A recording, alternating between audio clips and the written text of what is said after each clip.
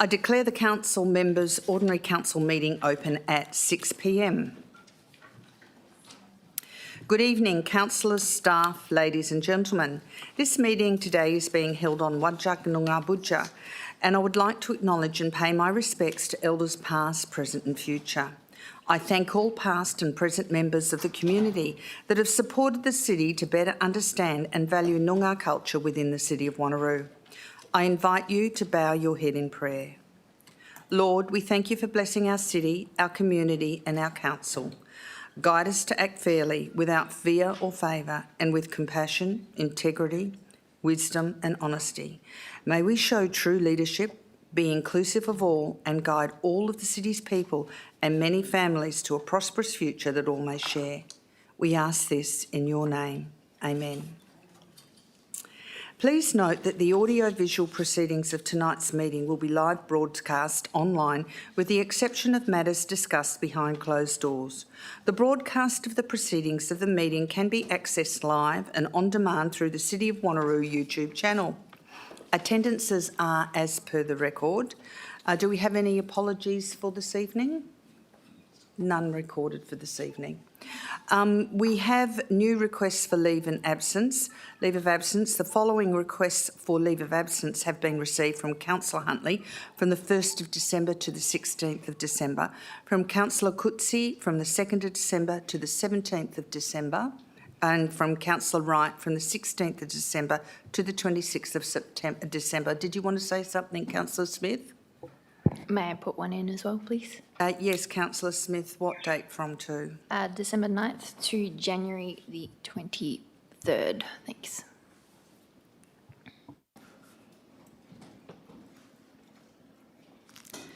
So that's 4 leaves of absences for that period. Councillor Van Nguyen? Yes, I'd like to put in a leave of absence for December to January as well. What date in December? From the 9th to 23rd as well.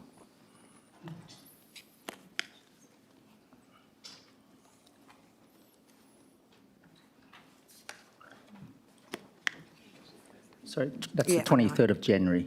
Sorry, yes, I've got it. Okay, I'm proposing to do all 5 of these together with one mover and one seconder. Do I have a mover for all of the leave of absences? Councillor Parker. Do I have a seconder? Deputy Mayor Miles. Sorry, I'm just writing this down.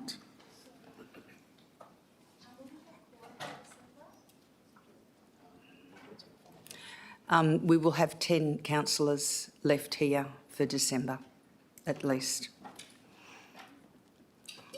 That is a quorum. Okay, councillors, could you cast your vote to approve the leave of absences?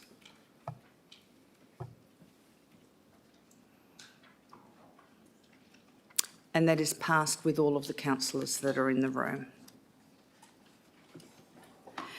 We now go to item 3, public questions and statement time. The following general rules apply to public question and statement time. Public questions and statements should only relate to the business of the local government and should not be a personal statement or opinion. Only questions relating to matters affecting the local government will be considered at a council meeting, and only questions that relate to the purpose of the meeting will be considered at a special council meeting. Questions may be taken on notice and responded to after the meeting. Questions may not be directed at a specific council member or city employee.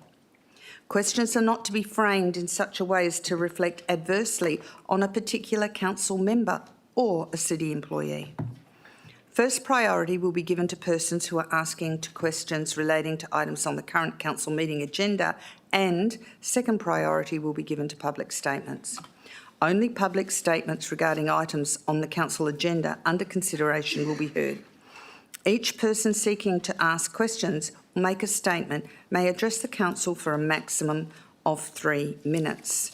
Now, I've got some public questions that have come in from some of the community that I will read out. We received them prior. They are about PQ01 1125, Neerabup Resource Recovery Precinct Action Group, Neerabup. Neerabup Resource Recovery Precinct. 1. Why is the city listing the Resource Recovery Precinct as a top advocacy project while consultation is still underway and residents are raising environmental concerns. Who authorised its inclusion as an advocacy priority before Council resolves community submissions? The response from the Director of Assets. The Resource Recovery Precinct has been an advocacy priority since Council endorsed the advocacy priorities in April 2024 at its ordinary council meeting. The project is still an advocacy priority as the City is seeking state and federal funding to support the establishment of the facility as well as state government recognition of the precinct for planning purposes. However, progression of this advocacy is subject to Council approval of the precinct following public consultation. Question 2.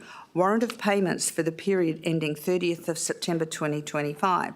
There's $81,000 paid to DFS Industrial and Environmental for drain cleaning and waste transport and $7,391 to Western Tree Recyclers for green waste processing. With major waste and environmental contracts under review, can the City confirm whether these works are linked to the Wanneroo Depot operations or early preparation associated with the Dundebar Resource Recovery Precinct? The response from the Director of Assets states the payments of $81,000 to DFS Industrial and Environmental Services Proprietary Limited do not relate to any works regarding the Wanneroo Depot operations or Dundebar Resource Recovery Precinct. These payments were for jetting and adducting works, road sweeping and traffic management at various locations throughout the City for stormwater maintenance activities. The payment to Western Tree Recyclers is unrelated to Dundebar Resource Recovery Precinct. This payment is for the transport and processing of green waste from Wanneroo and supply of shredded greens and is part of Wanneroo General Operations. Question 3 about the warrant of payments for the period ending the 30th of September 2025. There are 2 separate payments to the Mindarie Regional Council totalling $248,038 for refuse disposal.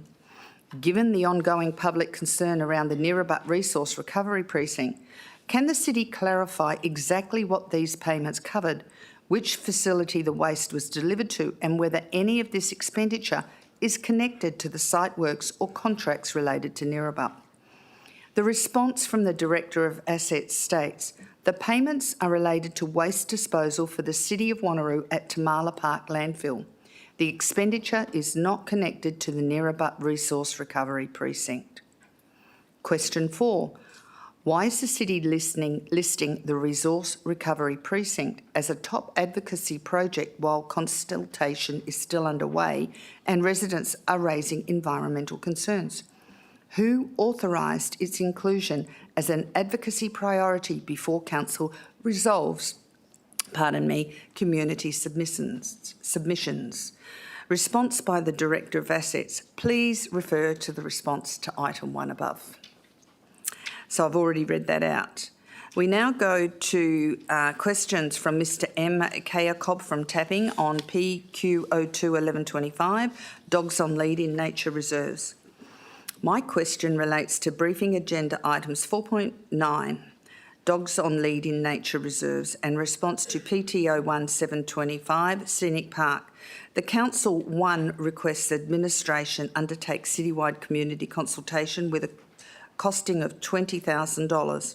From the 25-26 mid-year budget review, why does the City and Council use the Council's engagement policy for citywide community consultation over a $20,000 dog project agenda, item 4.9, when the City and Council refused to adhere to the engagement policy statement, objective and purpose, and performed only internal consultation for a $5 million dog project, MNO 70205 dog excrucia bags, with costs that may be incorporated into normal budget cycles? The response by the Director of Community in Place. At the Ordinary Council meeting on the 19th of March 2024, it was resolved that Council requests administration undertake a citywide community consultation as a matter of priority on proposed changes to dog exercise provisions, restricting dogs to be on lead only at all times in 28 specified nature reserves and parks. This was undertaken in accordance with the community engagement policy utilising current budgets. The $20,000 referred to in the financial section of the report is the cost to install signage should Council decide to proceed with the recommendation. And a response from the Director of Assets. Following a Council decision on MNO 70205, Council considered a further report, item ASO 30925, at its meeting on the 23rd of September 2025 and endorsed an integrated approach for the waste bins and bag dispensers over a 5-year period. Question 2. My question relates to briefing addenda item 4.9. How can the City and Council of Wanneroo find these sums of money in the current budgets and budget reviews for dog-related items, but refuses to fund footpaths for our children and our most vulnerable in our local communities by using a discriminatory prioritising footpath policy? The response to this question by the Director of Assets on footpaths. In Agenda 4.9, the community education campaign can be met through existing budgets, but the installation of signage or proactively patrolling the parks would require additional funding. The City prioritises all new footpath projects across this entire city as per the provisions of the Council-endorsed pathway policy based on several criteria, including the proximity to the community facilities and activity centres and connections to the surrounding active transport network.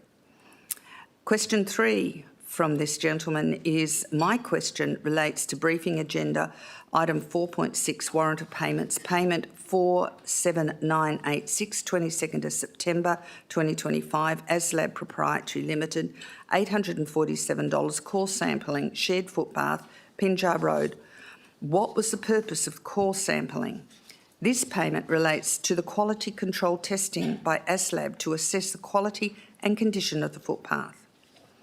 Question 4 from Mr Kayakob relates to the briefing agenda item 4.16, warrant of payments, payment 48253, 22nd of September 2025, Stats WA Proprietary Limited, $10,972.50, pavement structure investigation report, Queensmendari footpath renewal, geotechnical investigation report, Queensmendari footpath renewal. What is the City project that this item relates to?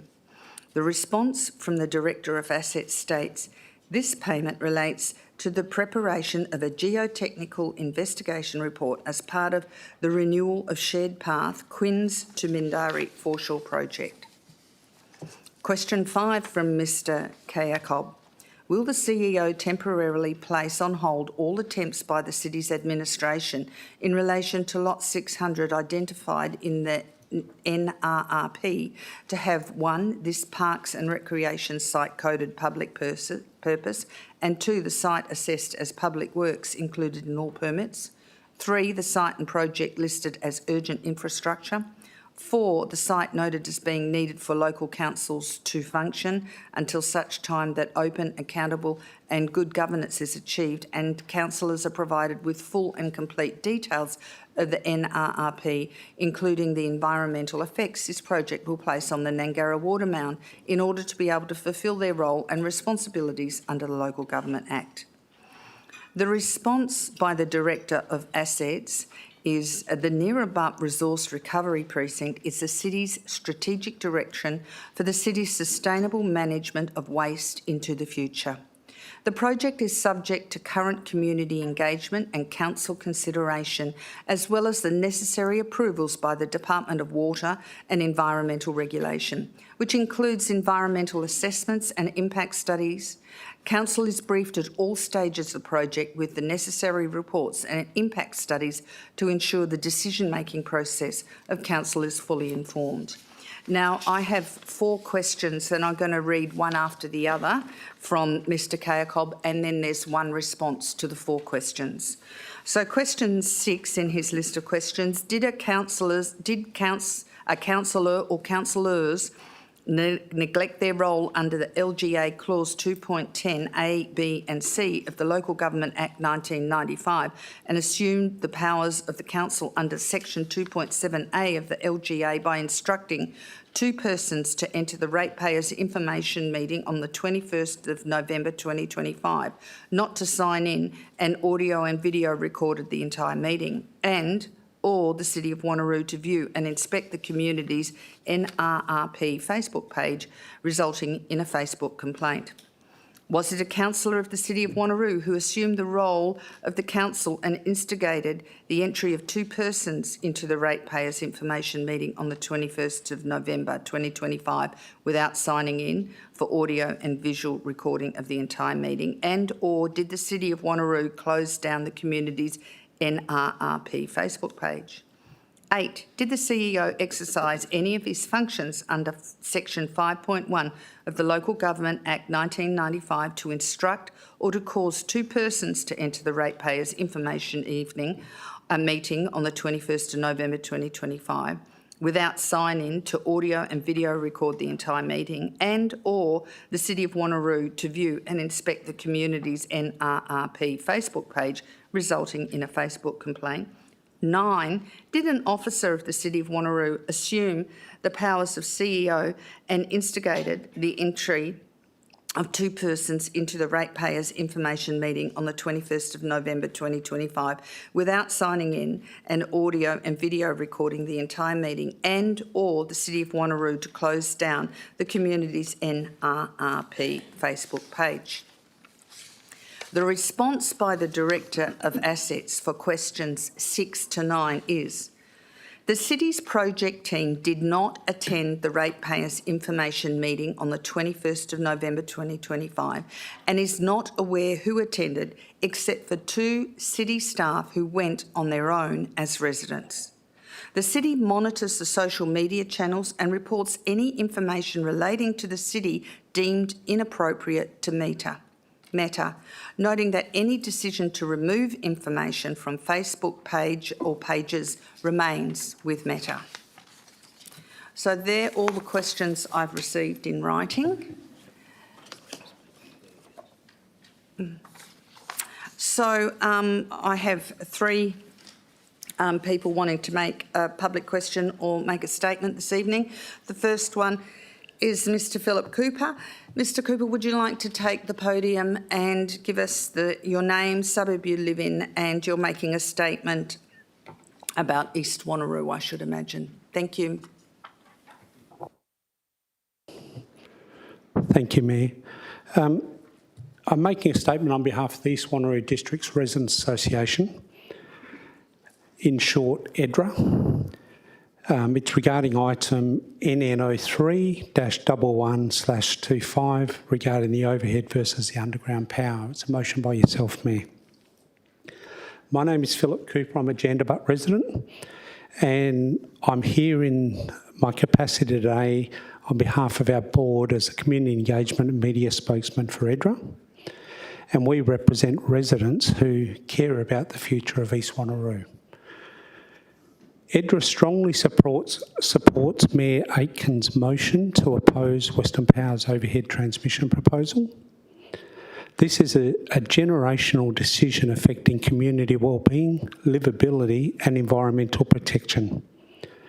One of our key concerns, or a number of key concerns we have, is overhead lines will permanently scar the landscape, lower property values and introduce avoidable safety risks.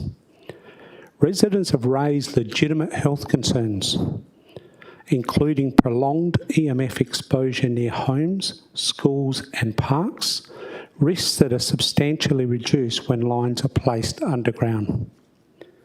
The proposed route cuts through the protected Swan coastal plain and habitat vital in the endangered Carnaby black cockatoos, creating unnecessary ecological harm. Fairness and precedent. Areas like Joondalup and Alkimos, as you rightly mentioned, Mayor, have secured underground transmission solutions. East Wanneroo, one of WA's major growth precincts, deserves the same standard. I also note that Joondalup Mayor Albert Jacob also said fast-tracking underground power in the city of Joondalup is a fight worth having, and the same principle applies within the city of Wanneroo. The path forward, the solution is clear. EDRA are not opposed to development or infrastructure. Shift the alignment east, which is what the City of Wanneroo initially advised Western Power, and place the transmission lines underground. EDRA urges Council to take a strong united stance to ensure East Wanneroo receives safe, fair and environmentally responsible infrastructure planning.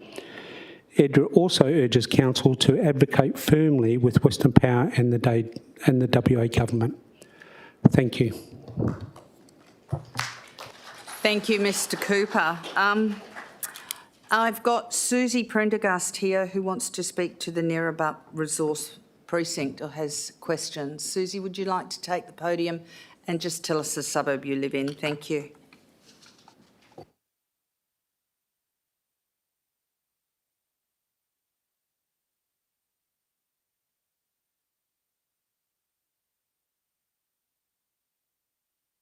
There's a button in front of you, switch it on, then the red light comes on and you'll be on the speaker.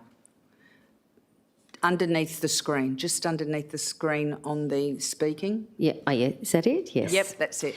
My name is Susie Prendergast. I'm a resident of Banksia Grove and I have lived there for 21 years.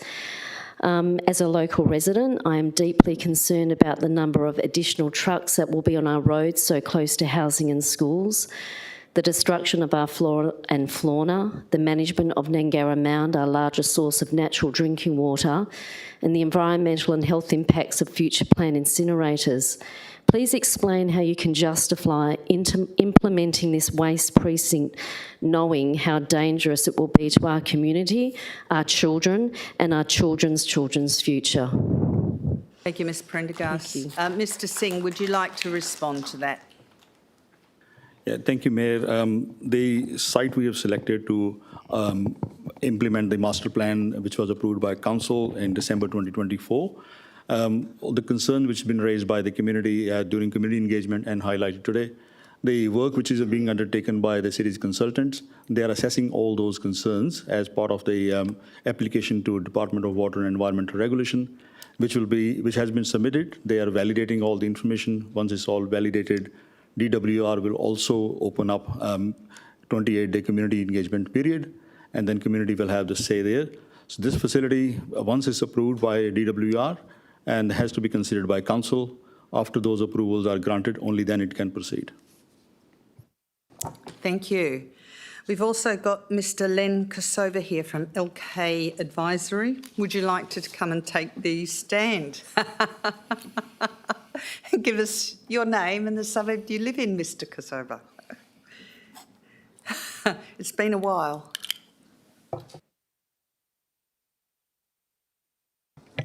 It has. Thank you, Mayor Aitken. Good evening, Mayor Aitken, elected members, directors, CEO and other city staff. My name is Len Kosova from LK Advisory and I'm here tonight speaking on item PS04, which is the Precinct 3 Local Structure Plan in East Wanneroo. I represent the owners of lots 68 and 69, Nicholas Road, and elected members would be aware that on Wednesday last week I provided an email to all councillors relating to this item. You'll be very pleased to know I don't intend to recite that email or the submission that was attached to it. We're speaking in support of the officer recommendation largely, but I do request Council's consideration respectfully for the 3 or 4 modifications that were outlined in my email. There's already a schedule of modifications that's referenced in recommendation 2 of the officer recommendation, and they are detailed in the accompanying attachment 6 included in your agenda papers. The things that we are asking elected members to please consider are as follows. Firstly, the relocation of the public open space to an area within the structure plan that we have calculated and identified is deficient in being serviced by public open space. If there is to be temporary drainage or wastewater treatment facilities located somewhere within the southeastern corner of the structure plan area, we simply request that a modification is included in the attachment that identifies that they are going to be notionally identified or notionally indicated on the structure plan, because the staging and sequencing of development will actually determine when and where these things are delivered. In relation to the existing officer recommendation for a developer contribution plan to be applied to this precinct, we strongly support and we thank the administration for their detailed consideration of that point in particular. But we would also ask that the modification is expanded to unequivocally require the developer contribution plan to include not only the provision or the acquisition of land for public open space, but also for the development of public open space. Because if that doesn't occur, the burden to develop open space in future will fall to each individual landowner. And lastly, in relation to, what was it? So the drainage, the open space and the wastewater treatment facility and the relocation of the public open space. So effectively, Madam Mayor, that's what we're really seeking councillors to please consider. Happy to receive any feedback or questions that you might have. Thank you. Thank you, Mr Kosovo. Yes, Deputy Mayor Miles. Thank you. Just a point of clarification to Mr Kosovo, who was a director here for planning a long time ago. Can you just clarify the point on the map that I'm looking at? You're talking about the public open space number 11, which is opposite all those other public open spaces and the school oval and such. You're suggesting that it would be a better fit for it to go further towards where the high density housing is on Elliott Road. Is that what you're suggesting in your email? Through you, Madam Mayor, yes. In our submission during the structure plan advertising period, we did our own POS mapping through the proposed structure plan, and we identified the area immediately on the southern edge of Elliott Road where it intersects with Ben Mooney Road. Yes, the southeastern corner of that intersection, which is immediately due north of our client's land holding, that was an area that's relatively unserviced by public open space. We understand that the applicant and administration might have viewed the green shaded area on the east side of Ben Mooney Road in the district structure plan as being suitable for providing a POS catchment. That's actually Nanovich Park and the Wanneroo trotting track, so we didn't think that it would perform that function anytime in the near future. Just another point. Yeah, thank you, Mayor. Just another point of clarification. So you just mentioned the trotting club, and next to that is the pony club. Do you know whether this precinct plan took into consideration what might be happening in the next precinct behind it? Mr Kosovo. Through you, Madam Mayor, I could only speculate. It's perhaps something that the director might want to actually address instead. Mr Bricconi. Thank you, Madam Mayor. Through the Mayor, no, I'm not aware of any plans for precinct. I think it's 12 at the moment. We haven't had any discussions about that precinct, but it certainly is POS at the moment. Thank you. Thank you. Are there any questions from the gallery? Anyone wants to ask any questions from the gallery this evening?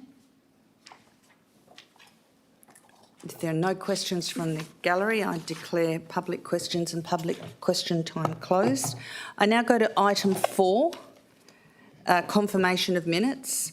I propose to move both sets of minutes together. I think there's OCO 1 1125 minutes of the ordinary council meeting on the 23rd of September. I might do them separately. Do I have a mover and seconder for those minutes? Moved Councillor Rowe. Do I have a seconder? Councillor Wright. Anyone got any comments to make on those minutes? If there are no comments to make on those minutes, we will cast our vote.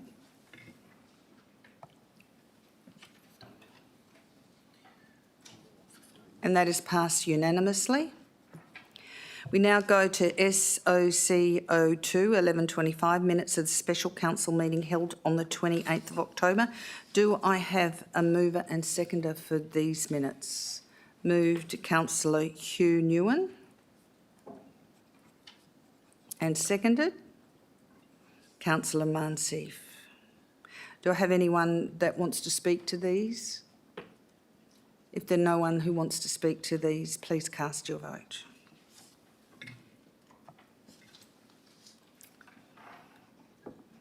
And that is passed unanimously. We now go to item 5, announcements by the Mayor without discussion.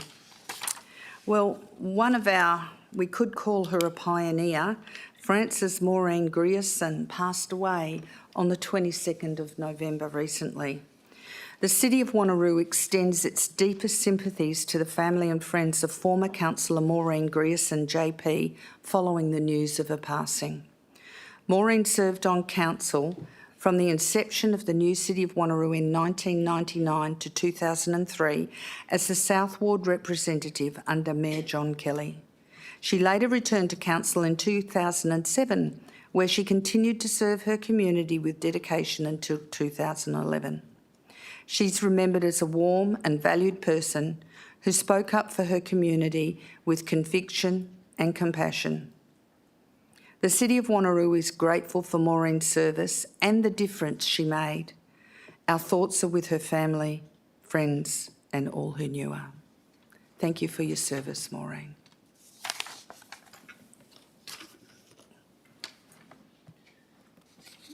Item 6, questions from council members. Are there any questions from council members? Deputy Mayor Miles. Yeah, thank you, Mayor, and I have given some notice to administration so we can get some answers tonight for the record.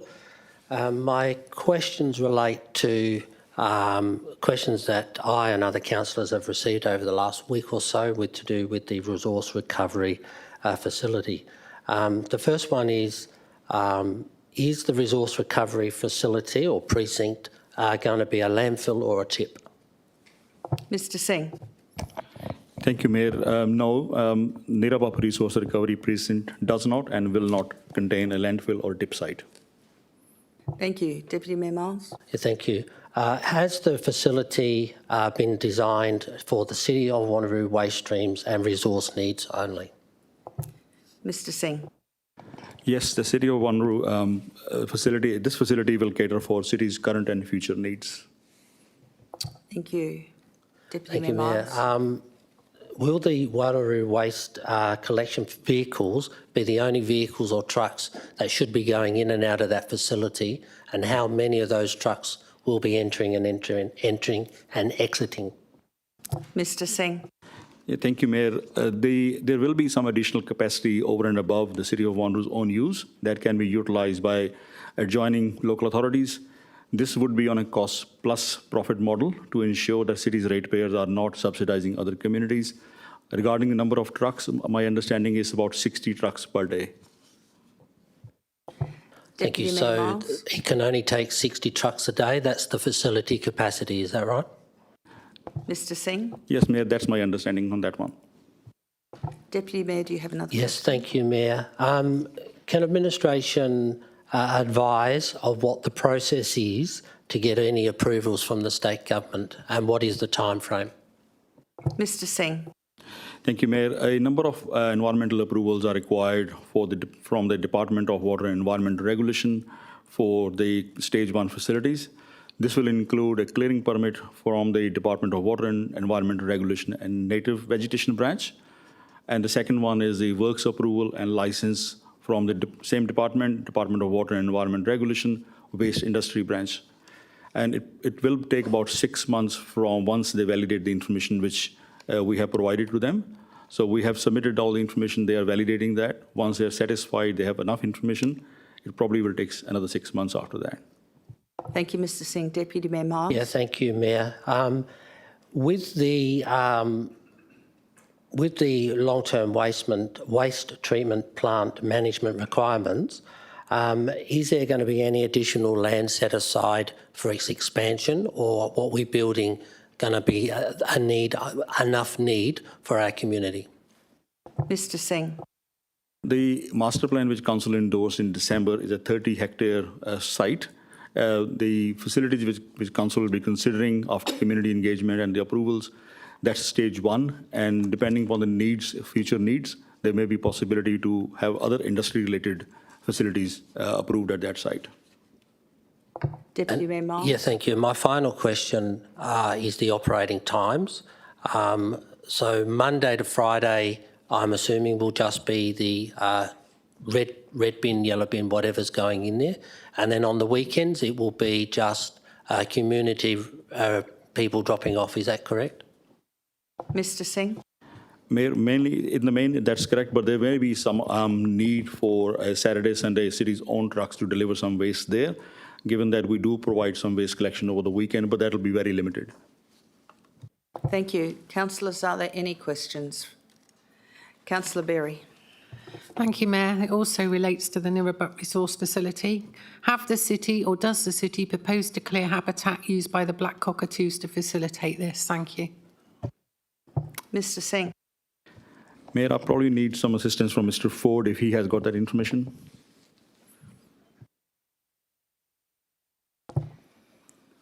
Thank you, Mr Ford. Thank you, Mayor. We've undertaken the flora and fauna surveys on the site, and we're waiting for feedback from DWER on what we'll have to clear or not clear in relation to both of those. Thank you. Councillors, any other questions this evening? Councillor Rye. Thank you, Mayor. Just one question also on the Dundebar facility. Can the administration please clarify the level of community engagement that it is currently undertaking and the intention of that level of community engagement? Mr Singh. Thank you, Mayor. The community engagement is currently underway. Original plan was to, the community engagement period was due to finish on 21st of November.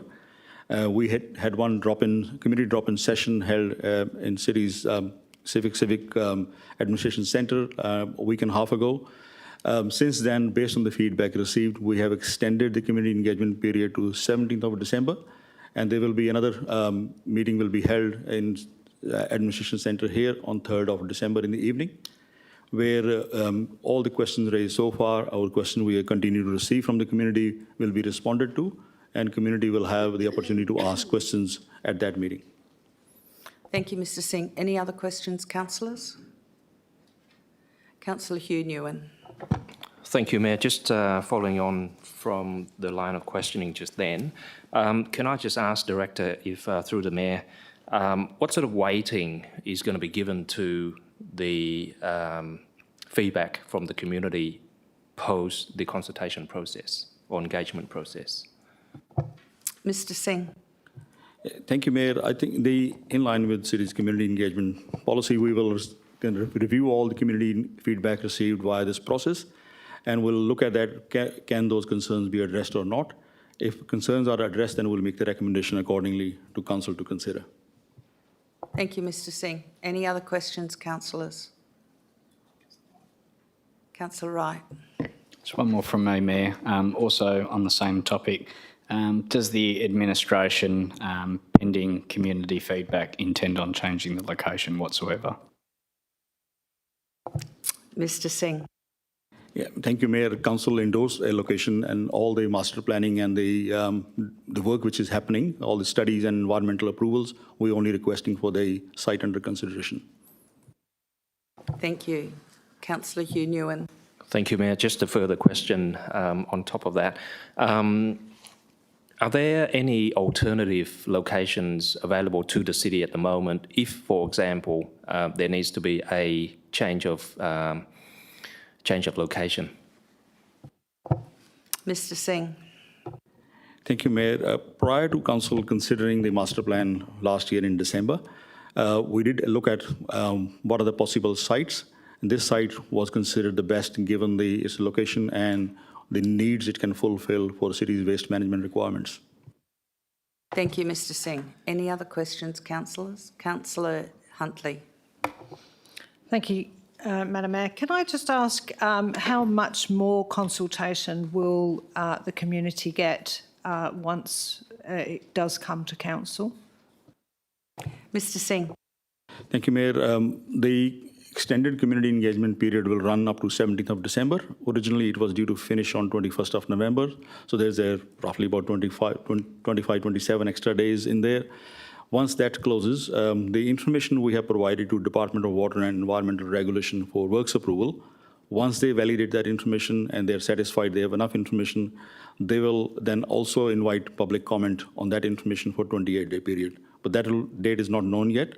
Once we receive that date, we'll update our project website page with those dates, and we will also contact all those people who are registered with the city through this current community engagement period to let them know that there is another opportunity for you to provide comments.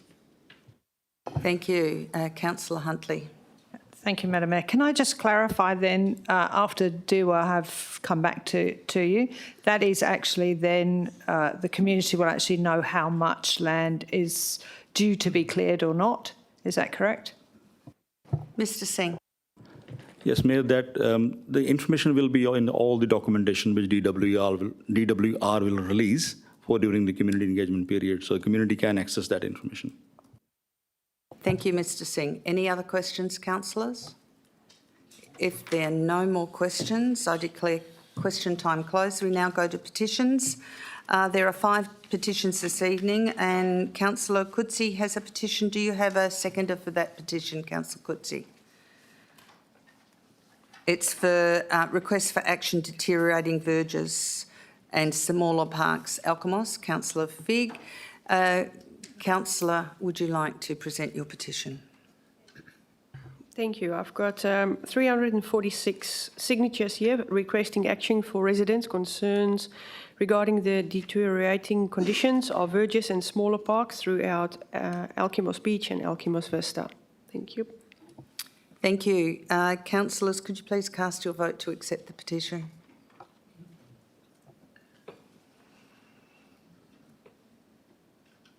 And that is passed unanimously. We now go to the petition for the investigation of 20 Dandenong Way, Alexander Heights, presented by Councillor Seif. Councillor Seif, are you happy to move this petition?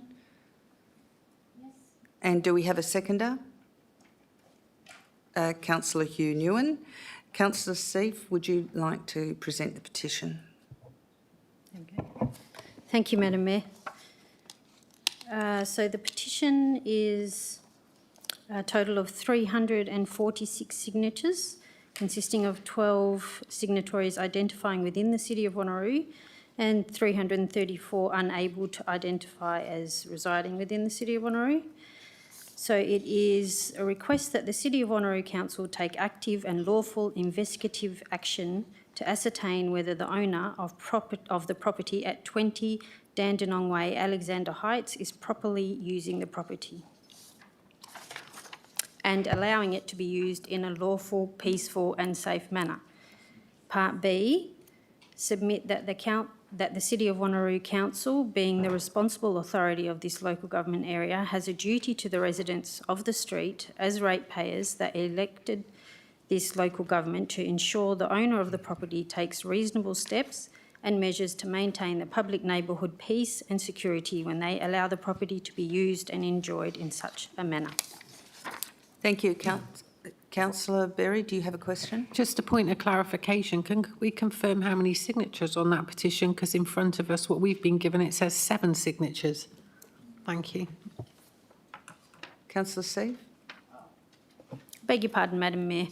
That was Councillor Coetzee's petition numbers that I read out. I apologise. It's total signatures 7. That's correct. Thank you, Councillor Berry. Thank you. Councillors, please cast your vote on receiving the petition.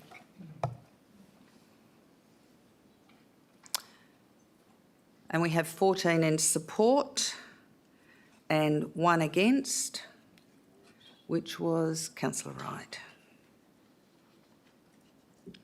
We now go to the petition request for the review of site of proposed sports hub to find a more suitable location, presented by Councillor Huntley. Do we have a seconder?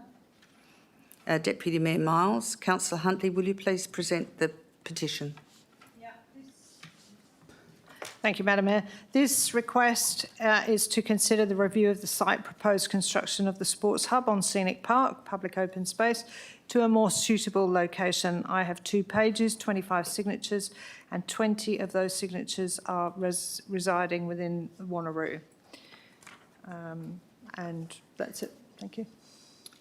Councillors, please cast your vote to accept this petition.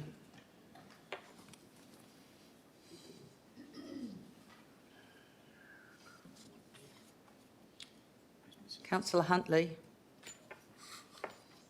So that's passed unanimously. That's received unanimously. I've got a petition for immediate action for the upkeep of Picasso Park, Alkimos, presented by Councillor Figg. Councillor Figg, do you have a seconder? Councillor Goodsey. Councillor Figg, would you like to present their petition, please? Thank you. Through you, Mayor. For this particular petition, we have a total of 100 signatures. So it is to request consideration of taking immediate action to ensure the proper maintenance and upkeep of Picasso Park, Alkimos, as the condition of the grassed area poses safety risks and diminishes the park's usability for recreation, relaxation and community activities. Thank you. Councillors, could you please cast your vote to accept this petition?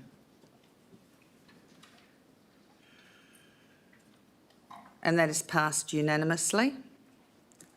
We now go to a petition that requests the reconsideration of proposed upgrade of the Wanneroo Community Hub. It's presented by Councillor Huntley. Do we have a seconder? Deputy Mayor Miles. Councillor Huntley, will you please present the petition? Yeah, thank you, Madam Mayor. So this is again a request to reconsider the proposed upgrade of the Wanneroo Community Hub into a larger scale Wanneroo Sporting Hub. Proposed that the facility be relocated to a more suitable location and recognise that traffic congestion from high volume vehicles using Scenic Drive and surrounding streets will create unsafe conditions for residents, pedestrians and cyclists. Alternative locations should be considered and better accommodate future population growth without harming the lake's natural environment. And this is 48 pages. There are 802 signatures.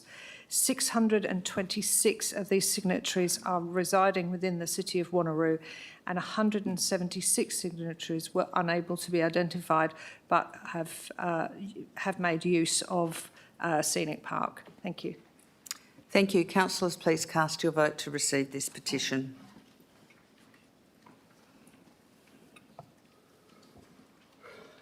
And that is passed unanimously. We now go to item 8, reports. Declarations of interest by council members, including the nature and extent of which the interests are to be made at the commencement of the item to which the interest relates. Declarations of interest forms are to be completed and handed to the Chief Executive Officer.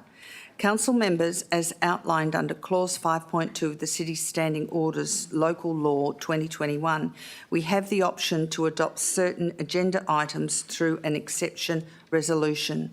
This process allows us to pass a group of reports with a single motion, saving time and streamlining our meeting. Before I proceed, I'd like to remind everyone of Clause 5.23 of the Standing Orders, which specifies when an adoption by exception, that is en bloc, may not be used for a matter, and that is a matter which requires an absolute majority in which an interest has been disclosed, that a matter which a member wishes to make a statement, or that is a matter on which a member wishes to move a motion that is different to the recommendation. Any items that meet these conditions will not be included in an exception resolution and considered individually. So please indicate if you have any objections to moving the following reports by exception resolution. You have a copy of this in front of you that you can read as we go through them. All of the grey items are the ones that have the possibility of being moved en bloc unless an exception is brought up by one of you as I read them out. So for PSO 1-1125, proposed amendment number 231 to District Planning Scheme number 2, procedure for closing a development contribution plan East Wanneroo cells 1 to 9. Do I have anyone who wants to speak to this item? So I propose that is moved on block. PSO 2-1125, close of advertising, Yanship Two Rocks Developer Contribution Plan, Annual Review of Costs 2025-26. Include that.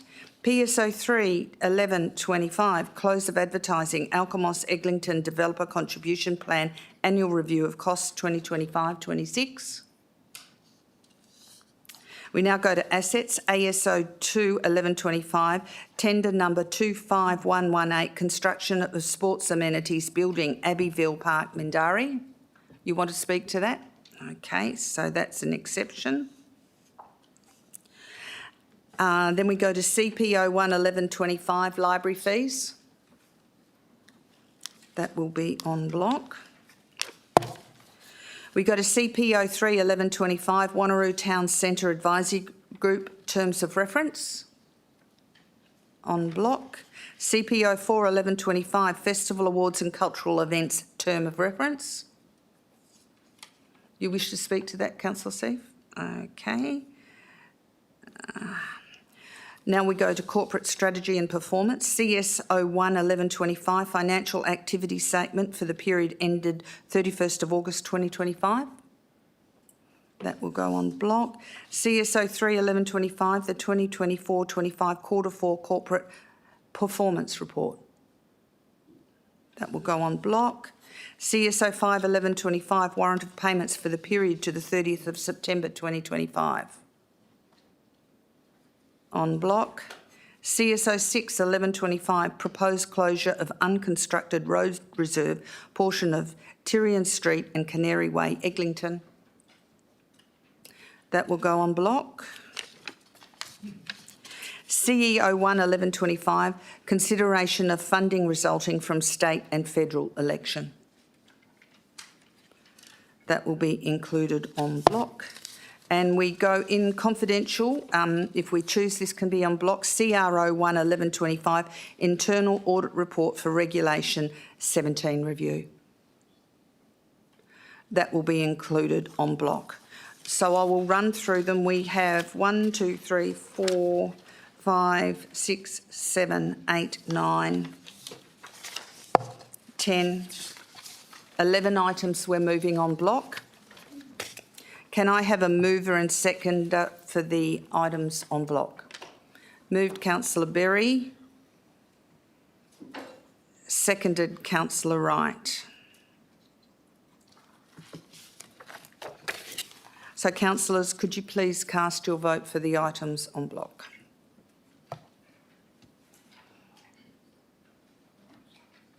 And the on block items are passed unanimously. So our first item on the agenda is PSO 4-1125. Sorry, Mayor. Yep. May I move item CSO 8-1125, the Yanship Community Gardens Group, forward? CSO. It's under. Sorry, could you repeat that, Councillor Coetzee? It's the Yanship Community Gardens Group. It's CSO 8-1125. Yes, do you have a seconder to bring that item forward? Councillor Figg, could we please do a procedural motion and vote to bring it forward, please?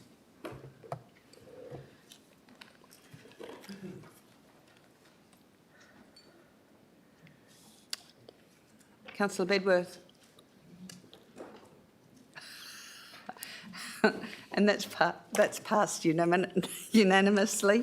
Do I have a mover and seconder for CSO 8-1125? Moved Councillor Coetzee, seconded Councillor Figg. Councillor Coetzee, would you like to speak to this item? Yes, please. First of all, I would like to say a big thank you to the Yanship Community Gardens Group that's here tonight. It means a lot. Thank you also to the City of Wanneroo team who have helped to bring this forward, to move the garden and giving support along the way. I'm excited to see this tonight because the garden can have a permanent home. And what's better than that? The garden will be a special place where people can grow vegetables, fruit, learn new skills and make friends. I am very excited about this and I ask all of my fellow councillors to please support us in this tonight. Thank you. Councillor Figg, would you like to speak to this item? Very briefly, Mayor, thank you. I am also very thankful to our admin team, to the community garden for all the work that's been put in to get this to this stage. I'm a firm believer in preventative solutions for health issues that people might experience. I think community gardens are at the front line of that, along with a number of other community activities. So, yeah, I don't think we could be voting on anything better than this. This is a fantastic outcome. Thank you. Thank you. Do I have any speakers against? If there are no speakers against, I don't think you need the right to reply. Councillors, please cast your vote.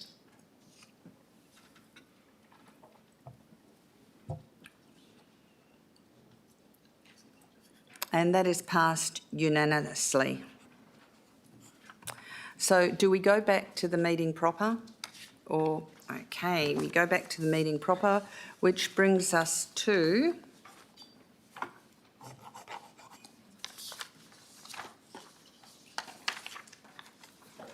PSO 4/11/25, consideration of Precinct 3 Elliott Road Local Structure Plan. Do I have a mover and seconder for PSO 4/11/25? Moved Deputy Mayor Miles, a seconder. I actually wanted to move a procedural motion on this one. Okay, and what is your procedural motion? Procedural motion is for PSO 4/11/25 to be brought back to our December meeting so we can get some clarifications on questions asked this evening.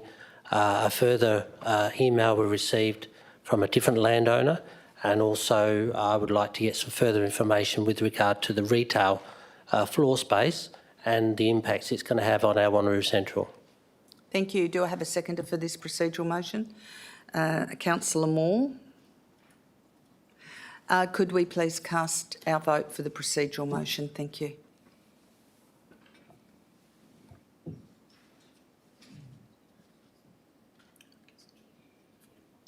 So the procedural motion is passed 14-4 and 1 against and 1 against, 14-4 and 1 against. There, and 1 against, which is Councillor Rowe. 18 councillors. Okay. Thank you, Councillor Miles. We now go to ASO 1/11/25, the tender number 258096, provision of consultancy services for the Wanneroo Emergency Services Precinct and Two Rocks Bushfire Brigade and State Emergency Services. I understand the CEO wants to speak to this. Yes, thank you, Mayor. So this particular item will be withdrawn. The City of Wanneroo has received some correspondence from the state government indicating that the Wanneroo Emergency Services Precinct project essentially will be taken over by the state government. We did keep this item on the agenda because we were seeking some guidance from the state government as to whether they would like to take advantage of the city already running a procurement service, and it wasn't until we published the agenda that we received some feedback that they didn't need the city's process to assist them on their way. So we will need to go away, Mayor, and we will need to re-tender the Two Rocks facility. So therefore this item will not be considered tonight. Thank you. You have a question, Deputy Mayor? Yeah, thank you, Mayor. I guess my first question is this particular item actually has two brigade services on it. Could administration explain why we can't still proceed with the Two Rocks design on this particular item? Mr Singh. Yeah, thank you, Mayor. The tender for this design package was sent out as a single scope of work design package. It wasn't tendered as a separable portion where council could choose to award only one portion. Given that it's only one package, either we award the whole package together or we don't. So that's where the issue is at the moment. That's why we can't use this current tender. Thank you. Another question, Deputy Mayor Miles. Yeah, thank you. Bearing in mind the state government has obviously forced us to pull this off the agenda tonight, will this delay the Two Rocks provision for that tender? So when can you come back to us with another tender process? Mr Singh. Thank you, Mayor. We do have all the documentation. We just need to hit the market again, go to the market again with the new tender. I would expect around March OCM, we could have a report back to Council. Thank you. Do you have another question, Deputy Mayor Miles? Just finally, thank you, Mayor. I'm not happy, obviously, because we've done a lot of work to get these onto our agenda and radar. Is there a reason, CEO, that the state government, for whatever reason they've listed to you, why they won't continue, why they won't take over the design also of the Two Rock station? Why are they just picking on the Wanneroo Brigade station? Mr Parker. Thank you, Mayor. I don't have any particular information, Deputy Mayor, as to why they weren't prepared to take them on. I mean, they were two of the city's projects that we were working on. They've only subsequently approached us about the one. The Two Rocks facility would remain the city's responsibility, so that there has never been a discussion on the state taking over both. It was just the main Wanneroo one. Deputy Mayor Miles. Yeah, just finally, have we notified the two local members, the member for Butler and also the member for Wanneroo, that this situation's come about? Mr Parker. Thank you, Mayor, and thank you for the question, Deputy Mayor. The member for Wanneroo was included in the correspondence, and we haven't liaised with the member for Butler, so that hasn't been part of our conversations to date. Thank you. We now go to item ASO 3-1125, tender number 25200, service upgrades Brazier Road, Yanchep. Do I have a mover and seconder for this? Councillor Figg as a mover. I have a question. Oh, you have another question about the previous item? Moved Councillor Figg, seconder. Councillor Coetzee. That was under...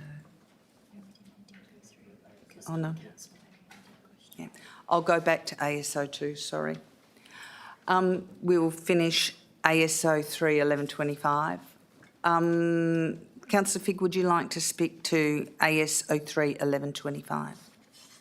Yes, thank you, Mayor.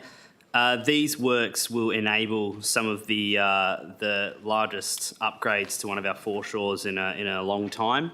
Yanchep Lagoon, the precinct's been under consideration for development for some time.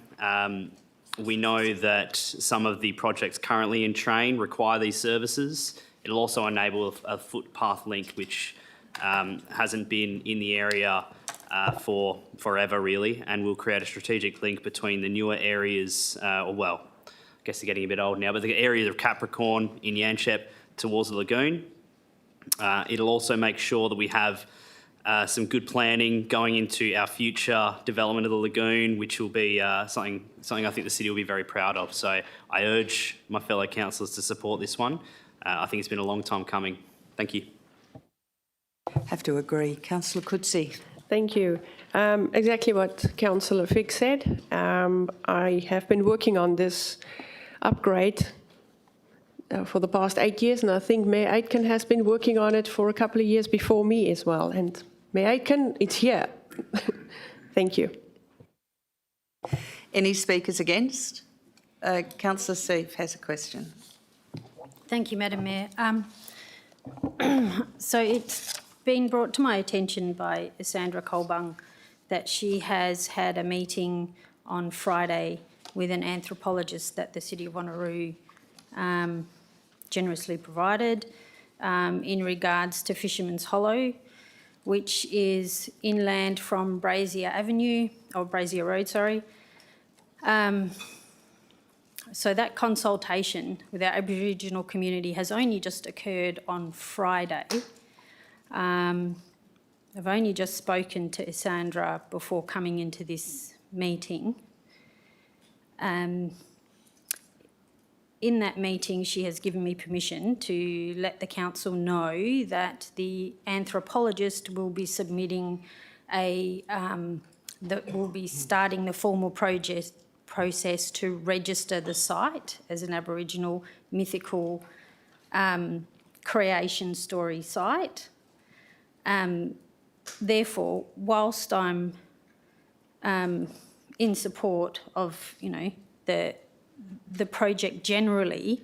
I just can't see how we can make this decision when we don't have clarity on exactly where the mythical site is. So we're looking to install services, the sewerage pump, the gas, the water, other amenities underground there. And I trust that there's a way forward with this. I just am uncomfortable making this decision now. So is it possible to defer this? Can I move to defer this to the December meeting? After that anthropologist has submitted the registration, the council then has the time to look at all of this and incorporate the registration and then move forward. So first of all, you'd have to have a seconder for that. But Mr Singh, do you have a response to the register of this as a mythical site and what investigations we've done with Fisherman's Hollow already with the Aboriginal heritage? Yeah, thank you, Mayor. I'm aware of the consultation has occurred. I haven't got the full details with me, but Mr. Ford has got all the details. His project team has been liaising with the knowledge holders, and he can provide further information. Mr. Ford? Thank you, Mayor. We met with the lady and she was kind enough to share the story. So that story we're now documenting in the heritage study, which is due to be finished in about 4 weeks' time. Given it's a mythical site, our heritage consultant will make a recommendation on how we go moving forward. Given it's only a mythical, sorry, not only a mythical site, but given it's a mythical site, it's likely to be in the form of maybe some naming rights in certain areas, maybe some sort of recognition in an area down there in Fisherman's Hollow. But in relation to Brazier Road, that's the services upgrade, which is well north of this site, so it doesn't affect that at all. Thank you, Councillor Seif. Thank you, Madam Mayor. Yeah, again, it's a difficult situation to be in because I've only just gotten off the phone, and as the representative, not myself, Ms. Colbung, of the Aboriginal community, how do I word this? Is there any particular reason why we would not be able to defer until December? I can allow Mr Ford to respond to that, but first of all, do you want to move a motion to defer this item? Yes, please. Do you have a seconder? I understand that. Mr Ford, can you say if it's able to be deferred or not? So you're asking me whether we should be deferring the Brazier Road service upgrade? No, sorry, Madam Mayor, through the chair. I'm not asking whether we should. I'm asking, is there any critical reason why we can't defer until December? Thank you, Mayor. I guess the only way I could answer that is that there's no reason why not. Because the services upgrade is on the Brazier Road portion running east-west, it's significantly north of Fisherman's Hollow and therefore has no direct implication on it. Mr Singh?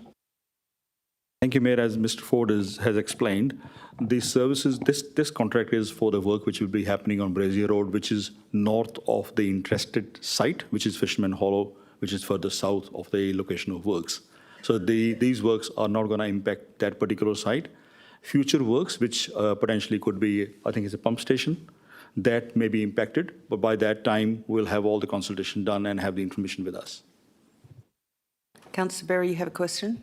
Yes, thank you, Madam Mayor. Can I just get clarification? How far away is Fisherman's Hollow from the proposed works? Is it 1 kilometre? Is it a few hundred metres? You know, how close or far is it, please? Thank you. Mr Ford? Thank you, Mayor. At a rough guess, 400 metres?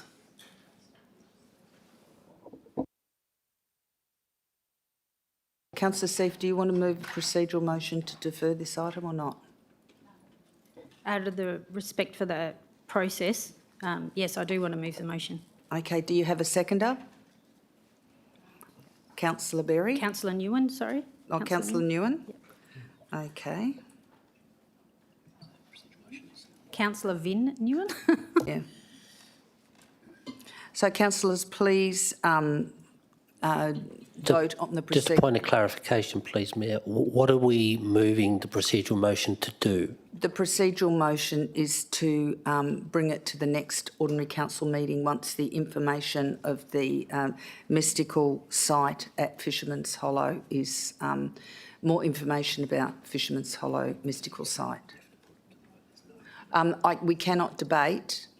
We have to put it to the vote. There's no debate, no discussion. We have to put it to the vote straight away. Now there's this procedural motion on the floor.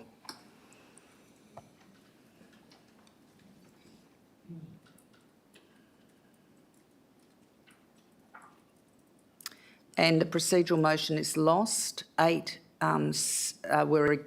Oh no, the procedural motion is carried. 8 supported it and 7 were against. Those against were Councillor Miles, Councillor Bedworth, Councillor Figg, Councillor Coetzee, Councillor Parker, Councillor Moore and Councillor Wright. So the procedural motion has now moved this to the December ordinary council meeting when we have the information about the mythical site at Fisherman's Hollow.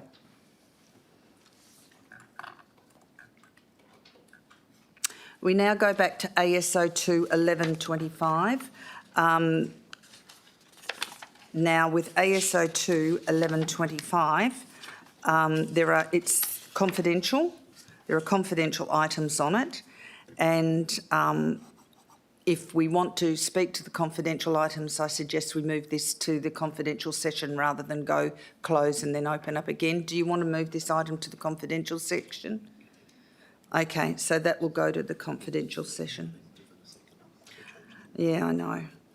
So can I have a mover to move it to the end of the meeting in the confidential session? That's moved. Councillor Berry, seconded. Councillor Miles, please vote to move this to confidential.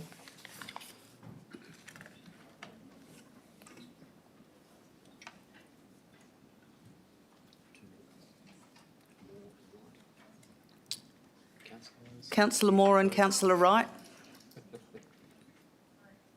And the procedural motion to move that to confidential has been passed unanimously.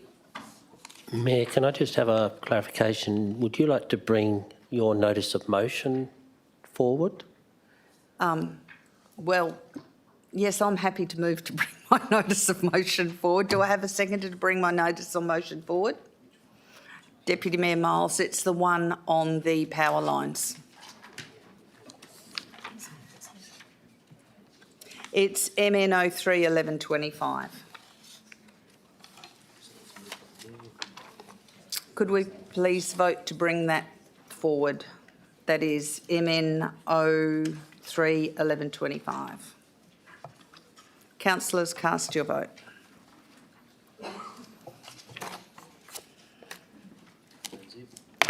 And that is unanimous. So I'll go to my notes.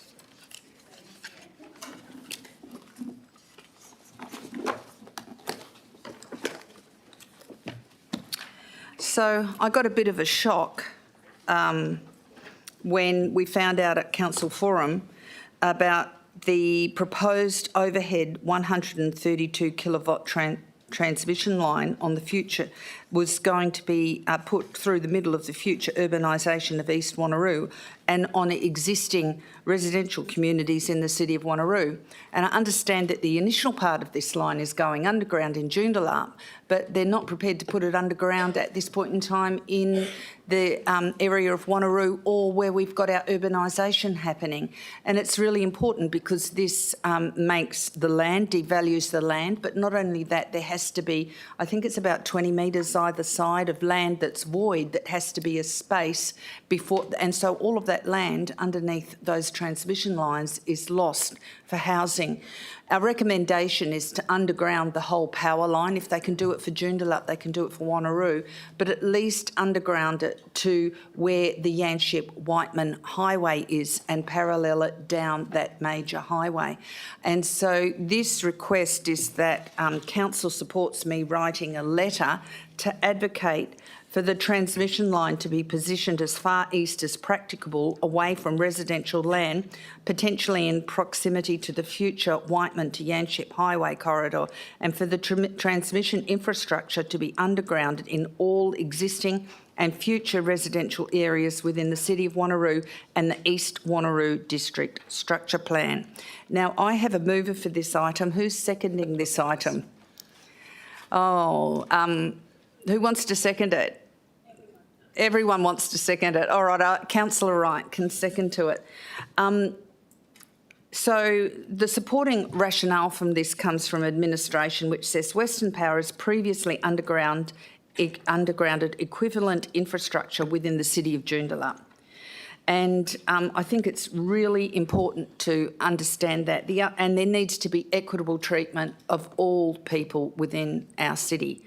The second of all, there has been significant investment by the state government, the city and private sector in the East Wanneroo planning framework. We want this to be amenable quality housing for our residents and not to have high voltage power lines through the middle of their housing development.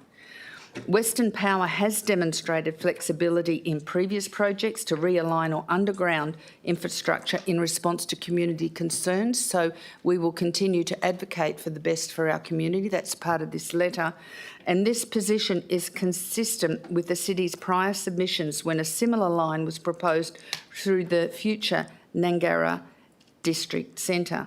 I know it's a visual impact, but not only is it a visual impact, it's also it devalues the land and people's properties within that area when it could be done differently and better for our community. So, councillors, I ask that you support this motion on notice. And Councillor Wright, would you like to speak to this item? Thank you, Mayor. Only very briefly, just wanted to thank you for bringing this to Council, as well as the East Wanneroo Districts and Residents Association for also bringing this to all the councillors' attention as well. And we thank you for your prompt communication on that and feeding also the locals' concerns on the ground around why you guys are objecting to this. It's important that as a local government, we are the voice of the people and we represent your voices. So we thank you for that.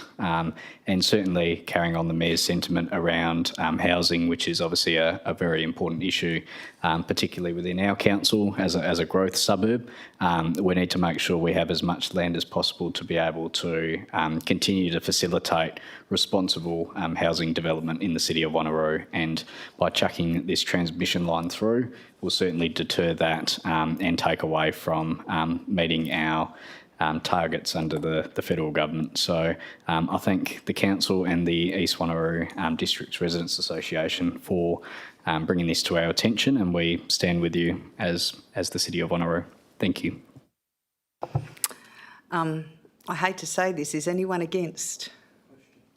Oh, we have a question. Councillor Rowe. Thank you, Mayor. It's referred to in the body of the report that the administration has already sought a meeting with the Minister for Energy. Obviously, this seeks to write and advocate further. Has the administration heard back regarding its meeting requests to date? Mr Parker. Thank you for the question, Councillor. My understanding is there's about 3 or 4 tentative dates where we're working with diaries at the moment. So the request has been made and I think we're just waiting to lock something in. Thank you. You have another question? Just a suggestion, Mayor, and I don't believe it requires an amendment because it's captured in recommendation 1. In future correspondence through the Minister's office, it is worth noting you can also request to have a meeting with the Chief of Staff and the Senior Policy Advisor for Energy. Of course, the preference is for the Minister, but in the event that a meeting date is months into the future on a matter of urgency, it's better to have an in-person meeting with someone from the Minister's office rather than the process being prolonged. But I think that's captured in item 1, Mayor. Thank you. Any speakers against? If there are no speakers against, Council, please cast your vote.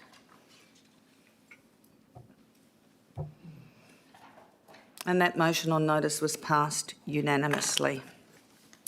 We now go back to the agenda proper, and let me just have a look. Thank you. If you want to go home now, you can go home now.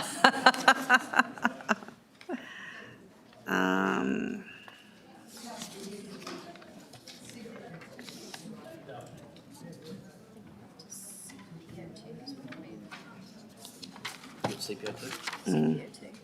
Yep. Okay, so we now go to CPO2 1125. Do I have a mover and seconder for CPO2 1125? Oh, moved Councillor Parker, seconded Deputy Mayor Miles. Councillor Parker, would you like to speak to this item?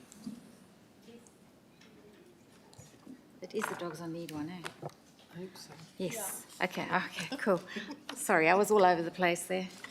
I support administration's recommendation and would like to acknowledge former Councillor Herridge's passion for this cause and for bringing the original motion to Council. Having read through this report again, the importance of Council protecting our nature reserves is vital. On page 254 of tonight's agenda, we see information on the native fauna in the Lake Nangara area. I will summarise, but sincerely hope everyone in chambers tonight takes the time to digest how special and sensitive this area is.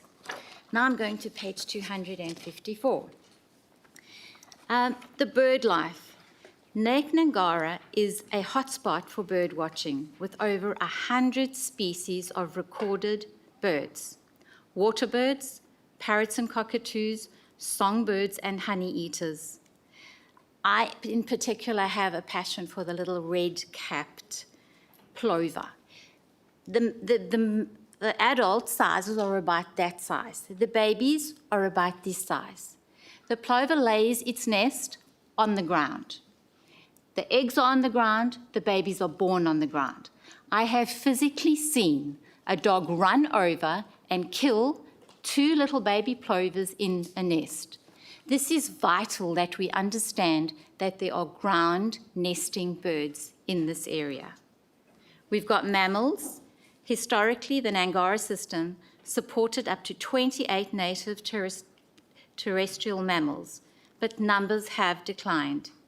Species still present or recorded include the grey kangaroos, the brush wallaby, the bandicoots, honey possums, and water rats, again on the ground.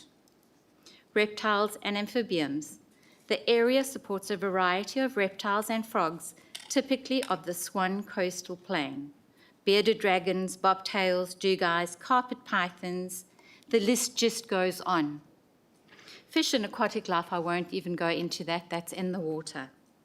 I'm not going to go back onto the water degradation with dog feces. I don't feel that that is apt tonight. Right. This makes for sobering reading. I won't get started on water quality and degradation. Off-lead dogs in these areas are clearly not acceptable. The development of East Wanneroo means massive destruction of flora and fauna in this area. I actually took a drive through coming down to work tonight in the new area on the left-hand side.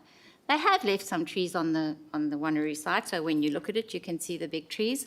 But going into it is just an example of what is happening in East Wanneroo. I live up north, and I have seen it firsthand. I've seen the destruction of the bush, the lack of animals, everything. I cannot stress enough how much the city, East Wanneroo, is going to change what is going to happen within the city and around Scenic Park. I cannot stress it enough. I'm really passionate about this because I think it's something that we all need to live. I've so gone off my notes.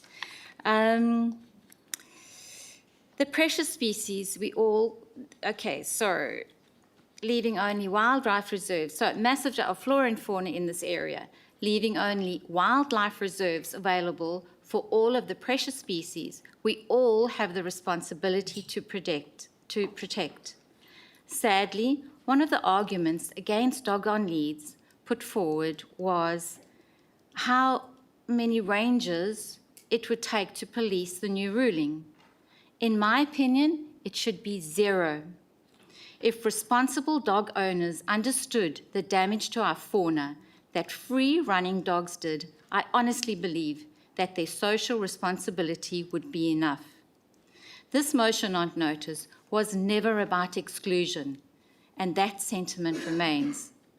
Dog owners are welcome at this point to enjoy these beautiful reserves with their friends and four-legged family.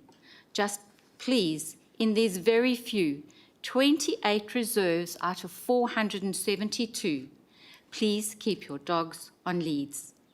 The city is blessed to have an abundance of parks where your dog can romp and socialise to its heart's content while doing no harm to anyone. But the city's nature reserves must be reserved for nature. As a city working with both the City of Wanneroo, as the city working with both the City of Joondalup and DBCA, we must actively educate all residents as to why we are asking for dogs on lead and ensure our residents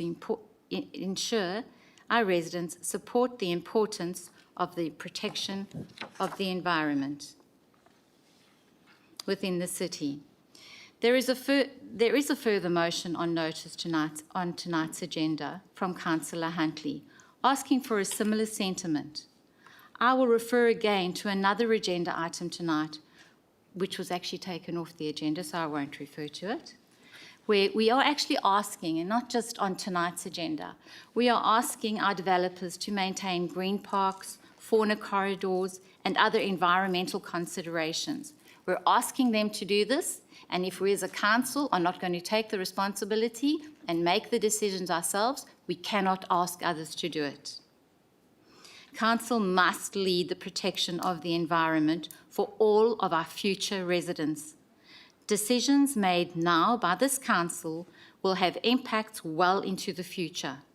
Please consider the responsibility going forward, and I'd like to thank administration for this report, and I wholeheartedly support your recommendation. Thank you. Thank you, Councillor Parker. Deputy Mayor Miles. Yeah, thank you, Mayor. I think Councillor Parker has articulated very well the meaning and the proposal of the notice of motion.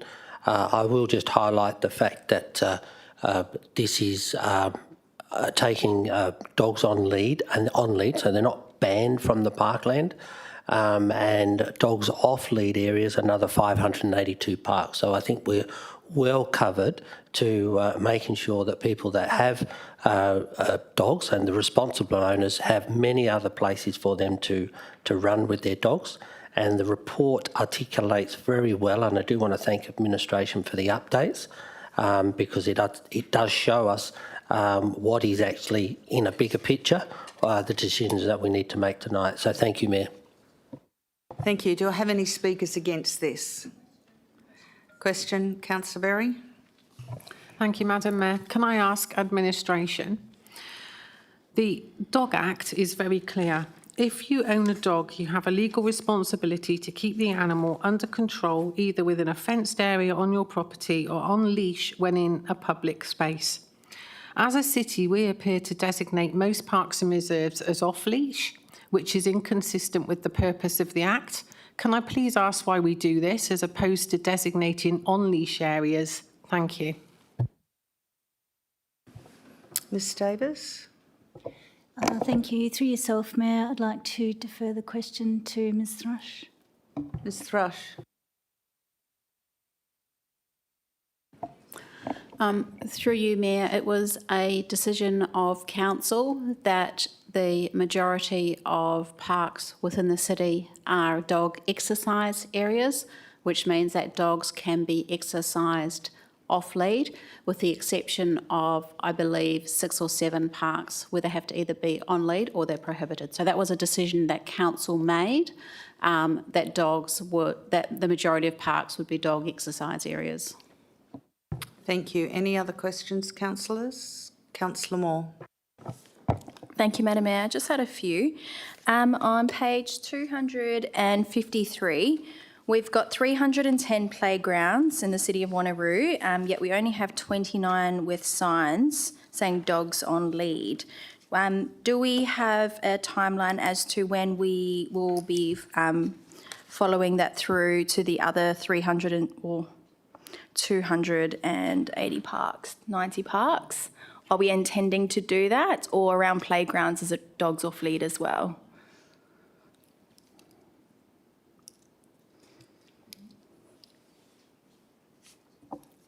Thank you, Mayor. Yes, Ms I'm- Davis. Yeah, I might actually either need to take that on notice regarding playgrounds or defer to somebody else who may have some knowledge on that one. To Ms Thrush. Ms Thrush. Thank you, through you, Mayor. We do have a project that we are working on at the moment, looking at the dog signage within our parks and specifically around playgrounds. We're auditing at the moment with the goal to put some money in the budgets for the 26-27 financial year to look at appropriately signing. Thank you. Any other questions, councillors? Councillor Moore. I just wanted to clarify, so if we were to, as a city, manage this with our staff, can you confirm that it would cost the city $543,412 a year? Ms Thrush. Through you, Mayor, administration was asked the question of if it was proactive control, what would that cost? So we made an estimate based on visiting parks a certain number of times. So that cost is if it was proactive control. What is proposed by administration is rather than proactive, having reactive where we respond to complaints. But should council decide to choose for rangers to be proactive, then they're aware of what that cost is.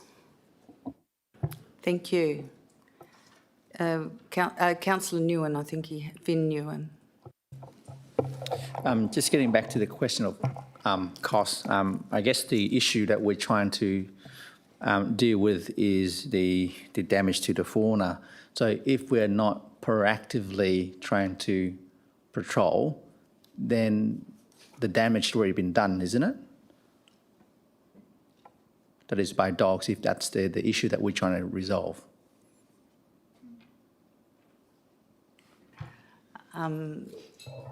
Ms Davis. Thank you for the question. And through the Mayor, I will continue to direct questions through to the manager, Ms Thrush. Ms Thrush.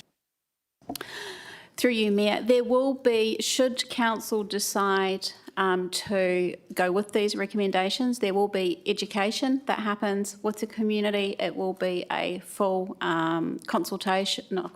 full communication plan to help to educate community about what they can and cannot do.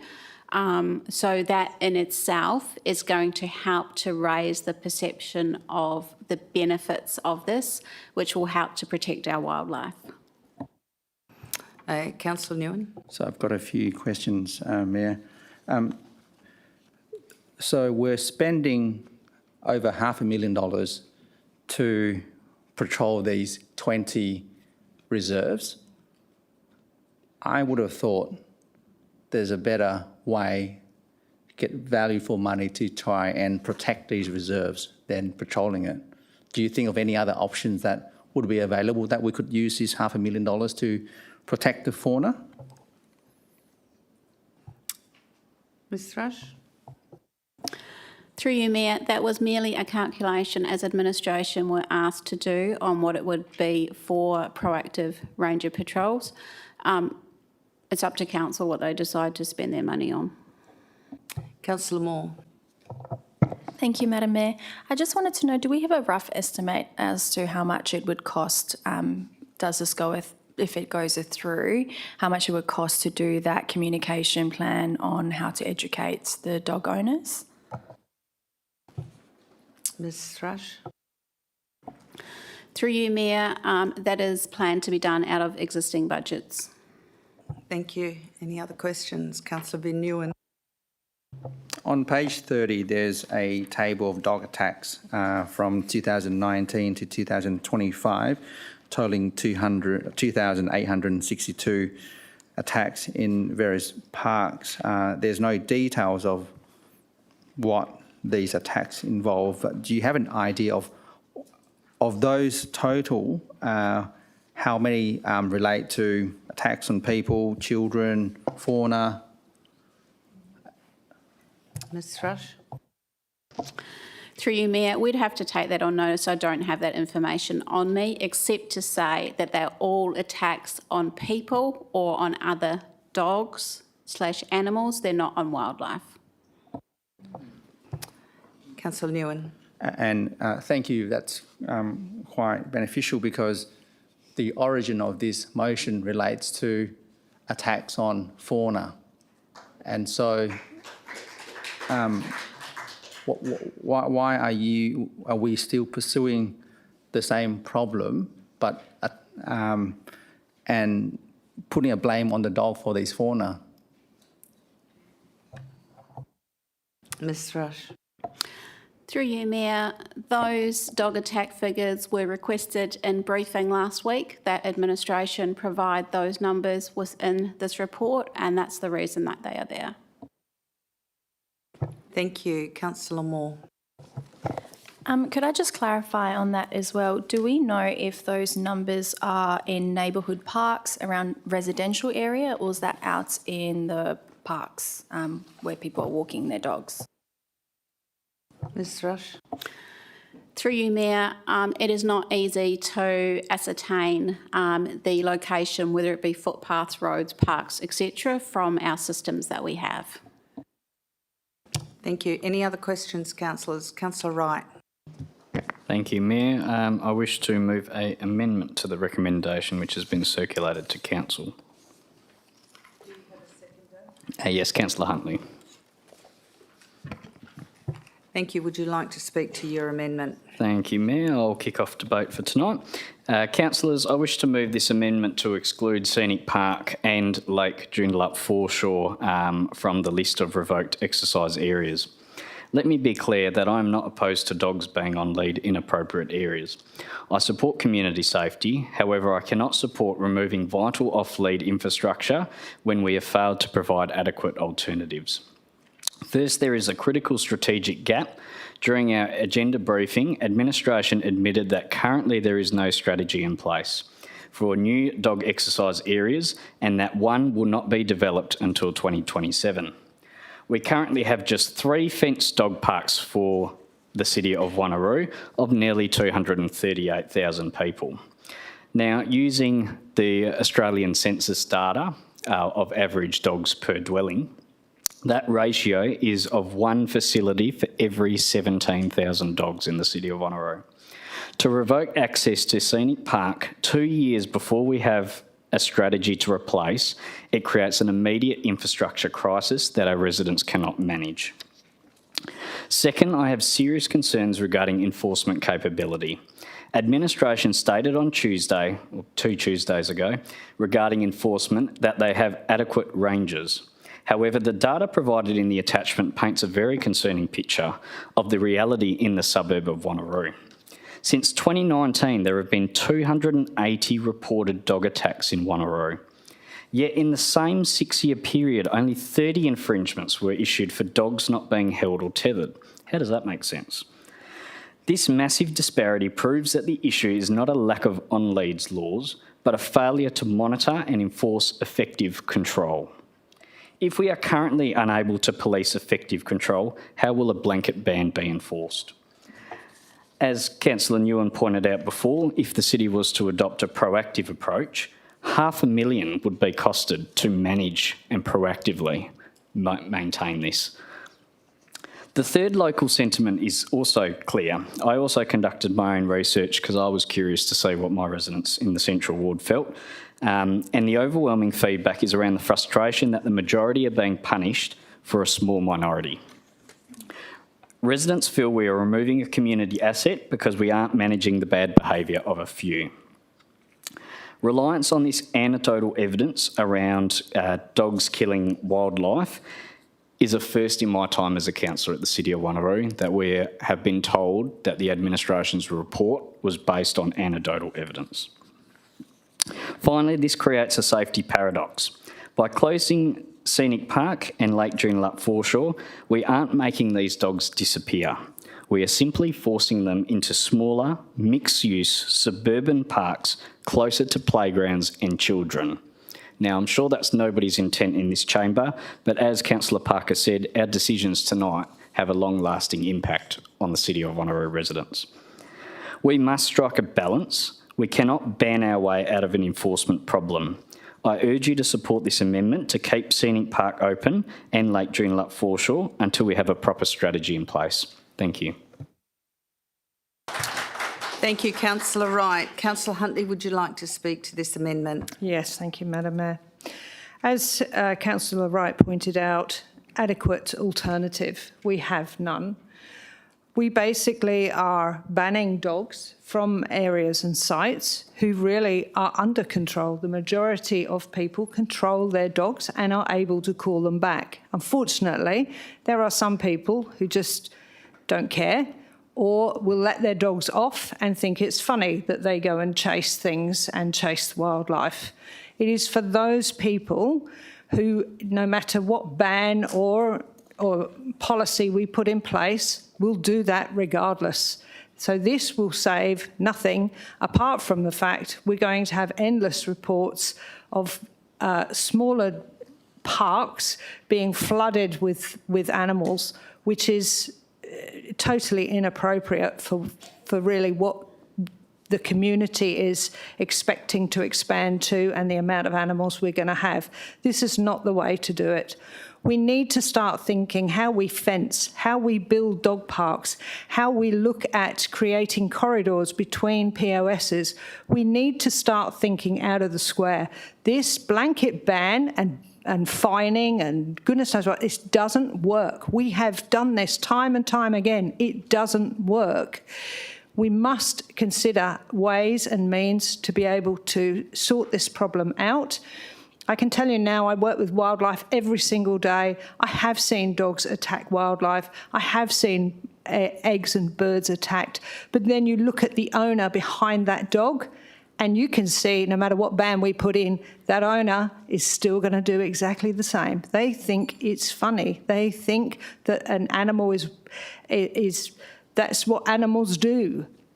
So education programs are a must, but also we need to look at how we fence. $250,000 could provide some good fire break fences around these reserves, and that would mean that dogs can go off lead, but they cannot reach the areas that these animals are in, and that's what we need to start doing. We need to start to protect our kids and our humans and other people from dogs who run out of control or the owner loses control. And there's always a time that an owner even loses control of a dog just because of another owner or a scare.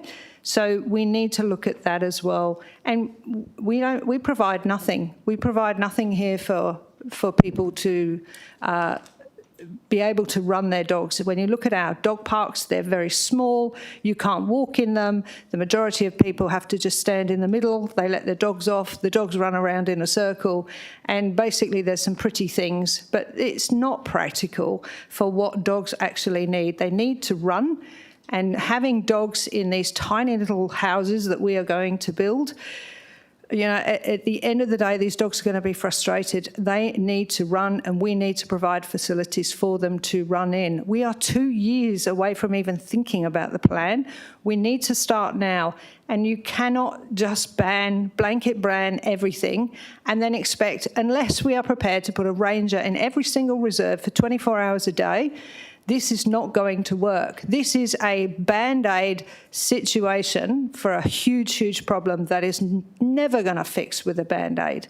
So please, I really ask you to look at our recommendation. We are only recommending two areas at the moment, but I do think that we have to start thinking outside of the square. This is not the way to go. Thank you.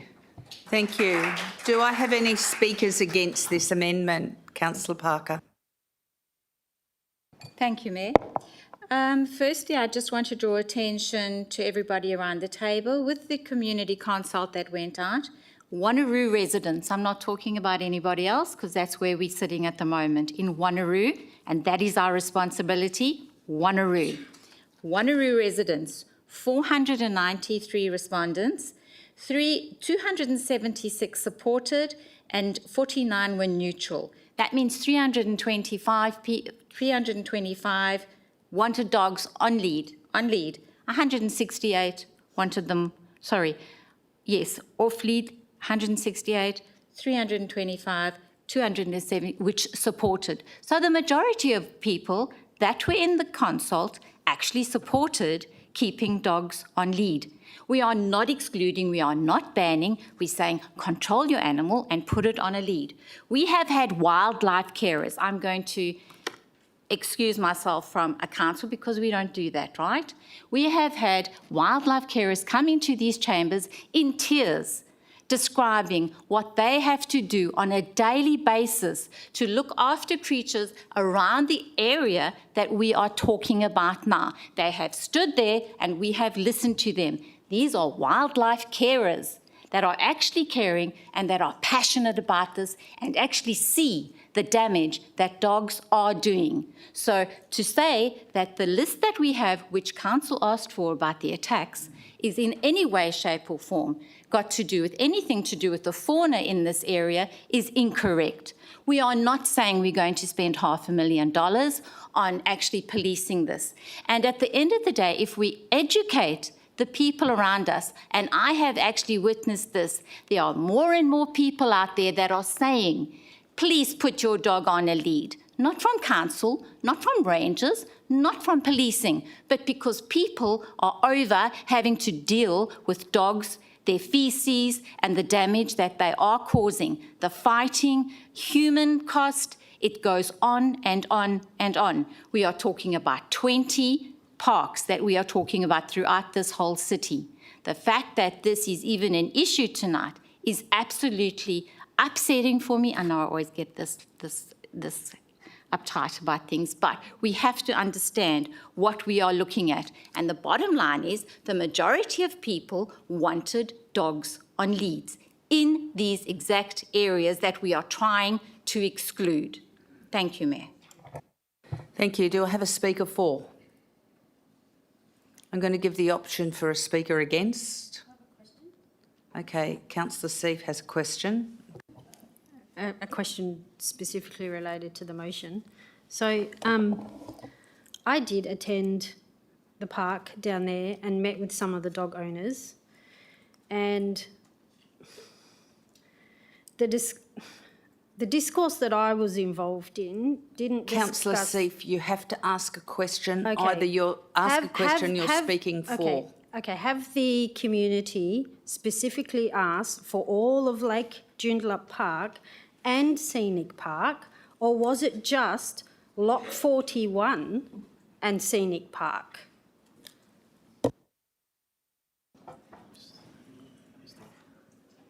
Ms Thrush?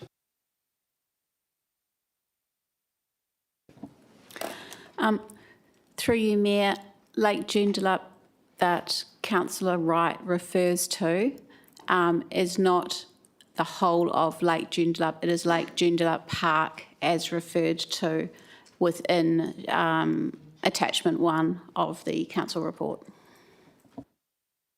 Thank you. You have another question, Councillor Seif? My question is to the mover and seconder. Would you be prepared to amend your motion to only include Scenic Park and Lot 41?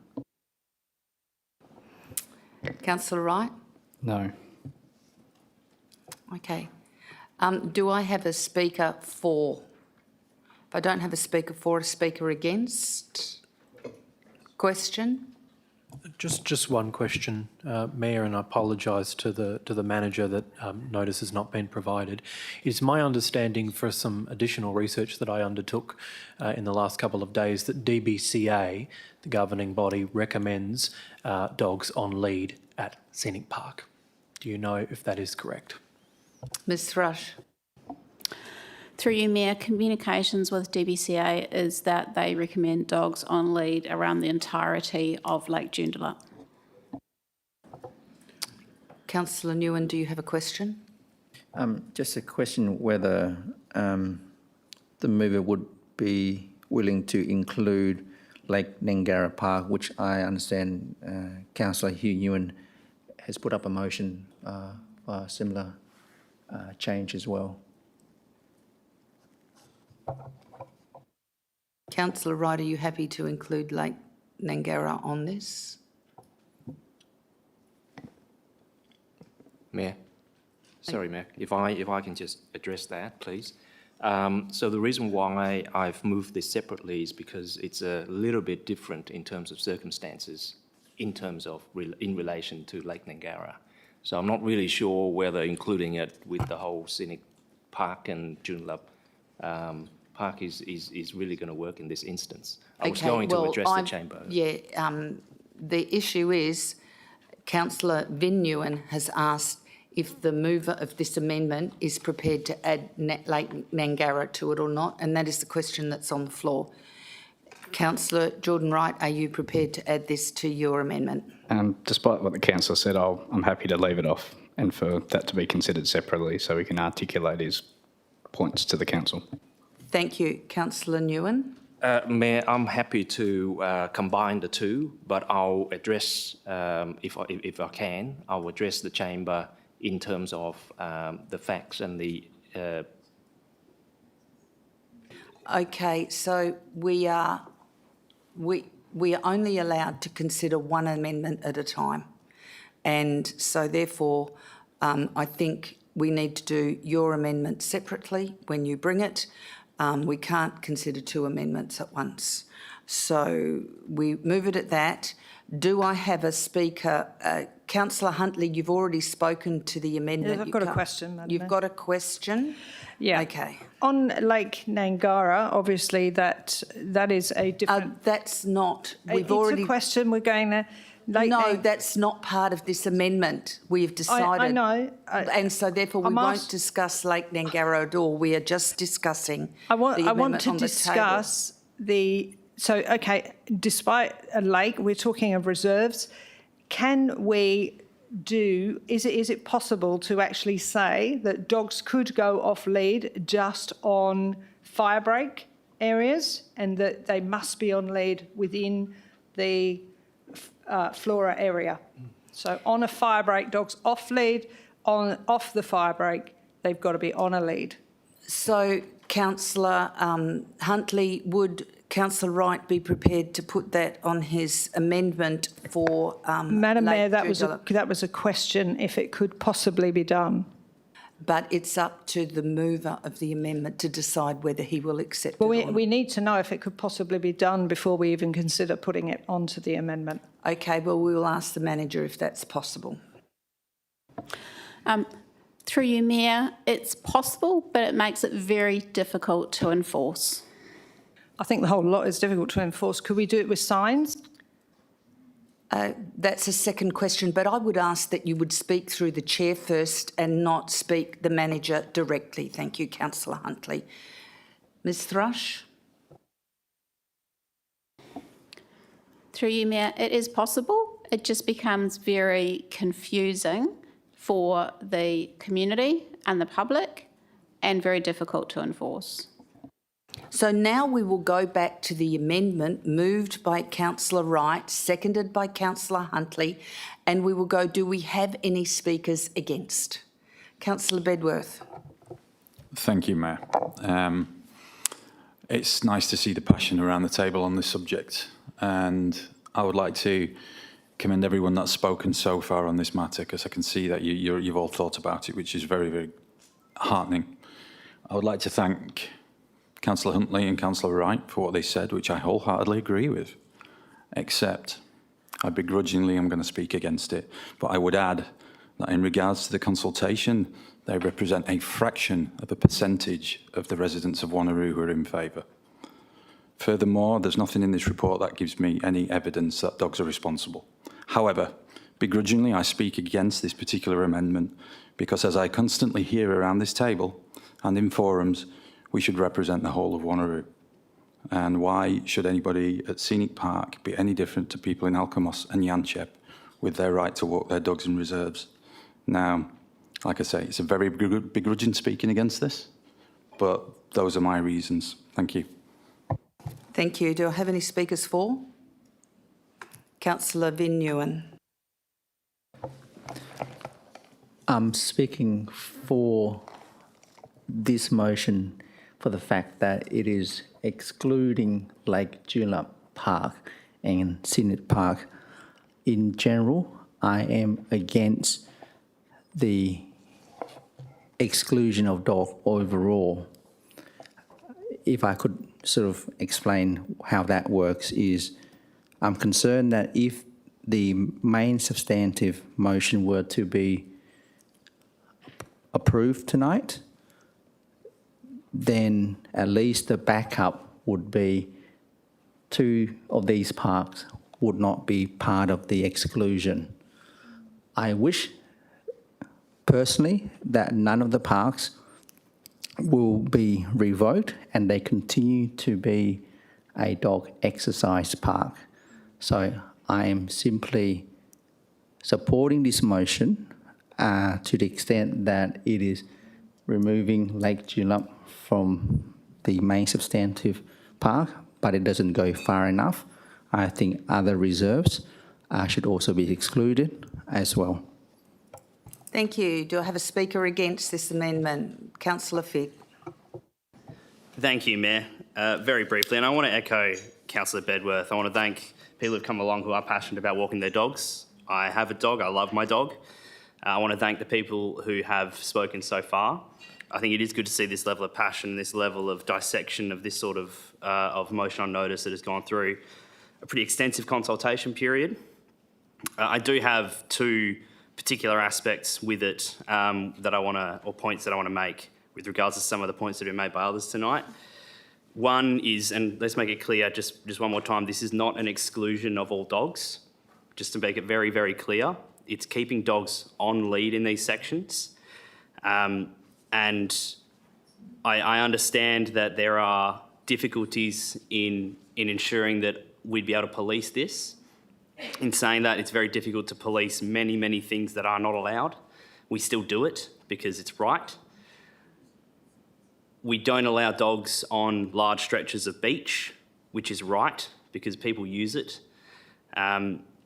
I think that these are very sensitive areas, and whilst I understand that the desire to want to have your dog run around is strong and valid, I think that we need to weigh up the pros and cons of it, and I feel that it tips in the favour of ensuring that dogs are on leads as much as possible in the particular areas that we're talking about tonight. So thank you all. Thank you. Do I have a speaker for? Councillor Wright, would you like the right of reply? Thank you, Mayor. Yes, I will, as there was some debate.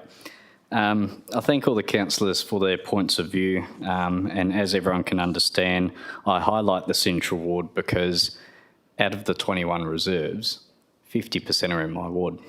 So you can understand that why I have a passion for this, because 50% of what this council is considering to put on lead will predominantly affect the residents of the Central Ward.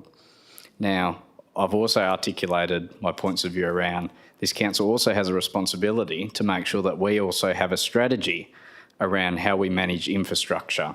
And if there is a strategic gap in that infrastructure, then we owe the residents a strategy of how we are going to manage the situation. Now, if I know how things have been handled in the past, I will have to be putting in 100 more CRMs to get rangers to follow up. I do that now with Right Aware Jim, still dealing with the pain consequences from decisions that have been made by the administration some time ago. So it is very clear that we will now need to continue, which is going to put more stress on the people, all our staff that sit in the customer service centre next door, to pick up the phone calls, deal with all the compliance-based complaints from residents, because this council did not plan for the service gap in actually having a plan in the first place of what are we going to do with dogs off lead. We need to still have a plan, people. I get we can't plan for every single situation, but as you understand, we need to represent the interests of our ratepayers across the entire city. And that means having a space for people to exercise their dogs off lead. And if we don't have that, then that is a significant gap within the city of Wanneroo. The other thing I wanted to highlight as well is around the cost of enforcing or going ahead with this, of installing signage. the amount of consultation that was undertaken, and we had a very small percentage of people out of 437,000 residents in the city of Wanneroo.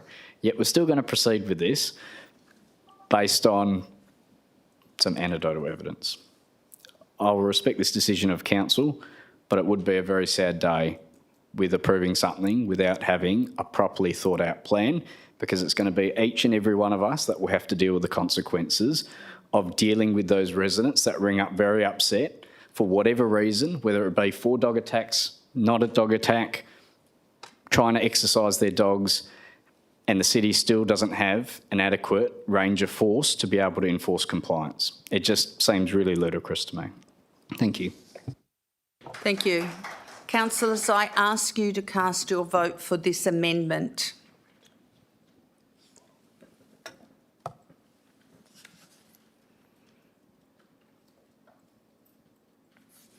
And the amendment has been successful. We have 8 supporting the amendment and 7 against. Those against is myself, Councillor Rowe, Councillor Parker, Councillor Figg, Councillor Smith, Councillor Bedworth and Councillor Miles. Those supporting are Councillor Seif, Councillor Hugh Nguyen, Councillor Huntley, Councillor Vin Nguyen, Councillor Wright, Councillor Moore, Councillor Berry and Councillor Coetzee. Okay, we have a second amendment. Do you want to proceed with that, Councillor Nguyen? I do, Mayor. Thank you. Do you have a second? Yes, I do. Councillor Wright. Thank you.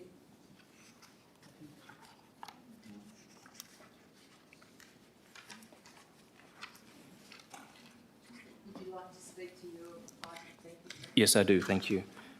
Councillors, in a similar vein to Councillor Wright's motion to amend the recommendation, I'm moving this motion to exclude Lake Nangara Park from the list of park to be revoked.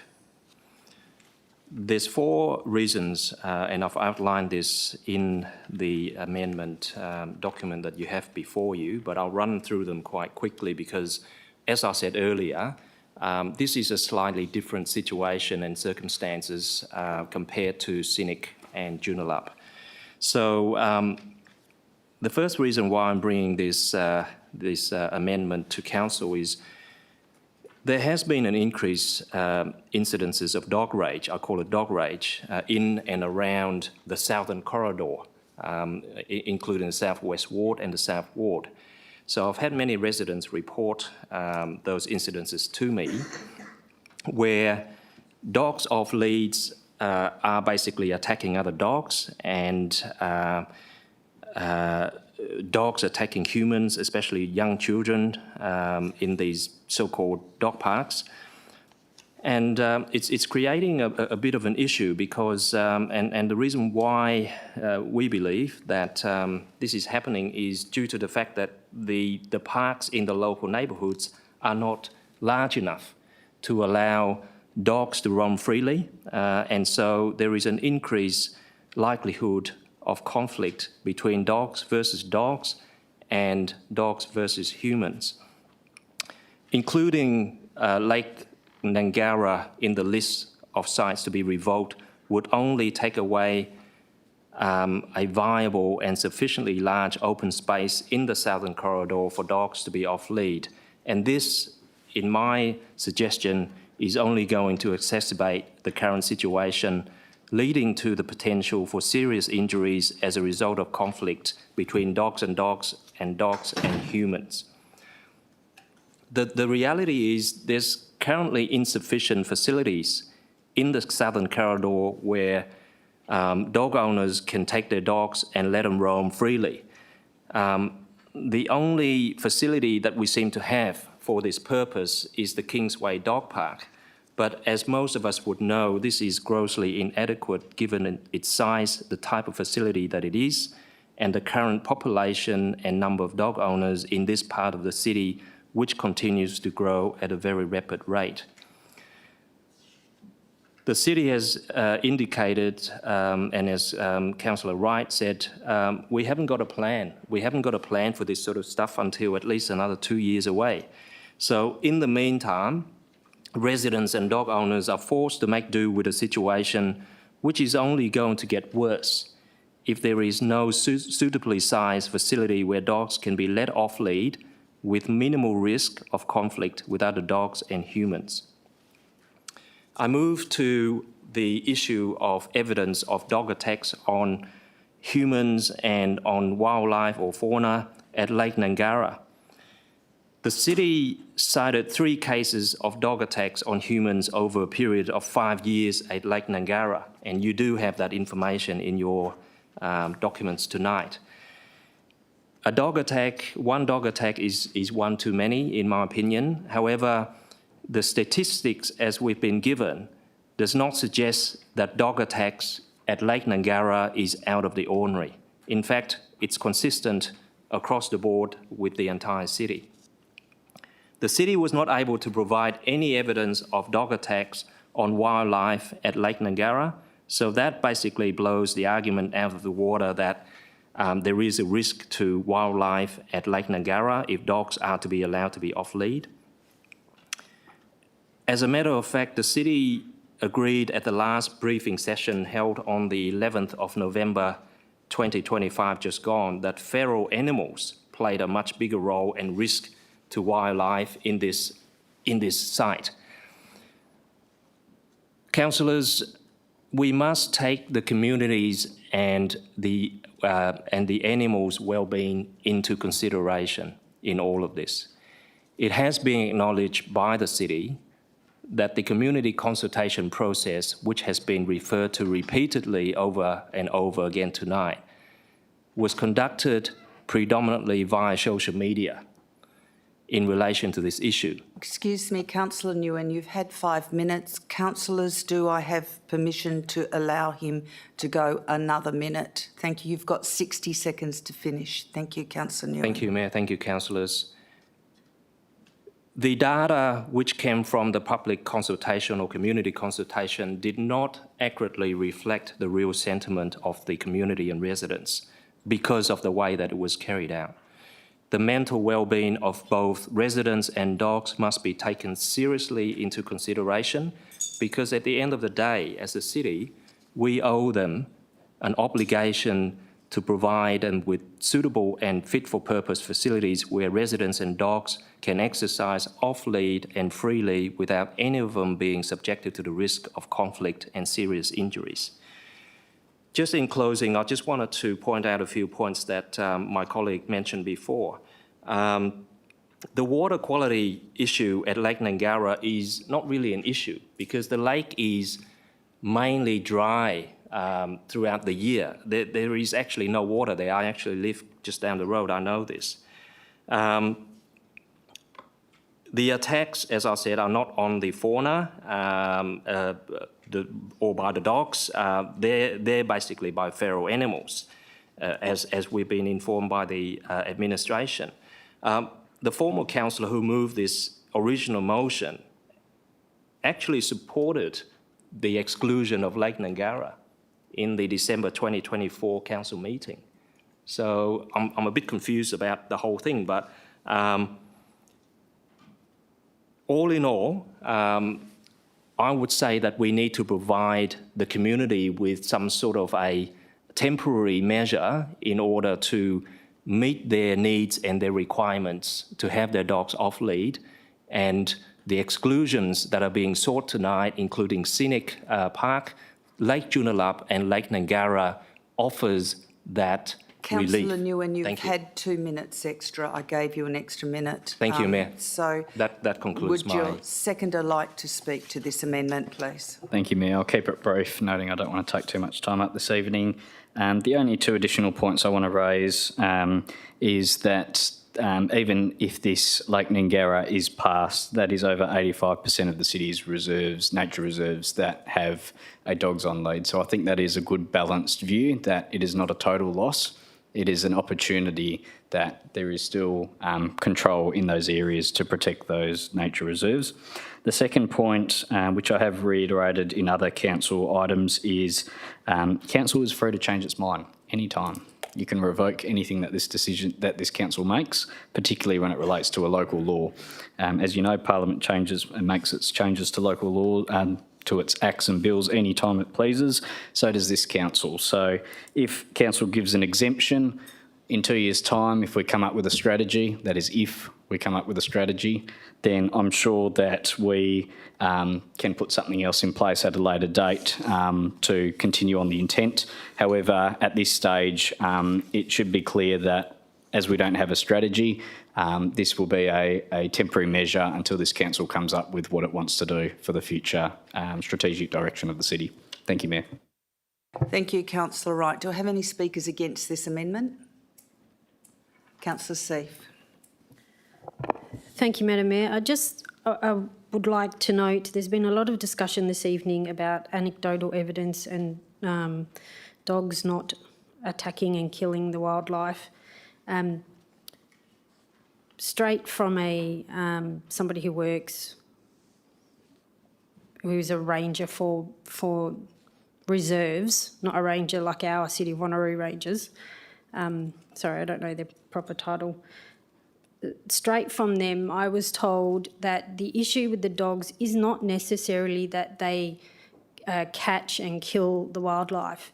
It is that some of the native species, once they have built a nest, if they are scared away from that nest, they abandon the nest, whether it's got eggs in it, whether it's got chicks in it. They abandon it and they do not return because they view it as this is no longer safe, and if they stay with their nest, then not only will they lose their eggs or their chicks, but they'll lose their own lives too. So it's just a matter of a dog running through the bush and disrupting the birds and scaring them away from their nests. Thank you. Do I have a speaker for this amendment? Councillor Huntley. Thank you, Madam Mayor. Until we have a strategy in place, we really do need to allow dogs the freedom to run somewhere. Now, this is not ideal, having dogs running on reserves as such. The ideal thing would be to have the dogs running on the fire breaks and have those fire breaks fenced. It does two things for us. One, it gives the dogs somewhere to run, and two, it keeps them off the flora. It also keeps the public off the flora as well. But the other thing is it clears the fire breaks for us. So ultimately, that would be a good solution in order to get the ability for dogs to at least have a decent walk over a kilometre and for exercising their owners as well. And perhaps even look at removing some of the dog parks that we've put in or make them small dog parks totally and open up them so that you can actually walk around them. To have only now 3 reserves that are open for dogs will encourage more dogs.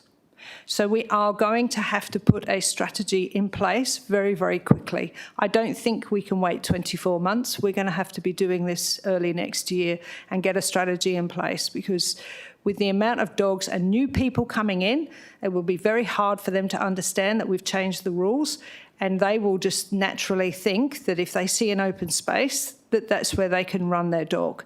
This is going to be an absolute nightmare to police, and I think the immediate thing is to let Lake Nangara. I would prefer that it would be fire breaks only, even if we did it by signs at the moment, because we haven't got any fencing up, but we get a strategy in place and we make sure that all these reserves are protected, the animals are protected inside them, and also not only just from dogs, but also from people as well. Thank you.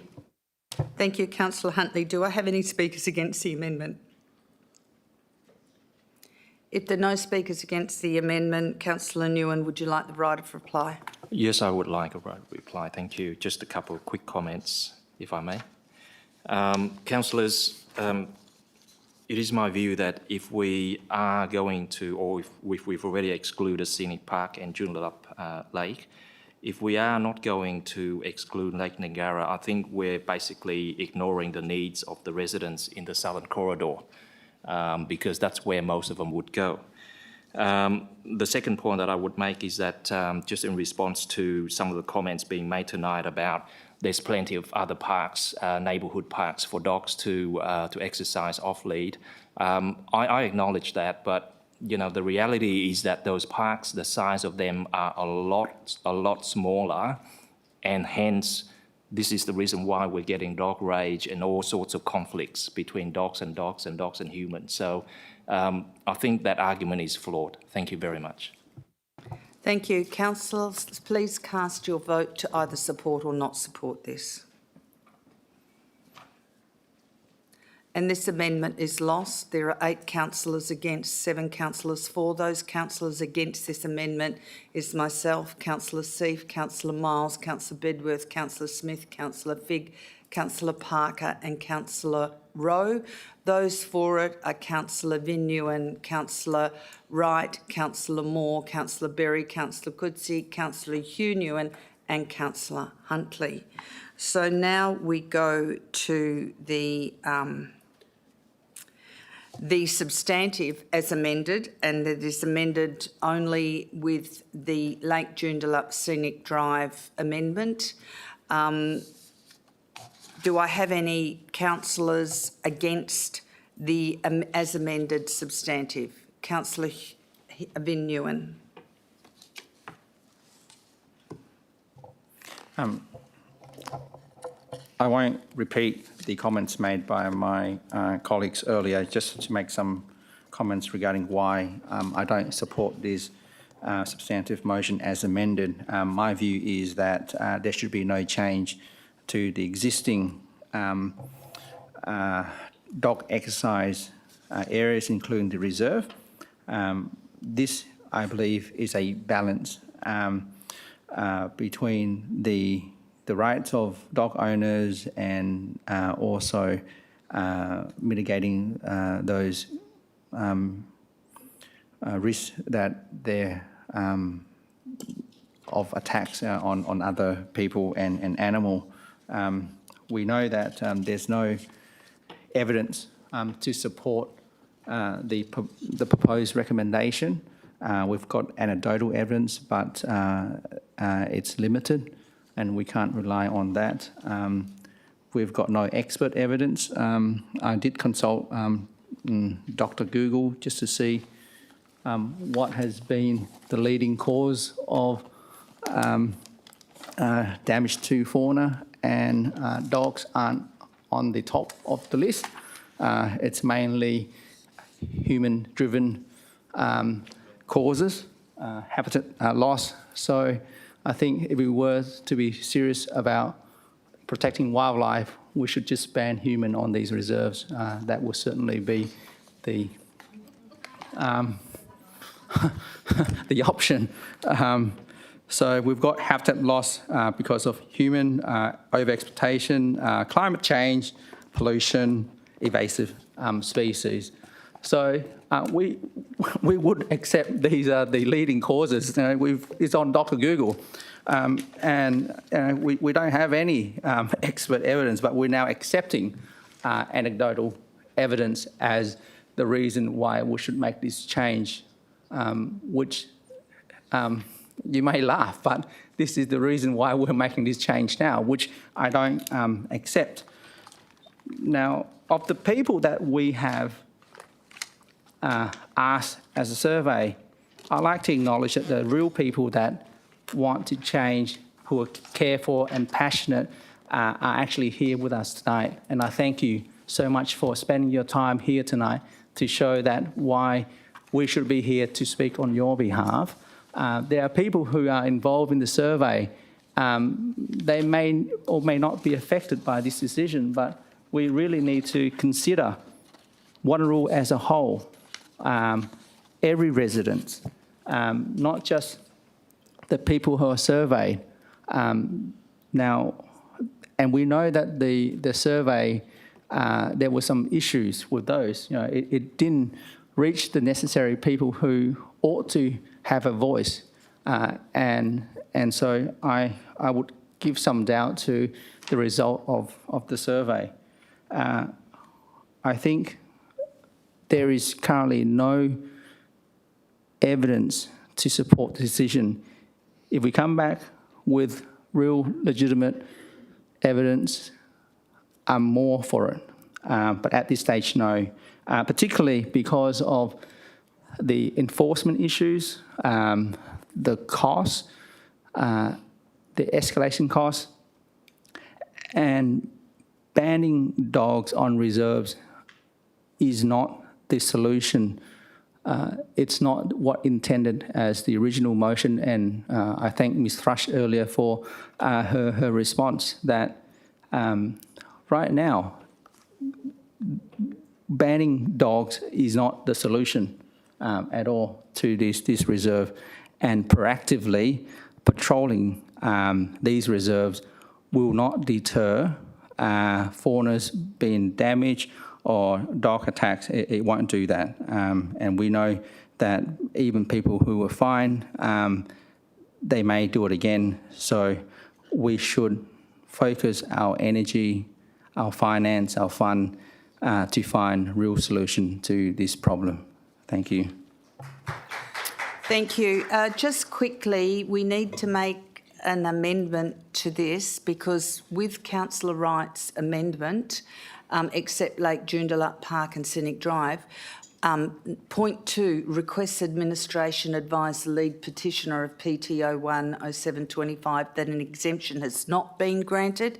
We need to take the not out and say that an exemption has been granted. So we need to take that out of the makes section 2 in line with point 1 of the recommendation. So you acceptable that? Yeah. Okay. Councillor Rowe. Speak in support. Thank you. Thank you, Mayor. I will speak in support of the substantive motion as amended. I will be brief and I'll try and just highlight some comments that have not been raised thus far. I do want to thank Ms Thrush's team for the work that they've produced to be able to bring the report before us this evening. I do want to acknowledge that this motion on notice has taken between 18 to 24 months to complete, which I think is dreadfully unacceptable. I want to acknowledge that I support the legitimacy of our community consultation process and policy, which is an adopted policy of this council. I also want to acknowledge that should we give significant due regard and weight to the expertise of wildlife carers, it should be consistent. I remember sitting in this chamber only a mere few weeks ago listening to the importance of conserving wildlife on Scenic Park. I reflect on that conversation this evening. I also want to remind elected members that this council unanimously endorsed a service review for the community safety area, which identified through the workforce plan in public session that there was a need to increase ranger services, and that through the annual budgeting process that recruitment effort was undertaken. And finally, Mayor, I've seen the level of information requested for this report to be the most significant of anything that I have seen other than the Quinns Rocks glamping proposal. I hope my fellow colleagues show a similar level of vigour and request for information when we consider other significant items such as the long-term financial plan, asset planning and the development of the city's community facilities. Thank you. Do I have a speaker against this as amended? Councillor Moore. Thank you, Madam Mayor. I have sat here and I've listened to debate. I mean, we've been going on about this for quite a long time. And I personally believe, with the lack of evidence, that we should stay with the ratepayers to exercise their dogs with the least disruption to our parks in our residential suburbs. I think Councillor Wright just hit the nail on the head. We do not have a strategic plan in place.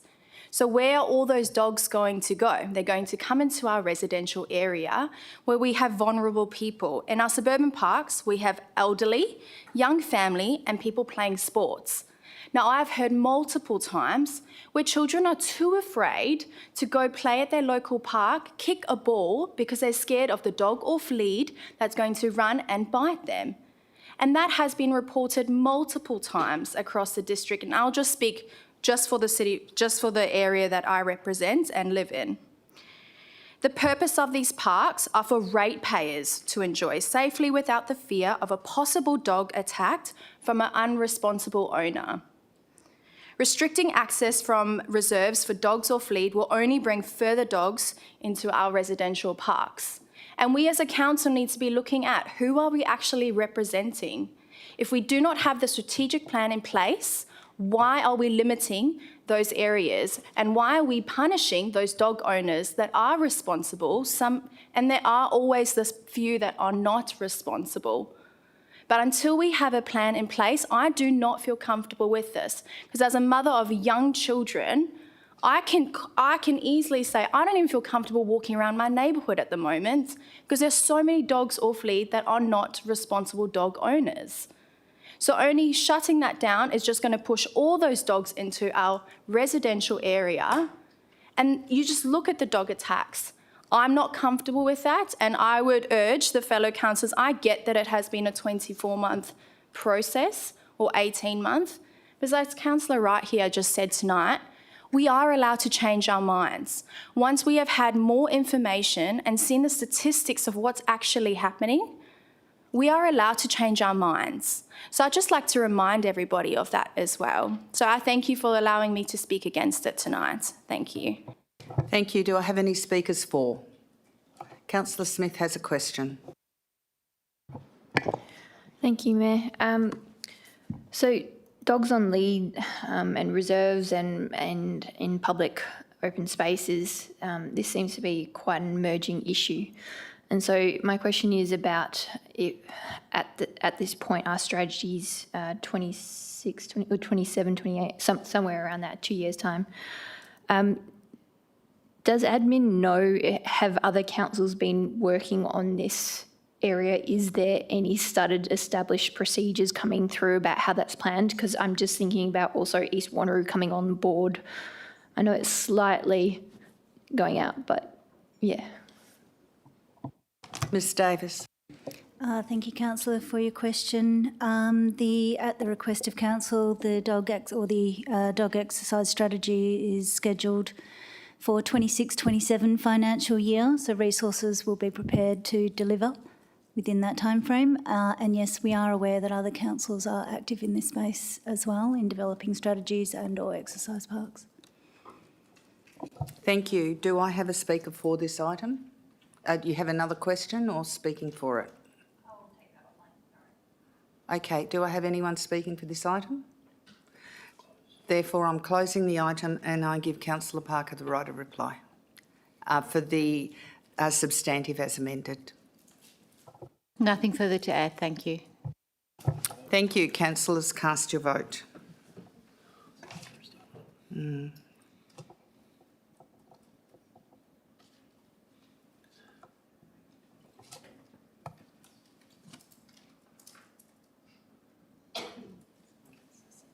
Councillor Seif? Oh.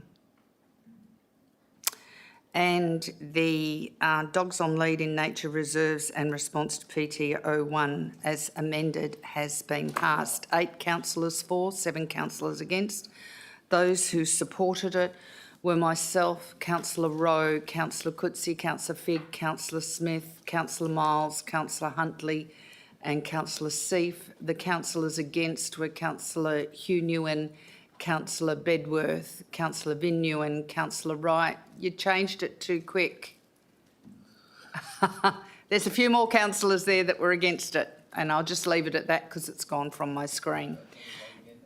No, we can't vote again. The vote is done. Councillors, I'm going to declare a 10-minute break before we resume the agenda. Thank you. So we'll resume the agenda at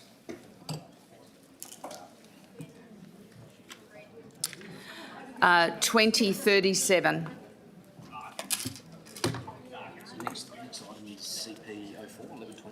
That's right. See ya.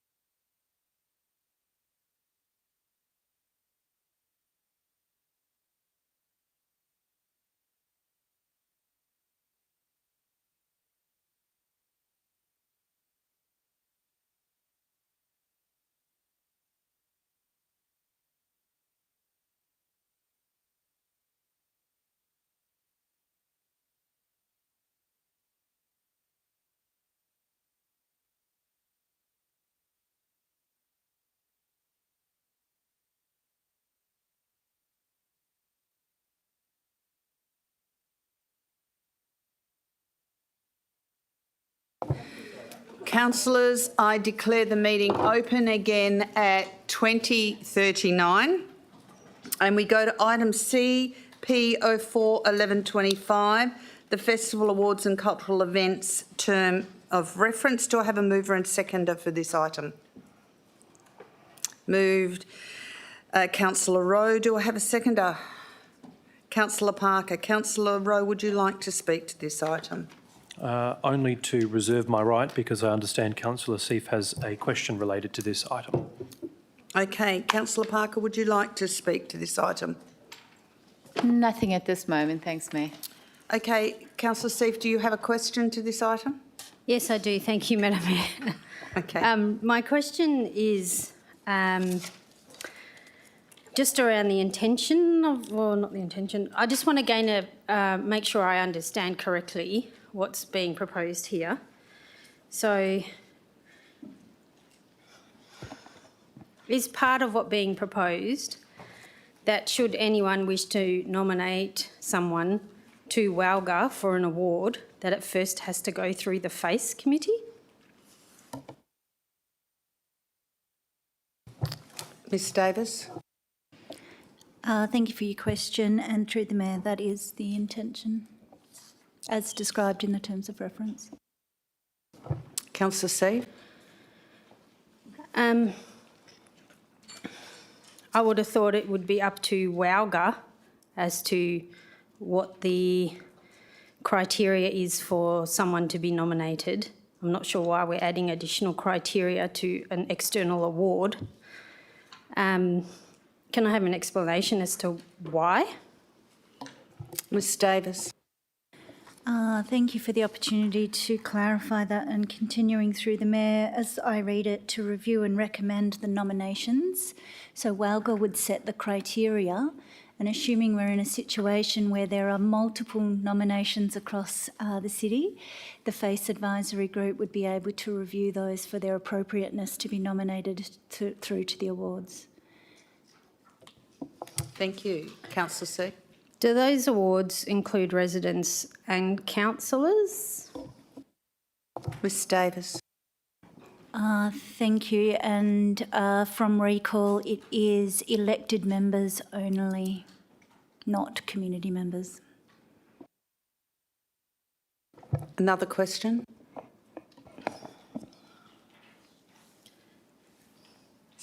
So I wasn't on this committee when this occurred, so this has all happened from June 2025. So the intention here is if someone nominates a council member to receive a WALGA award, it's first to be filtered through the FACE committee? Ms Davis.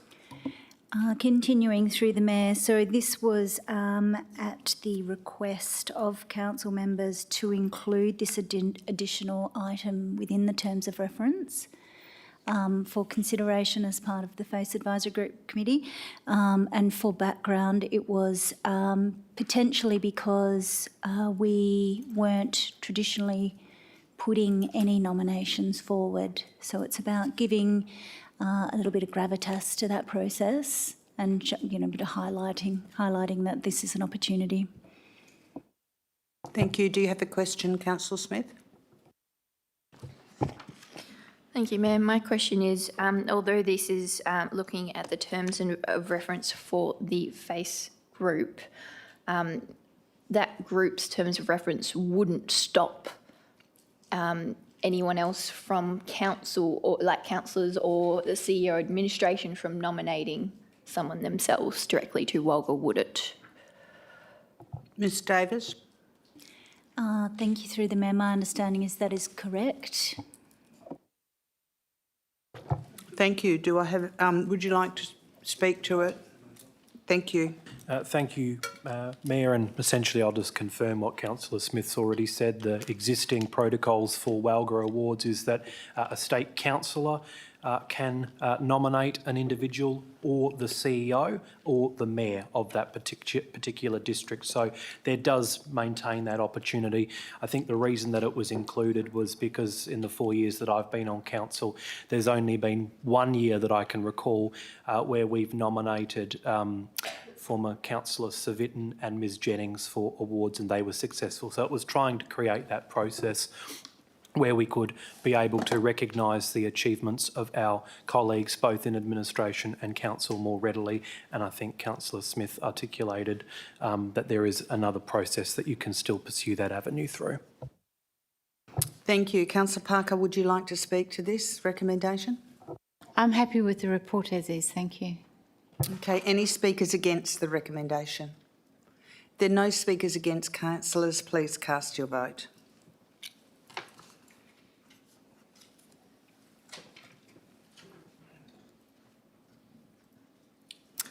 And we've 14, so that's unanimous. We've had a councillor go home. And we now go to item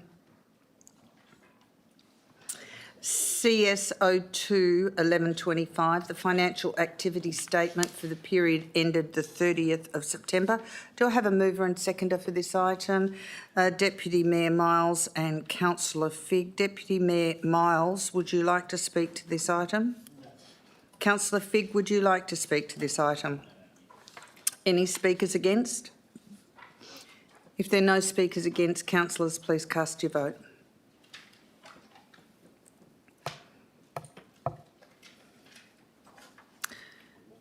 One, Councillor Nguyen? Could you vote, please? So that's passed unanimously with every councillor in the room. We now go to item CS04 1125. Do I have a mover and seconder for this item? Moved Councillor Smith. Do I have a seconder? Councillor Bedworth. Councillor Smith, would you like to speak to this item? Thank you, Mayor. Many of us around the room, probably all of us, are very passionate about our youth in the city. And so we've been passionate about this, and it's a well-awaited report that's coming through in recommendations. Very happy with the recommendation 3 as opposed to recommendations 1 and 2. So very happy to commit this to the vote. Thank you very much. Thank you. Councillor Bedworth, would you like to speak? Thank you, Mayor. Just to echo what Councillor Smith's just said, and just to remind everyone listening that there is no better investment we can make than in the youth and the future of our society, and we should take it very, very seriously and with privilege. Thank you. Thank you. Do I have any speakers against this item? Councillor Wright? Thank you, Mayor. It's me again. I've got an amendment I've tabled on the floor, and the seconder is Councillor Miles. Councillor Wright, will you speak to the amendment, please? Thank you, Mayor. Apologies, councillors, as there's sort of 3 components, so I'll break it down just so it's quite clear what's being requested. So the intent is to still support option 3 with a few additions to that. So the 4th recommendation is to provide some certainty in the future state report that a major component is we still continue to support 18 to 24-year-olds through employability workshops, and that's similar to what the city has currently offered to young people in the city, which I think the recent one was last year's school holidays, where Cafe Elixir rented their premises out, and students and young people were able to complete their barista course, and they were able to then find employment because they couldn't afford a barista course licence. So that's sort of an example of what those employability workshops should be, and there's heaps of others like RSAs and other qualifications that are those entry points for frontline workers within the city of Wanneroo. The second part is to add some more clarity around alternative engagement measures. So with the Online Safety Amendment Bill 2024, obviously the city, as part of its action item, is to include around doing a youth marketing, branding and comms strategy. What I'm asking for to be included in that is other alternative engagement methods for under 16, both face-to-face as well. So I've left that quite open for the administration to explore, but it's just clarity around the administration making sure that there's some face-to-face methods and it doesn't just get left to consulting with parents, for example. So I've left it quite broad. The fifth point is around looking at re-establishing a YAC group. For those that don't know, it's a youth advisory group. The city had one some time ago. However, it was reviewed and obviously as our city grows. However, I believe this doesn't commit to that model, but it requests a report to be brought back to us because I know there have been some concerns around the leadership program and how much that costs. So this may be a cheaper alternative model that still aims to get more young people involved across the entire district. And just highlighting the importance of that as well is around the closing the loop protocol. So at the moment, we obviously have our You'll Say page where we can get people to feed in their ideas. However, what we need is, with the loss of social media, we need a way to get young people to directly have input into our strategies and plans, as well as council also providing young people information around how our decisions impact them. And that closing the loop of that two-way communication, I think, is important. So decisions that we make in this chamber, providing that directly to youth, both through digital and non-digital means, would be shows our commitment to young people in the city. And the last point is somewhat related to the Youth Development Service Review. And I know some councillors have raised with me around that this is a long-term financial plan matter, which is absolutely valid. The only reason why I bring this up now is because if we do want to adopt a hub and spoke model, we need to make sure we have a purpose-built hub. We can't deliver on a hub and spoke model if the hub is a cottage from back in the 70s. Like, it's not fit for purpose. We're not able to invite partnerships and other external organisations in because nobody will touch the kitchen because of health and safety standards. Nobody will run events from that. So it's purely all city-based stuff at the moment. So we need to make sure that we have a fit-for-purpose youth centre, the same as Clarkson, which has had a massive uplift, and the newly opened Door Duck Kep Up next month. So again, the last youth centre in the city, which is Wanneroo, which is the oldest youth centre, still hasn't received a facelift or upgrade. And I believe that if we are wanting to bring that hub and spoke model from 2027 onwards, this aligns with actually starting design. This is not construction, this is design, and then construction to follow the year after council decides to introduce this hub and spoke model. So it will be a 1 year delay, but obviously it is needing to be brought forward 2 years ahead of time to make sure we meet that demand for young people, particularly with the social media ban for under 16s. I hope that addresses the concerns that I have and why I've raised the amendment, but I am happy to take any further clarification questions if needed. Thank you, Mayor. Councillor Miles. Yeah, thank you, Mayor. Just to follow on from Councillor Wright's proposed discussions that we just had, I just want to say that I do think that we do and we have been able to, I wouldn't say miss out, but I would like us to engage that 18 to 24 in a totally different space. And I think, as articulated in the amendment, it's quite a good place to be to help those that are experiencing financial hardship or can't get into training modules themselves, that we can maybe do something along the lines of engaging them through our space out at the robotics facility and also internally. I'm sure we have loads of capacity to be able to have some job experience running through all facets of our business. So I'm very happy to support this amendment, and I ask Council to support it as well. Thank you. Do I have any speakers against this? Yes, Councillor Rowe. Thank you, Mayor. My question is in relation to recommendation 6, the LTFP. It's worded in such a way, request the administration review the long-term financial plan. First off, it was my understanding we're already undertaking that process. But I want to direct a question through yourself, Mayor, to the admin based on their comment, which it ends by saying, administration is continuing to explore options to move certain projects to make way for this project to be brought forward in the first 5 years of the LTFP. Alternatively, the rates for the relevant year will need to be increased to fund the gap in available funds. Can I ask the mover and the seconder if they've identified the project that they want to be able to push back in order to move this forward? Councillor Wright. Thank you, Mayor, for your question, or for Councillor Rose's question. I spoke to the CEO this afternoon through our one-on-one catch-up, and there was some information around that this is more of a cash flow issue, and that there is other reserves that we can look at that may be forecasted in future years. So I'm not sure if the CEO would like to expand on that more. However, I believe that it wasn't so much a direct push on increasing rates. Do you want to respond? Yeah. Mr. CEO. Thank you. I don't know who asked me the question, but I'll...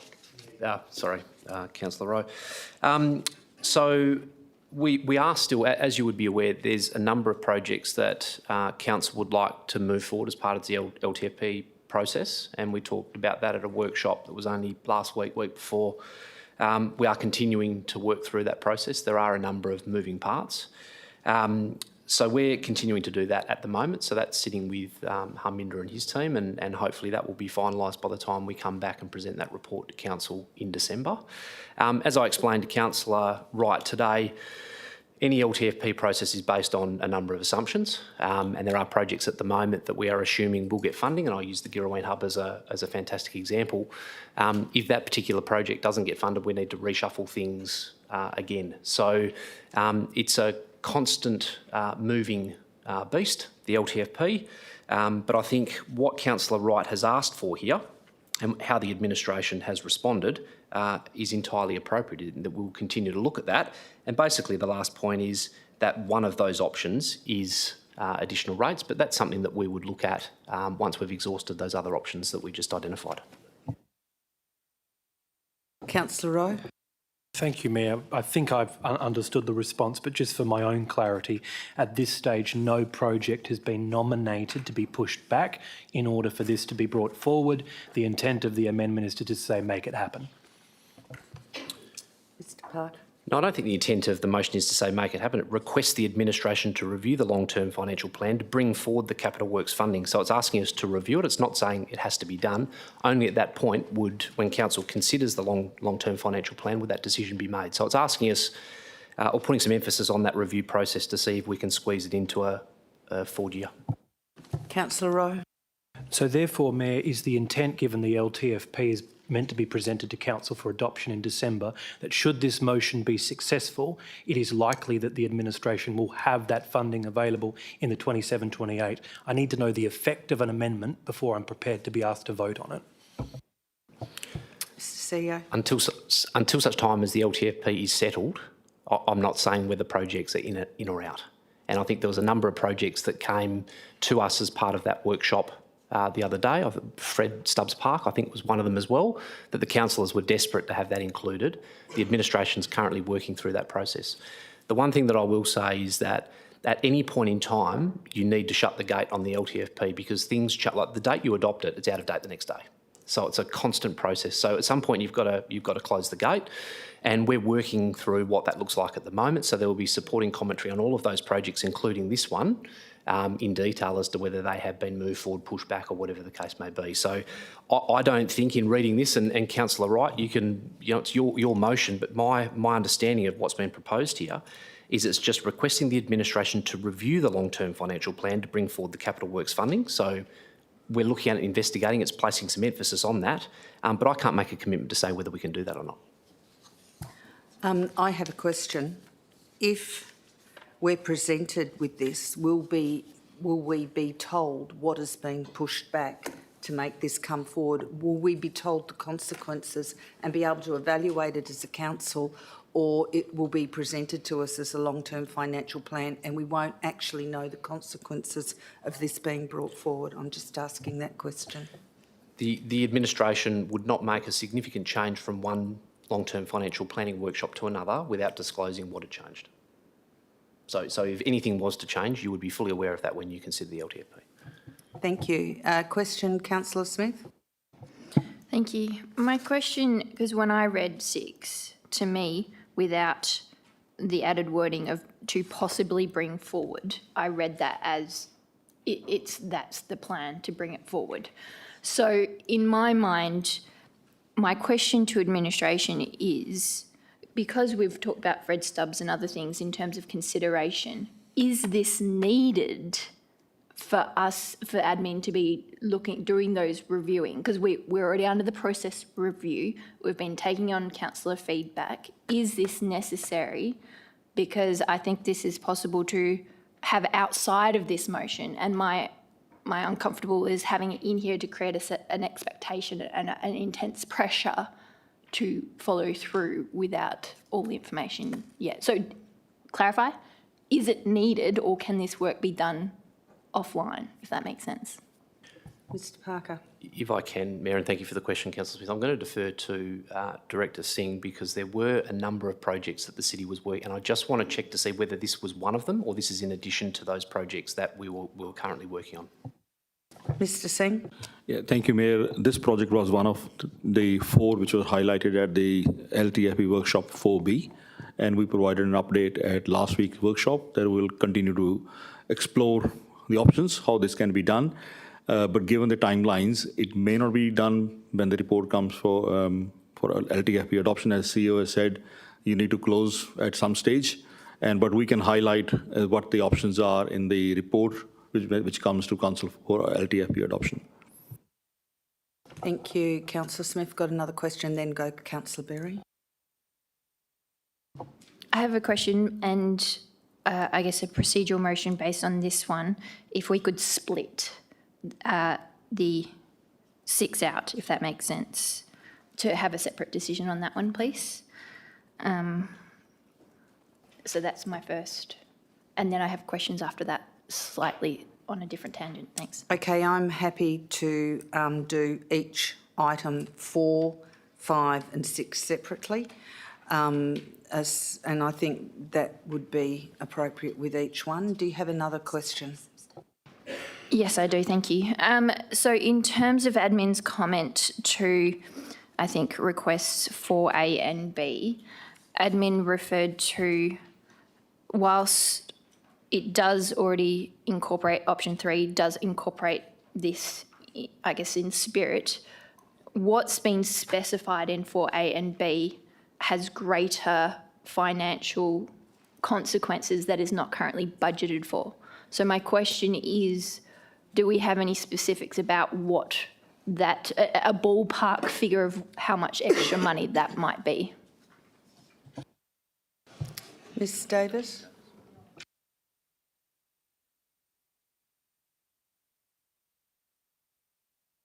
Ms Jennings. Thank you, through the Mayor. We haven't got the exact costs, which is one part of your answers, but the other part is that what we have got in there, as it's described in there, is part of what we understand Councillor Wright has asked for. So we need to actually assess the other part in the design to be able to understand the extra cost. But at this point, we'd have to go through that in a bit more detail. So, for example, just to help with the thinking, the extra education for 18 to 24-year-olds, we have got a proposal in the report which is trialling a certain way of doing things and might do some locally like we've done with Elixir or with Mechanic Works, but then maybe suggest people link to outside companies that have got particular expertise. My understanding of Councillor Wright's motion is bringing more, I guess, having more lessons available internally provided, probably with other providers to help us, but that would mean additional cost from what we've actually got in the proposal. So I hope that helps with understanding.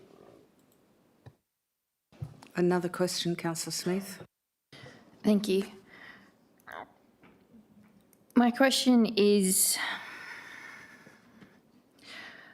my understanding from admin's comment, once again, is, so they say the specific deliverables requested in the proposed amendment are already addressed. So with these specific asked for reports and things like that, would the delivery of those extra reports, that is essentially things that administration's already working towards, take away time from their ability to deliver face-to-face and programs? Thanks. Ms Russell?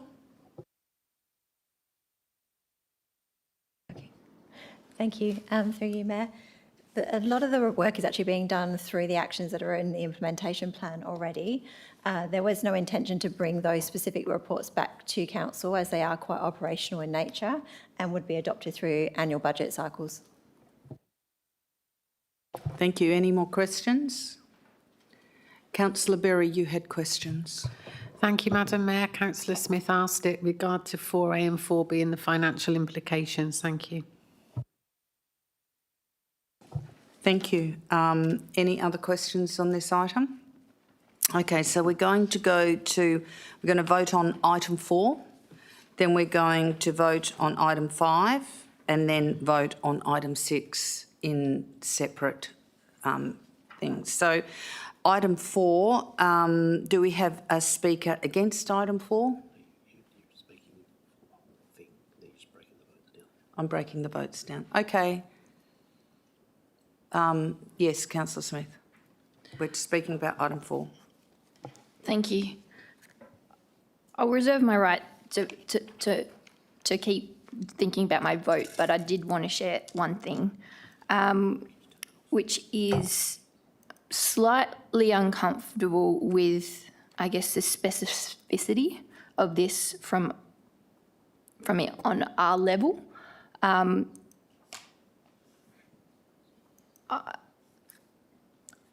I like the trial, and this is quite specific in terms of a dedicated stream of accredited employable workshops and credential building programs.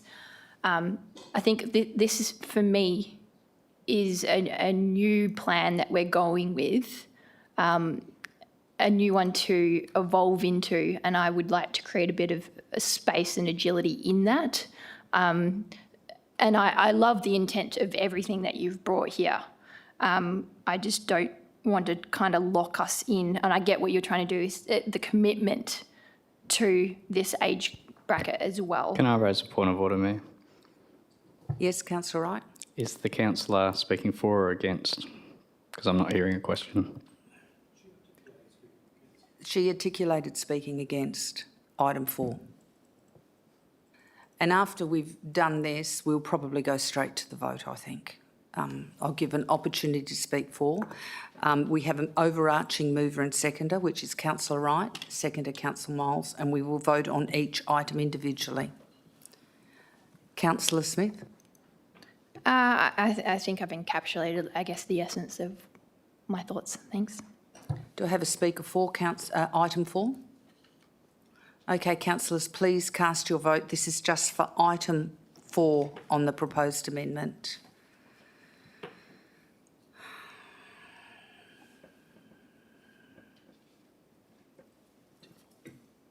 Okay, item 4 is passed. I have 10 supporting it, 4 against. Those against, Councillor Figg, Councillor Smith, Councillor Parker and myself. All the other councillors in the room supported it.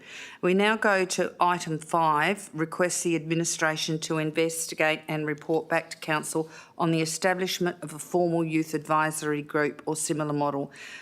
This model must be designed, and it's described below. I'm going to go straight to the vote on this. Can we please cast our vote on item 5 of this amendment, please?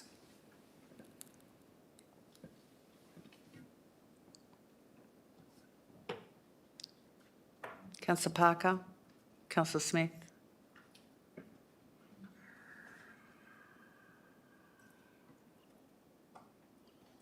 So that's right. I've got 13 for and 1 against, which was Councillor Parker. We now go to item 6, request administration to review the long-term financial plan to bring forward the capital works funding for the redevelopment of the Wanneroo Youth Centre 2027-28 financial year, aligning its delivery with the full activation of the hub and spoke model. Can I have a vote? We'll go straight to the vote for this one as well.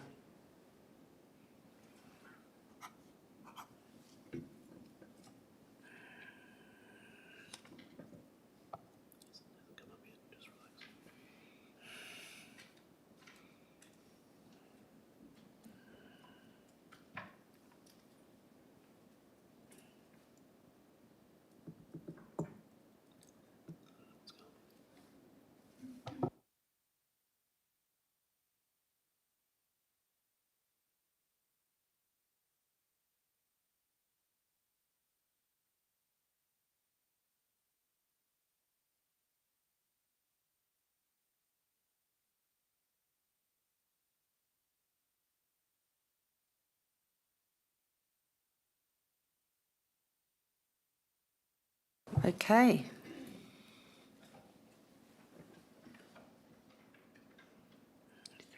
One more vote. Okay. I have a casting vote on this, and I will explain why I'm doing this casting vote. We have the long-term financial plan. We have been told by our director that this Wanneroo Youth Centre is already being considered and being forward and discussed as one of the 4 projects that will be coming to us.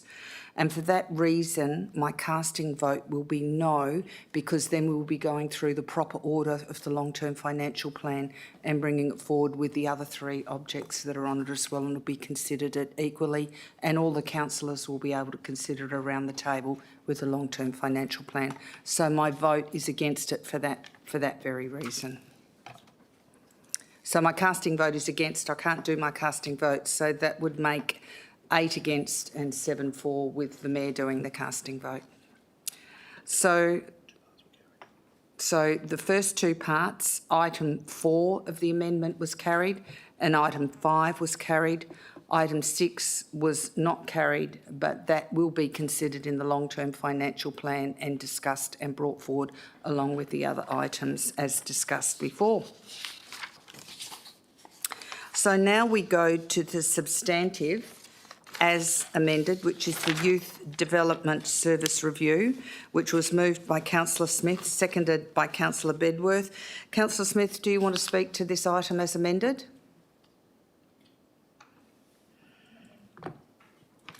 Councillor Bedworth, do you want to speak to this item as amended? Any speakers against as amended? Councillors, please cast your vote on the substantive as amended.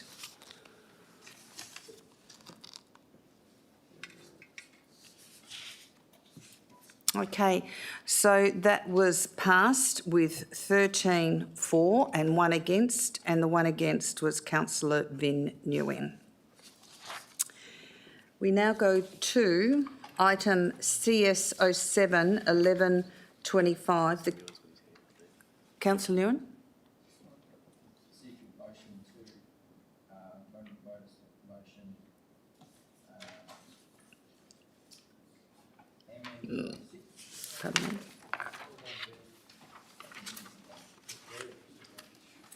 MN 06 1125.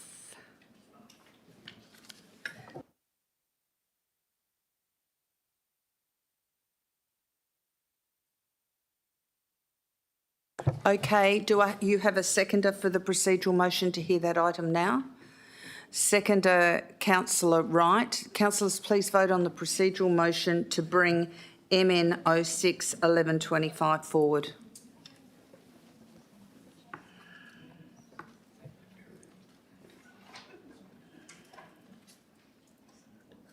It's 13, we're missing 1. Okay, so the procedural motion was passed 9-5. Those against was Councillor Rowe, Councillor Berry, Councillor Parker, Councillor Miles, Councillor Huntley. Those for was Councillor Seif, Councillor Bedworth, Councillor Smith, Councillor Figg, myself, Councillor Vin Nguyen, Councillor Wright, Councillor Moore and Councillor Coetzee. So we now go to item MN 061125.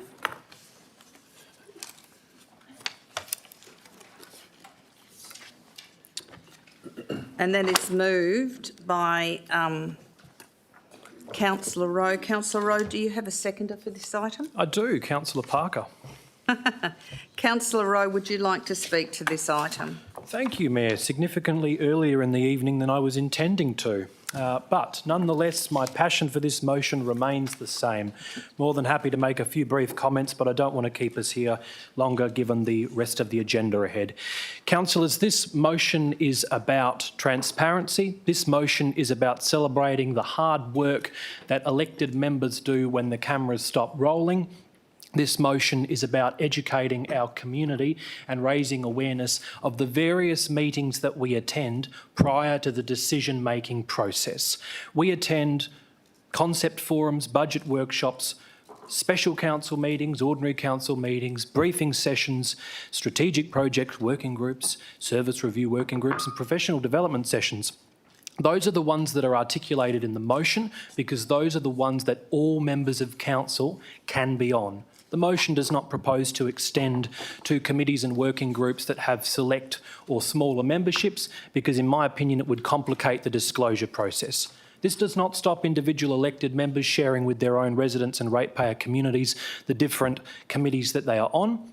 They can even take the page from the annual report and publish it online themselves. That includes all of those different memberships. I don't believe this motion is particularly controversial, Mayor, and I don't think I need to explain it any further. So I will stop there and hand over to Councillor Parker in case she has any other comments. Councillor Parker. Thanks, Mayor. Thank you, Councillor Rowe, for this motion on notice. As a councillor, ensuring transparency throughout the entire organisation has and will continue to be a passion of mine and a vital responsibility of council. If council expects this of the organisation, we must lead by example. This motion goes to that leadership and will further show that council takes its and the administration's reputation for honesty and transparency seriously.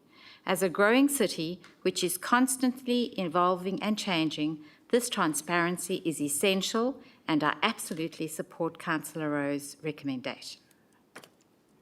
Thank you. Thank you. Do I have any speakers against this motion on notice? Councillor Seif.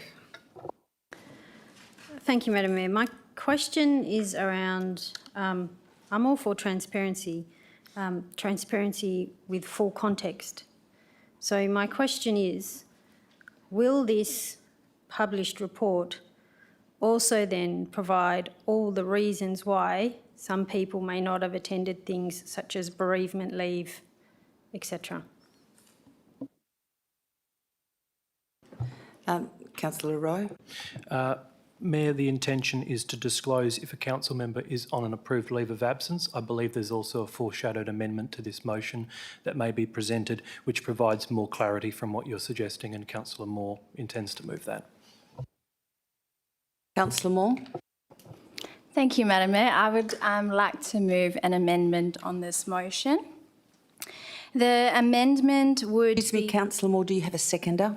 Yes, sorry, Councillor Councillor Wright. Wright, thank you. Yes, thank you. To strengthen this motion, it would and ensure reflects both transparency and fairness, I am moving an amendment that requires attendant reports to clearly show the following types of leave: approved leave, including leave, maternity leave, medical compassionate and bereavement leave, apologies submitted before the meeting, and non-attendance without notice. Mayor, the reason why I have brought this amendment forward is I fully support transparency. Our community deserves clear information on how their elected members participate and represent them. But transparency must be accurate, contextual and fair. Otherwise, it risks becoming misleading rather than meaningful.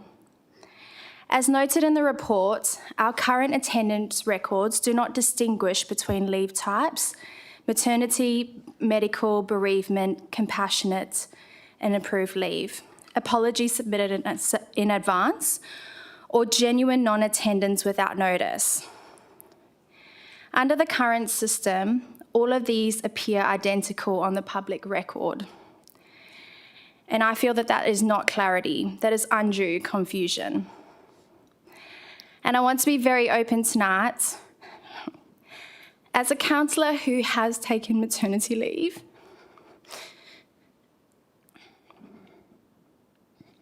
sorry, and someone who will be taking maternity leave again due to the arrival of my beautiful baby twins, this emotion, I'll be honest, is going to affect me directly. But I'm not the only one sitting here tonight that it is going to. We have other councillors in this chamber with young children, caring responsibilities of elderly parents, and also those who have tragically experienced unexpected loss of a loved one, who will also unintentionally be impacted by how these records are presented. I want to also acknowledge, respectfully, that I have experienced comments, conversations, questioning whether I should continue in my role while becoming a mother again, including suggestions that I not nominate for committees or that I consider resigning altogether. These conversations were deeply discouraging and, in my view, do not represent the inclusive family positive city I believe we want to uphold. Maternity leave is a legislated, entitled, and essential form of approved leave. It should never be implied to be an absence, a burden, or failure to serve. It is not only lawful, it is part of supporting women participating in leadership and public life. This is why context matters. Publishing attendance figures without clearly identifying approved leave, including maternity, bereavement, and medical leave, unfairly groups legitimate communicated absences with unexplained non-attendance. That is not transparent, and it does not give our residents the genuine insight into the commitment of their councillors. This is simple, practical, and respectful. It provides residents with accurate information, and it protects councillors, especially those with responsibility to care for others, from misinterpretation. This upholds the principles of genuine transparency. Thank you. Thank you. Just before we go any further and I give Councillor Wright the option to speak, would the mover and seconder of the substantive motion be prepared to incorporate the amendment in the substantive motion? I would, Mayor. Councillor Parker? Yes, with pleasure. Okay, so are you happy with that, Councillor Moore? Okay, so we are discussing this motion on notice with the inclusion of Councillor Moore's amendment. So do I have any speakers against this motion on notice as amended? Councillor Bedworth, against or a question? Question, go ahead. Thank you, Mayor. Just something I need clarifying for myself. In addition to all the leave types that the amendment elucidates towards, would there be option for, or how would it be dealt with in the event that a councillor wishes to attend online but the technology fails or it's not available? Mr Parker? Thank you, Councillor Bedworth. It's a very good and topical question, given you just raised this happened to you. So I think we would need to consider all of those factors, because it's not through the goodwill or the attempt of the councillor to attend, it's through a technology failure. So I'm just looking at that wording now to see whether that's broad enough to pick up on those sorts of things, or whether the mover and seconder might like to include a word or words to capture when it is a city-driven error, or not at the performance of the council member, but I see where you're coming from. So I'll probably, I don't know whether you wanted to ask the mover and seconder whether they're prepared to accept something into that to pick up a few of those words. Councillor Rowe? Am I being directly asked? Yes. Yes, I'm happy to incorporate that, but I would need assistance in developing Wordsmithing it. wording that would allow the administration clear direction as how they would implement it. Have you got any clarification?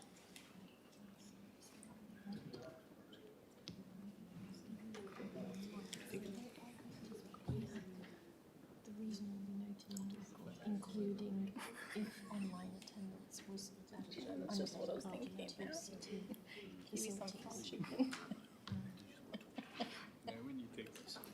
We're just going to take a 5-minute break while that is discussed. I literally stopped eating my chicken because the chips were so good. You know, so sucking on the chips.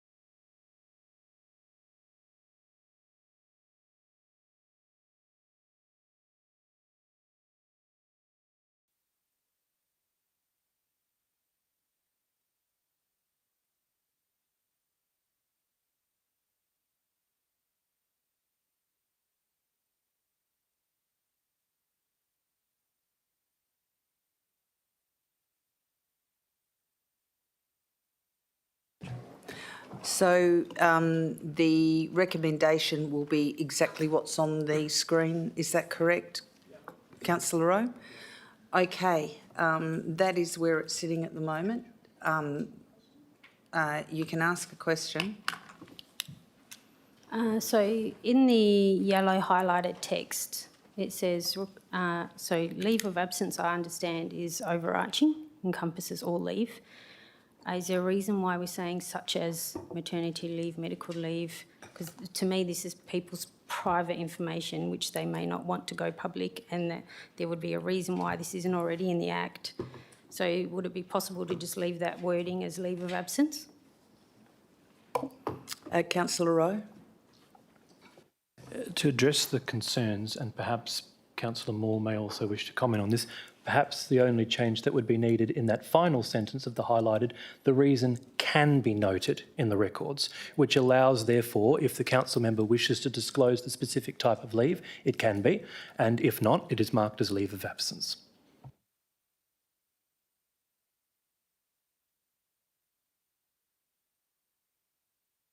That's agreed by the mover. Is it agreed by the seconder? Councillor Parker? Yep, agreed.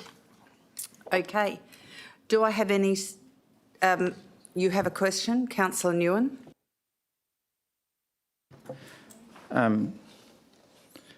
I have concern that the unintended effect of this motion might affect other councillors. And I understand the purpose is for transparency. I just want to ask the mover, can you think of any unintended effect this motion may have? Councillor Rowe? No. Any other questions? Councillor Nguyen? Would the mover consider, for full disclosure, including the costs, reimbursements that are claimed by each member that's already been readily available each year as part of that disclosure? I'm sorry, the cost of what? Reimbursement for travel costs or any costs that are claimed within that period of disclosure. I know it's already published each year, but we're looking at quarterly disclosure as part of this. Would the mover include that? Councillor Rowe? No, that information is readily available on a register on the city's website. Okay, do I have any speakers against this? Councillor Seif. Sorry, I know we don't like doing all of this on the floor, but if it's just appeared, then okay.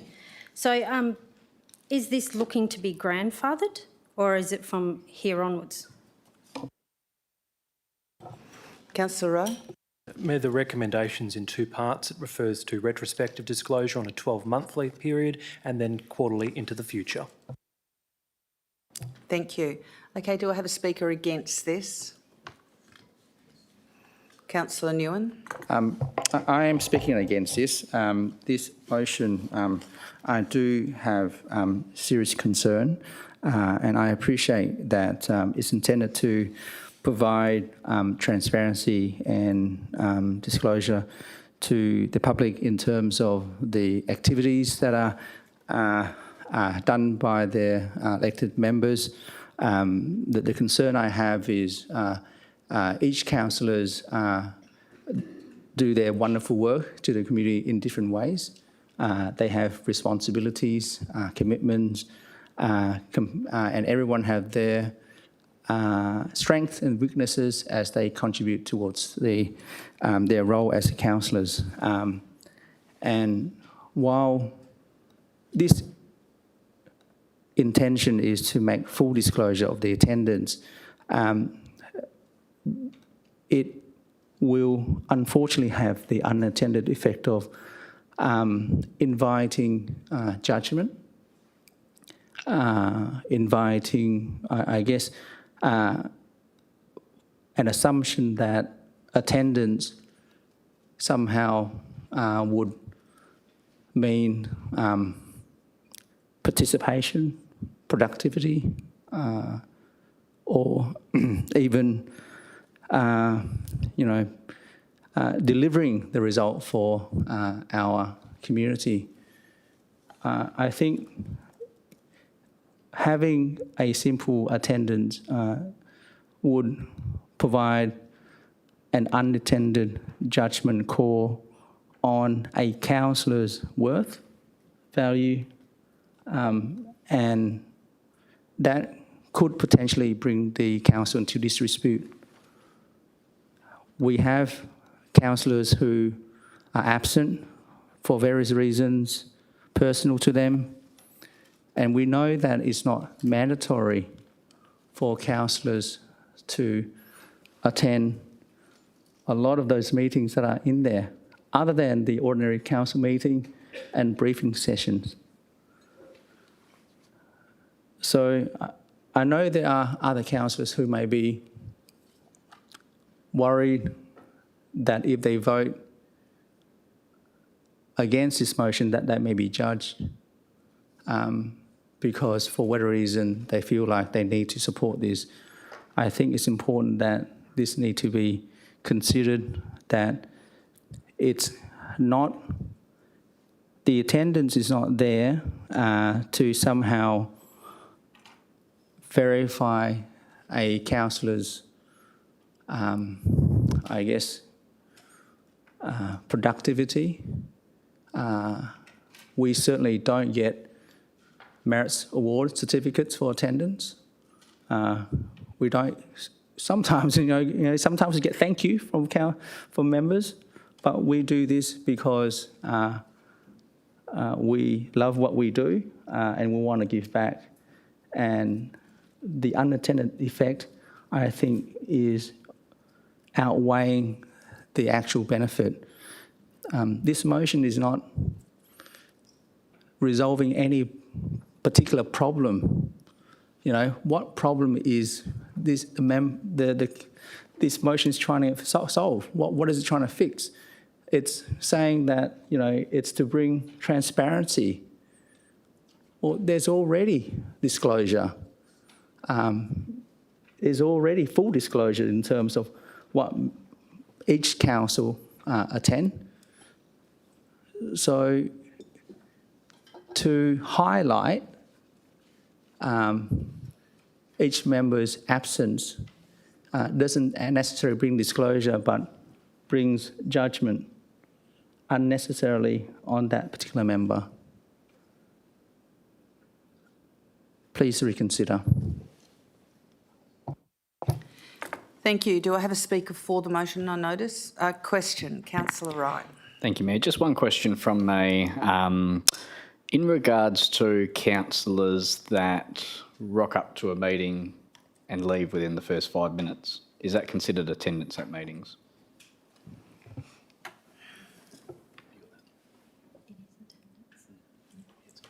Ms Coles. Thank you for the question. Yes, it would be considered attendance, certainly for the statutory attendance as well for council meetings, special council meetings that we have to attend. You have attended. Thank you. Do I have any speakers for this? Councillor Wright. Thank you, Mayor. Happy to speak for. I understand Councillor Nguyen's sentiments, however, I don't share those views. At the end of the day, every single one of us, I know, with the exceptions of the reasons that have been listed, we all receive a fee, we all take an oath of office, and we all simply say to the ratepayers that at least five of the 6 roles of council and councillors is to participate in decision-making processes. Simple as that. If your lifestyle doesn't suit it, there are other ways to be an active citizen. You can join community groups, you can join ratepayers groups, you can run for City of Wanneroo community safety working groups, all sorts of things that we have. But if you're unable to dedicate that time to council and attend meetings, which is predominantly our role and the only part, I would say, where we actually do have an influence to change an outcome of something, it's being in this room, it's being in the Leschanalty room, it's being in the Spinifex room, as simple as that. We are empowered to make decisions for the better of our district, and I think it's important that there is accountability for those that don't provide reasons, and I've been there as the chair no phone calls from councillors not attending. We've got admin staff running around chasing to make quorum for audit and risk meetings. I mean, it's just simply unacceptable. It's wasting resources. And at the end of the day, if admin was unable to secure 1 or 2 last-minute councillors online, we've all just wasted drives here, spent staff hours and wages waiting for councillors to join. So I take the point, and certainly, as Councillor Bedworth pointed out, there are absolutely technical issues, and they come up from time to time, and they're valid concerns that need to be addressed. But for the wider group, if you don't fit into any of those brackets and don't provide attendance, quite frankly, I don't have sympathy in that regard. I think everyone needs to be accountable in this room, and ratepayers would expect the same thing from us. So as simple as and bluntly as that, I thank the Deputy Mayor. I thank the councillor for bringing that, and I know you have been a fierce advocate for raising this year on year when the annual report comes up, and I welcome that accountability and scrutiny, and if it means more councillors are going to start putting in apologies or formal apologies, I welcome that as a good thing. Thank you, Mayor. Thank you. Do I have any speakers against? If I have no speakers against, Councillor Rowe, would you like the Councillor Seif, you want to speak against? I would like to speak against whilst reserving my right to keep an open mind with this motion. The legislation directly speaks to attendance. The Local Government Act already directly speaks to attendance, and I just want to point that out because we also have a habit of doing that with our policies, addressing things that are already directly spoken to within the Act. I have no problem with my attendance record being visible.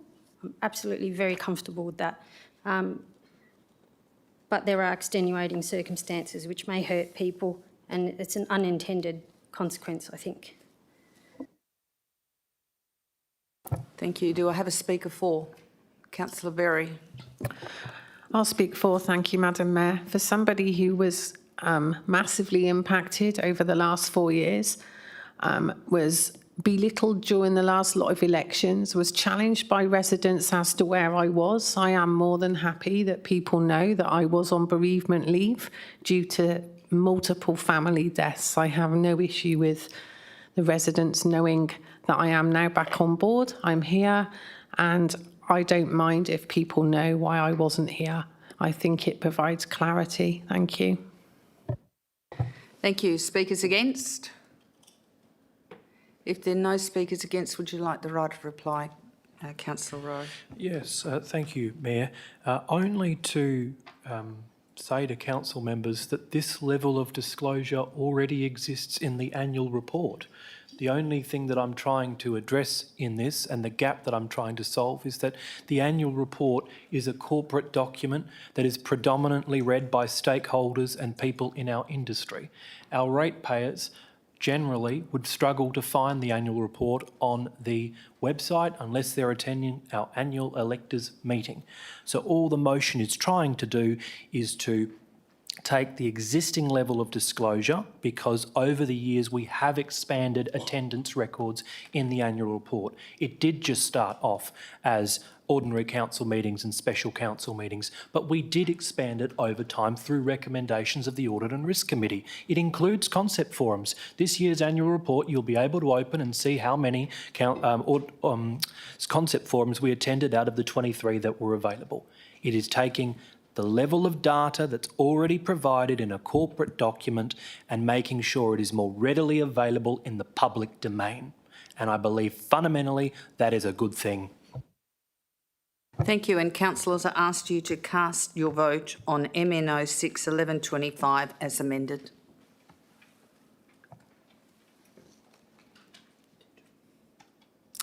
Okay, we have 12 supporting it and 2 against. The councillors against were Councillor Van Nguyen and Councillor Bedworth.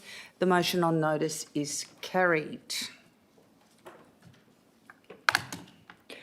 Madam Mayor, can I do a procedural motion to bring forward MN 01/11/25?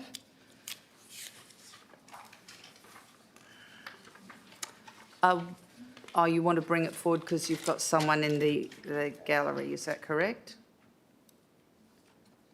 Why do you want to bring it forward, Councillor Huntley? I'm going to have to leave. I've got 4 baby Joeys to feed at home. Okay, do you have a seconder for your motion on notice? Councillor Bedworth, Madam Mayor. Councillor Bedworth for the procedural motion. Okay. Councillors, can you please vote on the procedural motion to bring MN01 1125 forward?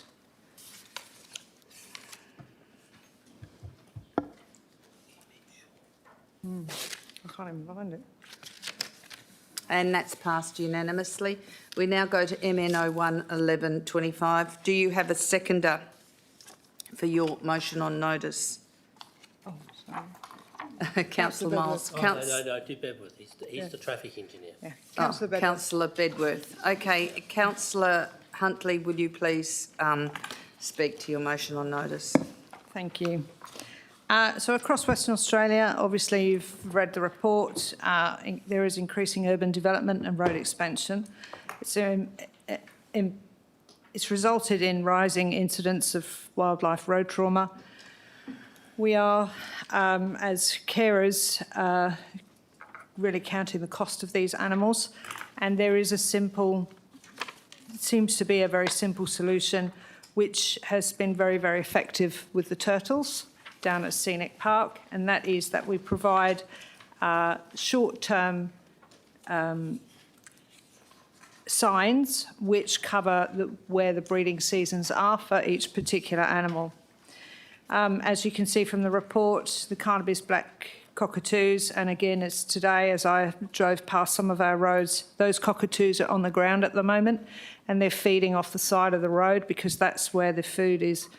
Unfortunately, these animals are very slow at taking off and tend to sideline, and if they come towards the road, unfortunately the front of a car is very much in front of them. This causes some of the adult birds that do get killed, especially during breeding season. Those chicks are in the nest and they starve to death. There is no male option that feeds these birds if anything happens to the female adult.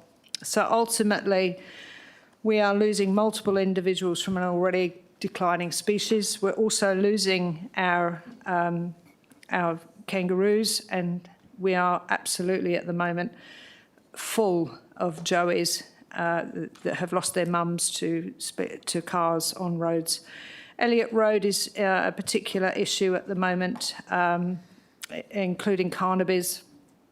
And if we could get these signs out very quickly and we can get the community involved so they can actually come to the council, pick these signs up. We actually make them to make sure that they're compliant, and at that point they will be left alone for that particular time and then removed at the end of breeding season. We'll tell them when to remove the signs. So most of breeding seasons here in WA are between early November right through to February, and then after that we don't have another breeding season for the next year. There are some animals that continually breed. I think the turtles have 2 seasons, but those turtle signs are out most of the time anyway. On Scenic Drive it's a little bit different for them.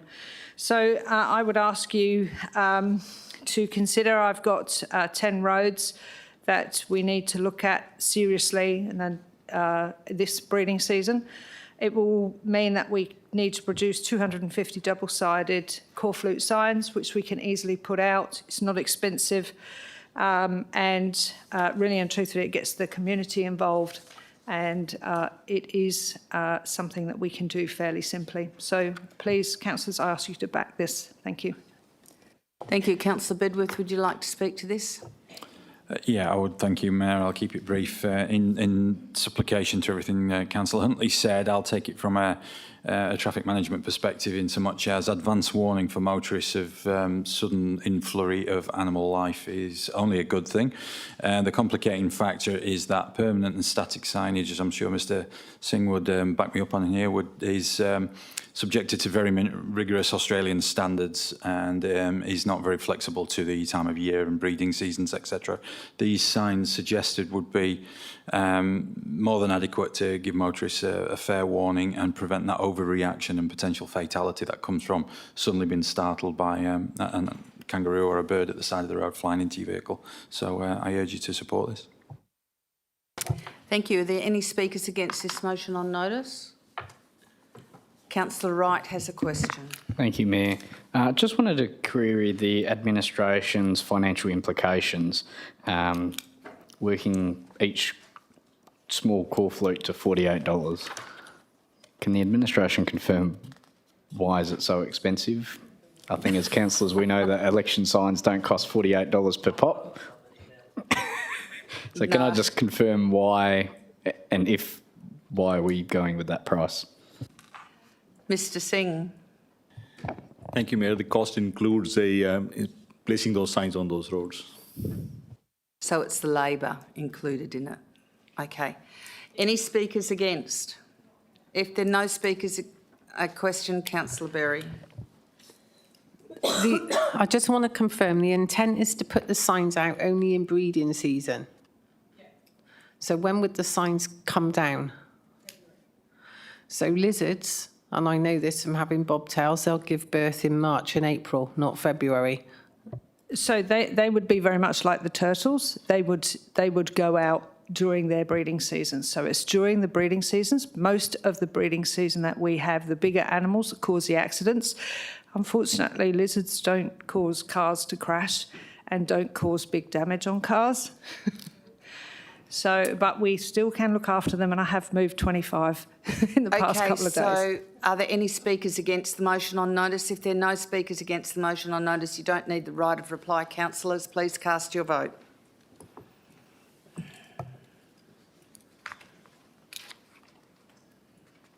And that is passed unanimously. We now go to CS 071125, moved by Councillor Figg, seconded by Councillor Coetzee. It's a community facility opportunity for the men's shed, Yanship Community Men's Shed. Councillor Figg, would you like to speak to this item? Yes, thank you, Mayor, and I'll try and keep it brief given the time. This has been a very, very long process. Council will be well aware that the Yanship Men's Shed has been struggling in unison with our staff to try and find a home. I believe it's been, a couple to several dozen now. Places have been canvassed in the Yanship and Two Rocks area. Charnwood Reserve its master plan is now out of date, which is unfortunate in some ways, but with this, it becomes a bit of an opportunity to incorporate the men's shed at the site. Is it the perfect location? I wouldn't say it's perfect, but I don't think we should let the perfect be the enemy of the good in this case. I think it presents an opportunity to have a permanent home for a group that the city has supported. To see it crumble away with a decision against this today would be rather sad. So I would really hope that my fellow councillors support it. It states in the report as well that this is not the final decision by any sense. This is a first decision towards perhaps having a home there should it be successful. So thank you all. Thank you. Councillor Coetzee. Thank you. First, I would like to say thank you to the Wanneroo City team. You've worked endlessly on this since I became a councillor 8 years ago. It was not just finding the main thing was to find a permanent location for them, but we also helped them financially and everything. Not just that, but also gave support, and you went through so many areas to find a suitable area for them, and so meetings and everything. So I take my hat off to you guys. Thank you so much for that. Charnwood Park came up. Let's hope it works. I think it might be a brilliant area. Let's cross fingers and hope that it works. Thank you. Any speakers against? If there are no speakers against, you haven't got the right of reply. Councillors, please cast your vote.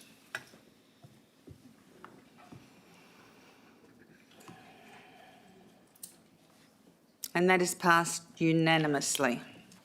We now go to item CE02 1125, the annual Delegated Authority Register review. Wait a minute. Oh. We've done that before while they were in the we had all the garden people in the thing there, so we've done that one. So it's CEO 2 1125 2025-26 Annual Delegated Authority Register Review. Do I have a mover and seconder for this item? Moved, Deputy Mayor Miles, seconded. Councillor Rowe. Deputy Mayor Miles, would you like to speak to this? No, I'm very happy with the report as read. Thank you, Mayor. Thank you. Councillor Rowe. Just happy that the clarifications come forward that the Director of Corporate remains the Complaints Officer. Thank you. Do I have any speakers against? If there are no speakers against, councillors, please cast your vote.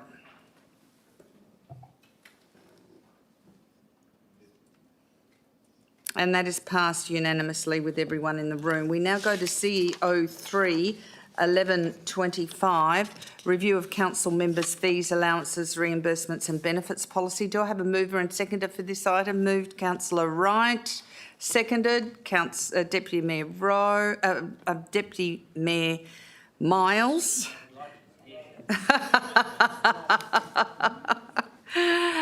Councillor Wright, would you like to speak to this item, please? No, thank you, Madam Mayor. Deputy Mayor Miles. Okay. Are there any speakers against? If there are no speakers against, councillors, please cast your vote.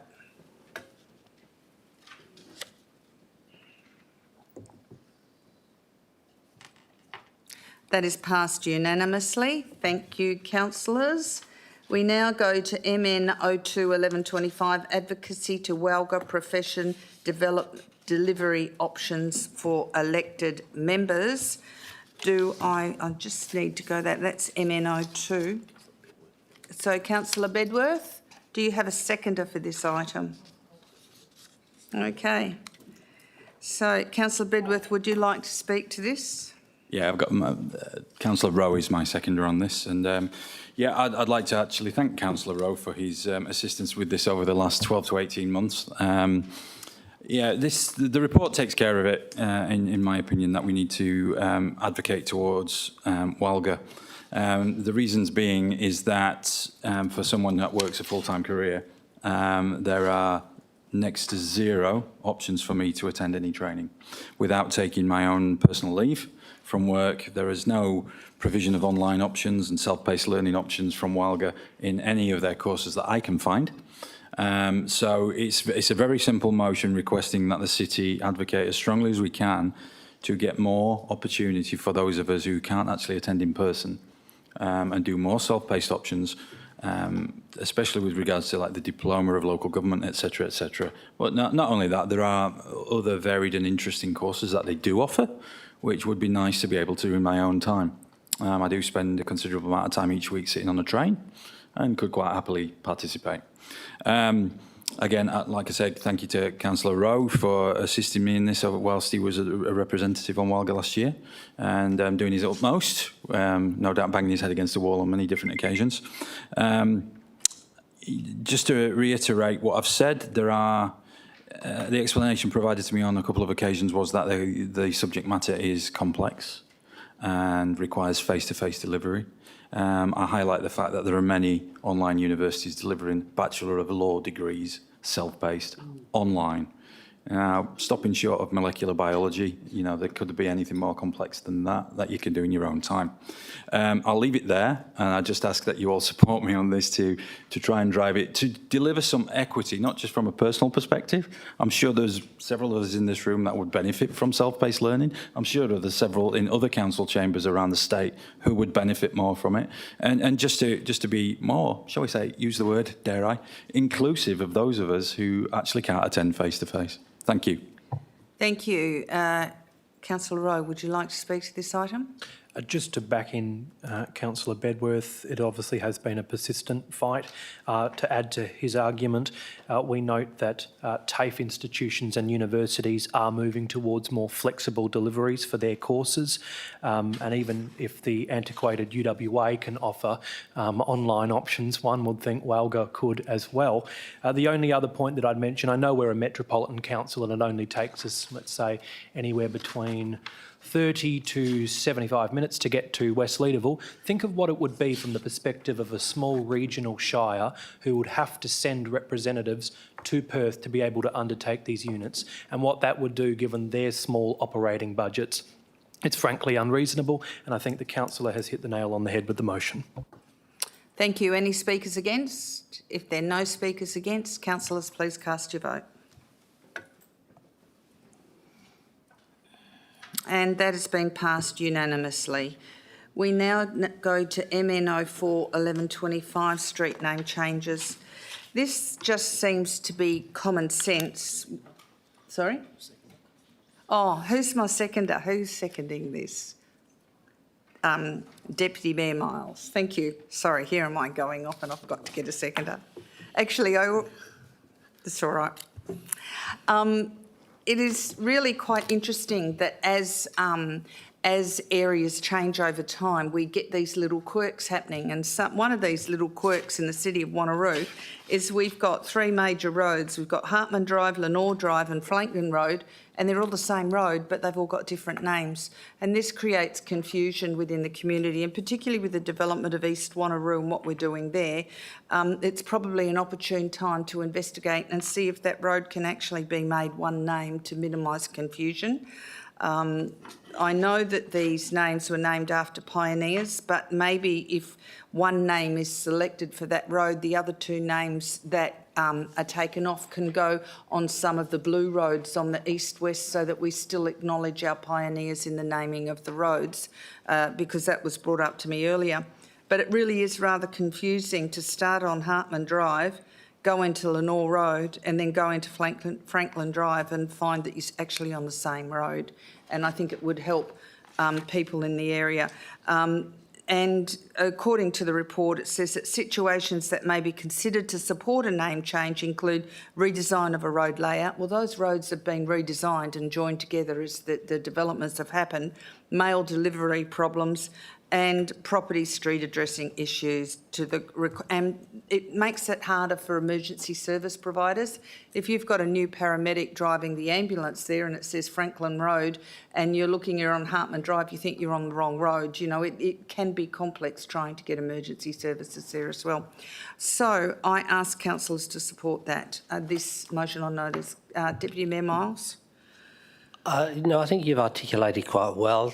Administration obviously is going to investigate the possibility of incorporating the other names into other roads so we don't lose those names, I think is a good thing. There's a lot of new roads coming up, so I think the planning team and whoever does that should be able to make that happen.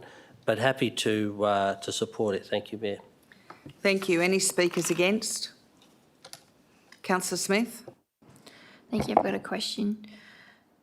Yes. On the map, which is in our agenda is page 694, you've got the three different parts of the road indicated by different colour, but above and below the road continues.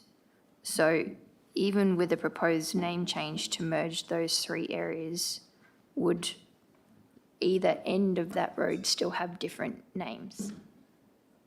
Understood that, and I brought that up, and there was a reason to do those three roads. Mr Bracconi, you remember we were talking about going further north. What's happening with that? Thank you, Madam Mayor. I don't recall having that discussion with you. Perhaps it was someone else. Might have been with Mark.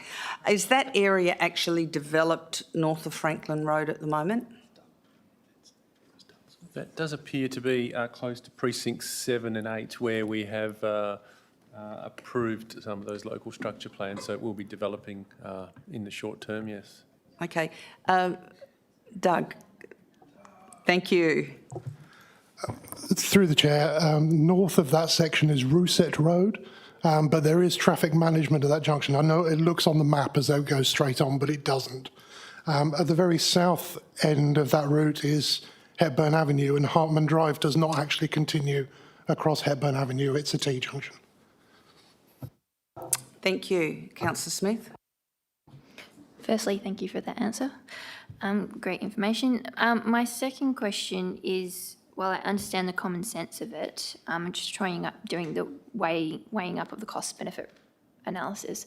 So how big of a problem has there been incidents reported, like paramedics getting, do you get what I mean, in terms of to actually justify this cost at this moment, though it might be common sense? I think it's just common sense that if it's one road and it changes its names 3 times, it gets confusing for anyone driving down that road or any people coming in there. And particularly as that's leading up into East Wanneroo, it's better to correct it now before we develop East Wanneroo and heading up to Neerabup. Councillor Figg, you got a question? You want to speak against or speak against? Go for it. Thank you, Mayor, and I do appreciate that there is a level of common sense with it. I think that residents nearby now are very accustomed to the roads that are abutting their neighbourhoods. I think to change it would probably cause some level of confusion. That'll peter out, I understand that as well, but I think there'd be some pretty big confusion at the beginning. A lot of people are very attached to the roads that run through their neighbourhoods as well, would be another thing I'd raise. And the third point I'd raise is trying to use those names for different roads in the area, and I think administration may have commented on this as well, would probably cause further confusion at that point. That can be mitigated by using them for different, landmarks. But yeah, overall, I think given we are now in a digital Google Maps age, I don't think the issue's as pressing as it probably would have been when we're all using, well, I hardly got to use it, but the old map books. So yeah, and that's my 2 cents. I can understand why the motion's been put forward, but that's my thinking on it. Thank you. Do you want to speak for Councillor Smith or do you have a question? So in terms of the financial implication, I just want to clarify. So while the $12,000 was mentioned, the recommendation does not commit us to this because this is just a report at this time. So in terms of the financial implication of the report, would admin like to comment on that in terms of, but I think that was an important point for me to get my head around. So thanks. Doug? Through the chair, dealing with addressing inquiries is part of the function of the organisation, so the GIS team would simply handle that under business as usual. Thank you. And this, of course, is investigating it. Main roads would have to improve it first. Councillor Steve? Thank you, Madam Mayor. In consultation with some members of the Historical Society, so Lenore Road was named after Lenore Florence Hocking, member of the prominent pioneering family in the district. I won't read all of this. I'll just take a sentence out of each paragraph, I guess. Franklin Road in Wanneroo is named after the Franklin family, early pioneers and market gardeners in the area. And Hartman Drive in Wanneroo, named after Richard Hartman, early prominent landowner in the area, respected figure. Family's history is deeply intertwined with the development of the Wanneroo region. So my question then is, I understand this is just an investigation at the moment, but can we incorporate something into this motion that says that if there are 2 names removed, that they will be considered in the new development? It's up to Main Roads or the naming guys to sort that out, but through Ms Jennings, I can confirm that we can request that in the recommendation. Can we, or Doug, can we request that in the recommendation? We can certainly make it, through the chair, we can certainly incorporate that suggestion into the report that we provide, should we go ahead and prepare the report. I would urge caution. The Landgate regulations are very clear on clarity and lack of ambiguity, and I suspect that they will have a concern over reusing historical names. So that would be one thing to be borne in mind. But we can certainly consider it. We can put it forward. And I think it may have been Councillor Figg who mentioned potentially using them for other features, not roads. That would potentially reduce that potential for confusion. It could all be incorporated into the report. Okay. Would you be happy to, councillors, would you be happy if that was incorporated in the report? Yes, please. Okay, does that need to be incorporated in the recommendation to that, or is the discussion tonight enough for it to be incorporated into the report?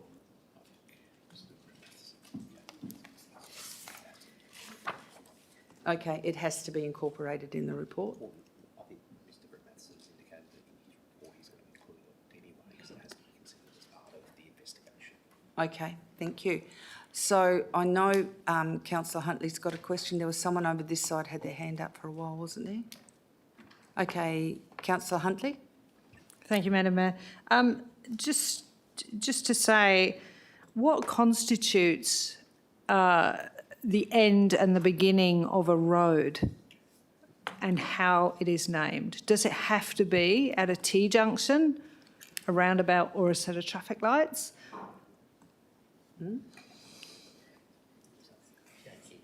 Mr. Brett Matthewson. So through the chair, the smallest amount of a road that can be given its own name is called an extent. Those extents are part of the planning of that road. Nothing prohibits a road in any of the standards. We have two standards that apply, the national and the state standard. In neither of those standards is a road name changing without a clear distinction prohibited. There's nothing in the standard that says you can't do that. And in fact, Wanneroo Road does that. It changes to Indian Ocean Drive at a T-junction. And Joondalup Drive also changes to Nees Road at a T-junction.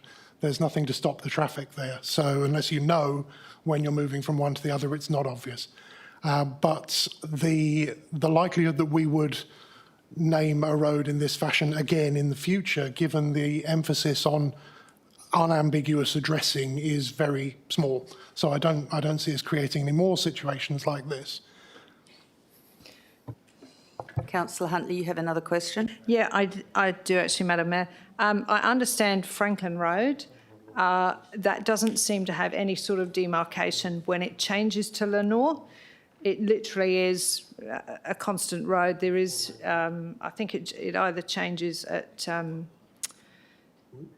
I can't remember the name of the road now, but it literally just changes and there is no rhyme or reason for it. Whereas when you get to the end of Lenore Road and it changes to Hartman, Hartman Drive becomes the commercial centre of Wangara. So that is actually not just a demarcation, but it is actually a whole change of the environment.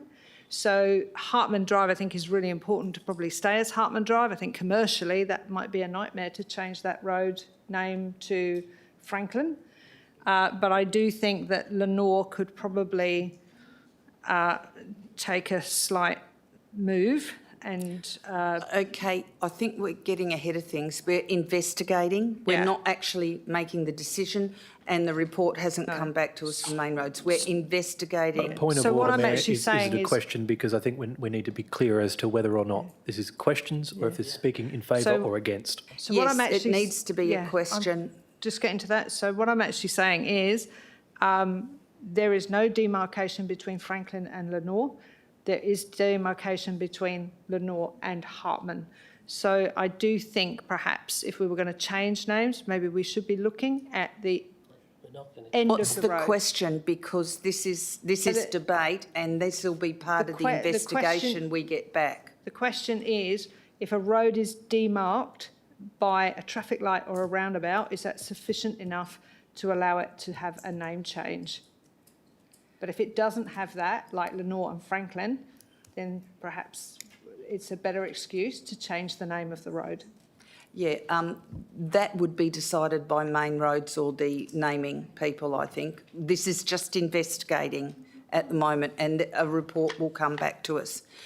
Any speakers for? Okay, any speakers against? Councillor Wright. Thank you, Mayor. Look, there's two reasons why I want to oppose it, and I did do some free promotion for you, Mayor, sharing it across my councillor page. And there was quite a lot of feedback from local residents around the amendment, around the motion, and other examples. What happens to Wyatt, Chatsworth and Brooklyn? What happens to Hastings, Connellan, Rockaway and Servite? All the same issues throughout the Central Ward. It makes no sense. And I think the impacts for local residents around having to go and update all their bills, all their subscriptions, all of their things to put their new address, there's going to be a lot more headache than what it's worth. I think, as Councillor Figg pointed out around the GPS, it's quite clear the roads are marked. I'm also a keen user of GPSs. There's the same thing on there. So I think there was quite a few feedback from residents, and I think one or two lived on those roads as well, and they weren't consulted with this. And I think if we did, there wouldn't be a lot of support for it because it's been like this for the past 20 years. So it makes no sense. And there's a lot of other roads, as I said before, within the Central Ward, and also the pioneers that have been named. I think we need to respect the traditions of that. Thank you. Thank you. Any speakers for? Any speakers? Thank you. Yes, Councillor Rowe. I'll just acknowledge yourself, Mayor, in a bit of a tongue-in-cheek comment. Welcome back to the chamber, Mr. Brett Matheson. It's great to have subject matter expertise. You're doing a fantastic job. Anyone against? Okay, I will close debate. When you have a look at those roads, a lot of that area is being redeveloped into East Wanneroo and doesn't have housing next to it. When you look at a lot of those roads, a lot of them don't come, a lot of people don't have their driveways. If they've got areas that are going to be sold for precincts for development, they have a driveway onto Lenore or Franklin Road. But a lot of those places don't. They have a median strip and they go onto a road that is not onto Lenore or Franklin Road. And Hartman Drive has a whole heap of businesses that face onto other roads. This is an opportunity before we develop East Wanneroo to just streamline this road to make it easier for the future and make it common sense. It is an investigation. It is not a decision right now. We're getting information about it. But if we're going to investigate this, we need to do it now. It might have been like this for 20 years, but it doesn't mean that it's right for the next 50 years. So we need to investigate, get the information, and then move from that. And so I ask councillors to support this motion on notice. Thank you. Councillors, please cast your vote.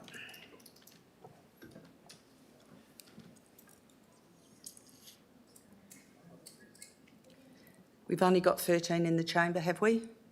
How many got in the chamber? 13. So it's passed by 8 and lost. So 5 supported.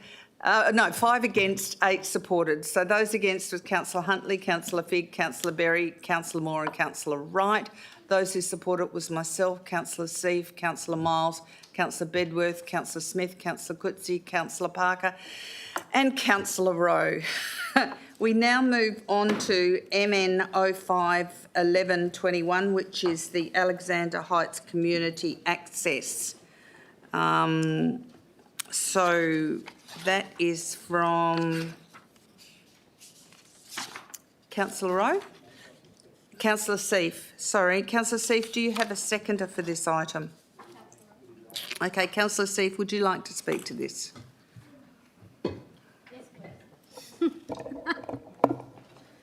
Yes, I would like to speak to this item. Thank you, Madam Mayor. So, in 2024, a fence was put around a grassed area out the back of Alexander Heights Community Centre. That grassed area included a barbecue and seating area.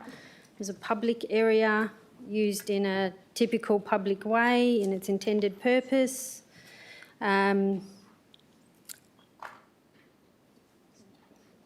The council moved to fence off this area, which we have done. Unfortunately, the unintended consequence of doing that is that it has completely closed off the access route to the shopping centre, which includes doctors, pharmacies, optometrists, banking, the post office, grocery stores, the local Alexander Heights Kandoola Seniors Group, and I'd like to thank the President Lynn Linton for consulting with myself and Councillor Rowe on this matter. They have raised it as an issue for them now that they can no longer access the shops when they attend the community centre. A lot of them did wait until they were coming to the seniors to then just duck across, do their grocery shopping and come back. A lot of them have mobility issues, so they're still able to walk, but it can be a bit painful for them. There are a lot of local residents in the area who are also seniors. I'd like to thank the CEO for attending the site with me, and we were met by a senior that now has to walk the long way around with this fence, and she greeted us, and I thank her for her honesty. She greeted us with, "Are you the people responsible for this fence?" This is a real issue in the community. I think, you know, the reason why the fence was put there was because of concerns around rubbish and antisocial behaviour. The president of the seniors, who is there multiple times a week, has advised that they've only ever had a serious issue once in 6 years, and that they didn't consider the rubbish issue or the use of the area as being anything anywhere near requiring fencing off the section. So I think that timed locks, installing a second gate so it can be accessed through the current gate, just installing a second gate, and timed locks like what we have in our toilet blocks around the city is a solution that is good for everyone. It's good for the people who are concerned about rubbish. It's good for the people who are concerned about safety. It's good for the people who need the access during daylight hours. You know, the seniors are not walking to the shops at night time. So it's a positive solution for everyone. And I really hope that that you will all support this. Thank you. Councillor Rowe. Just briefly, Mayor, obviously I acknowledge Councillor C for bringing this motion this evening. When the matter was discussed last in response to a petition, I remember the debate here that evening, and I remember our impression and understanding that the fence would not prevent pedestrian access through to the back of the shopping centre. So it was with great surprise, given that Council isn't involved at the operational level of approving the design, when it did restrict that pedestrian access. And to give colleagues the additional context, when Councillor Seif and I were made aware of that implementation, we obviously started fielding inquiries.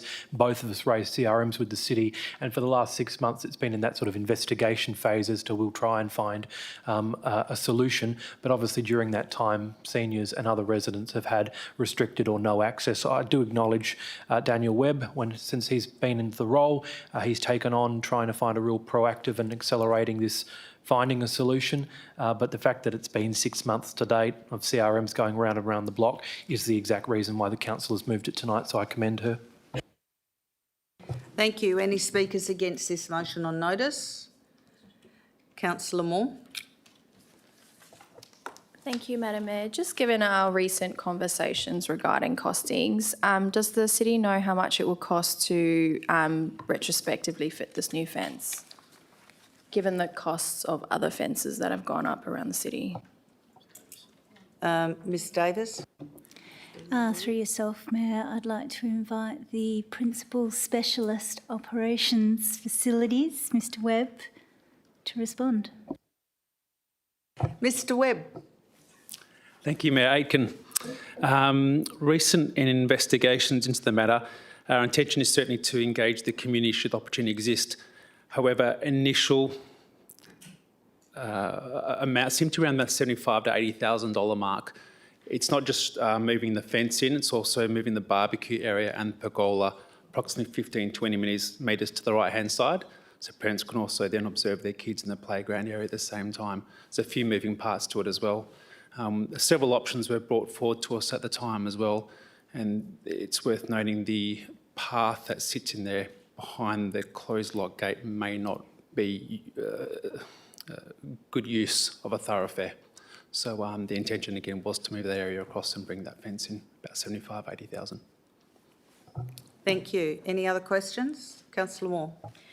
I'm just going to, we've spoken a lot about this long-term financial plan.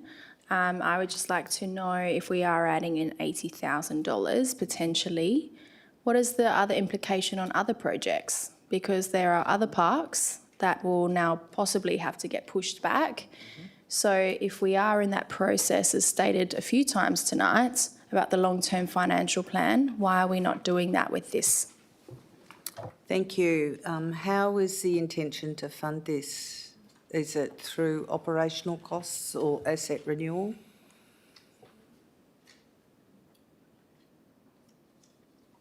Ms Jennings? Thank you, Mayor. If it's building a new fence, it won't be operating, it'll have to be capital. And at this point, it's not in the long-term financial plan. So is it possible that it could be considered in the mid-year review?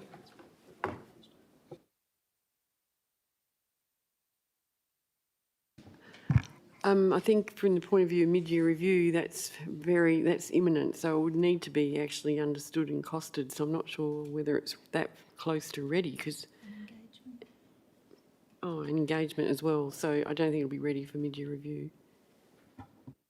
Okay, so the question is then, is it's going to be looking into going into next year's budget? Is that correct? Councillor Seif and Councillor Rowe.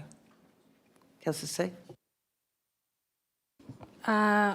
What I requested was that it be included as soon as possible because the season, you know, spring and summer is when people walk to the shops. So this is when the seniors and the locals would be using this area. I would also, though, like to point out that my motion is requesting only that a second gate and timed locks be installed. The administration comment includes a lot of additional stuff, like the lighting, the moving of the fence, the CCTV, all of that. I am not asking for all of those things. Myself and Councillor Rowe are simply asking for now for the second fence, second gate. So just take a section out of the existing fence. Fence stays where it is. It's not a whole new fence. Install a gate and timed locks. That's it. They were already walking through there before. They don't need the light. We're just looking to restore what we took away from the community. They could walk through there. They were walking through there during daylight hours before. So if it's daylight hours, you don't need the lights. The footpath, there is already a concrete footpath that they were already using straight through there, straight from one gate to the other gate. Do you have another question, Councillor Moore? Just to put forward, I mean, we've sat through multiple workshops of how much things actually cost. I can't obviously go into, but 2 fences or 2 gates at a local park, you're looking at over 90 grand. So I just for myself would like to put the question back on those 2 councillors. Which projects would you like to push back to push this in? Councillor Rowe. Yeah, thank you, Mayor. I'd like to respond to that. I think the point to note is that when Council made its decision in response to the community petition, the intention was to not restrict pedestrian access. It was incorporated through the discussion and the debate on that evening. Now, I'm unsure as to why the eventual design and implementation of that fencing restricted that pedestrian access, but I personally don't believe it was a reflection on Council's resolution that evening. If the administration, through its design process, felt that that was the most feasible option, I note their decision, but I remember the conversation very distinctly that evening. So I reject the premise of the question. Thank you. So can I have a speaker against the motion? Do you want to ask a question? I do, and I was thinking along the same lines. I guess my question is to administration, not the councillors. Why does administration comment going to relocation, CCTV, and all of the other items in there, fire mitigation officers being on site, undertaking a wider community consultation? So they're not going to do this work until they've done the consultation. So I just want to understand why administration's added all that in to adding a gate. Ms Davis or Mr Webb? Mr Webb. Through you, Mayor Aitken. I believe that some of those items have already been completed. So the 3 CCTVs and also the fire mitigation burn has already been carried out in that area and just under ongoing maintenance at the moment. Thank you. Councillor Seif. Oh. Okay. So I'm trying to understand then where the $80,000 is coming from. Mr Webb. Thank you, Mayor Aitken. At the moment, we still need to undertake community engagement, and should the outcome be associated with bringing this fence line in, initial estimates around the $80,000 mark to allow us to move the barbecue area and pergola, put new pavement down, probably some cement works around the barbecue and pergola area as well, and move that fence line in. Councillor Berry, then Councillor. Thank you, Mayor. I just want to clarify that sounds like a separate project to what this motion is asking for. This motion seems to me to just be asking for us to put right, from a resident perspective, what the residents see that we have taken away from them, which is a simple gate and access. So can we just get clarification on what a gate in the existing fence would cost, and if it's possible, and then treat the community engagement for moving the barbecue and pergola and everything else separately? Because that's not the intent of the motion, if I'm understanding the motion correctly. Thank you. Ms Davis or Mr Singh? Thank you, Ms Davis. Mayor Aiken. I hope I'm not speaking out of turn now. I do note on page 699 the officer's comment that the cost estimates do still need to be developed. So everything that we're providing tonight is indicative, but and again, Harminda may be able to be better placed, but it's not necessarily just about providing a gate, especially when there's accessibility issues. It's about the crossover and making that safe for those people to access it as well. Mr C. Mayor, I think, can you just, the way I recall, I think when this petition came to council before, there was a particular group, they wanted exclusive access to that area. That was the reason fence was put in. So if we were to put a second gate, that probably we may have to consult with them. That means that they won't have exclusive use of that area. That means other community members will be passing through that area. I think that's another point we need to consider. Just putting a second gate, if the existing infrastructure is that won't cost that much. But if there is other things required to provide exclusive access to the user group who have that access now, that may be other elements required.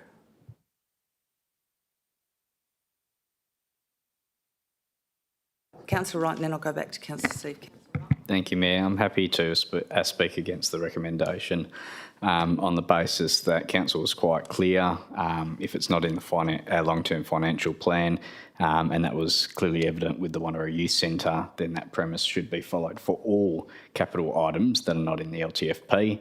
I note that the LTFP is under review and Council should consider that. And I know a number of councillors around the room have got requests very similar to the request that is being considered tonight for other parks, and they are sitting as elected member requests and have followed the process. So I take the point that it is an urgent issue due to or caused because of the implementation, but as I've previously said in other remarks, recommendations need to be clear and concise, hence why my motion was very descriptive in my previous remarks around what is actually being required. So I'm not supporting it. It should be discussed at a concept forum or a workshop for the LTFP, and that was clear with Council's recommendation before, and I stand by those remarks and ensure of consistency. Thank you. A question, Councillor Seif?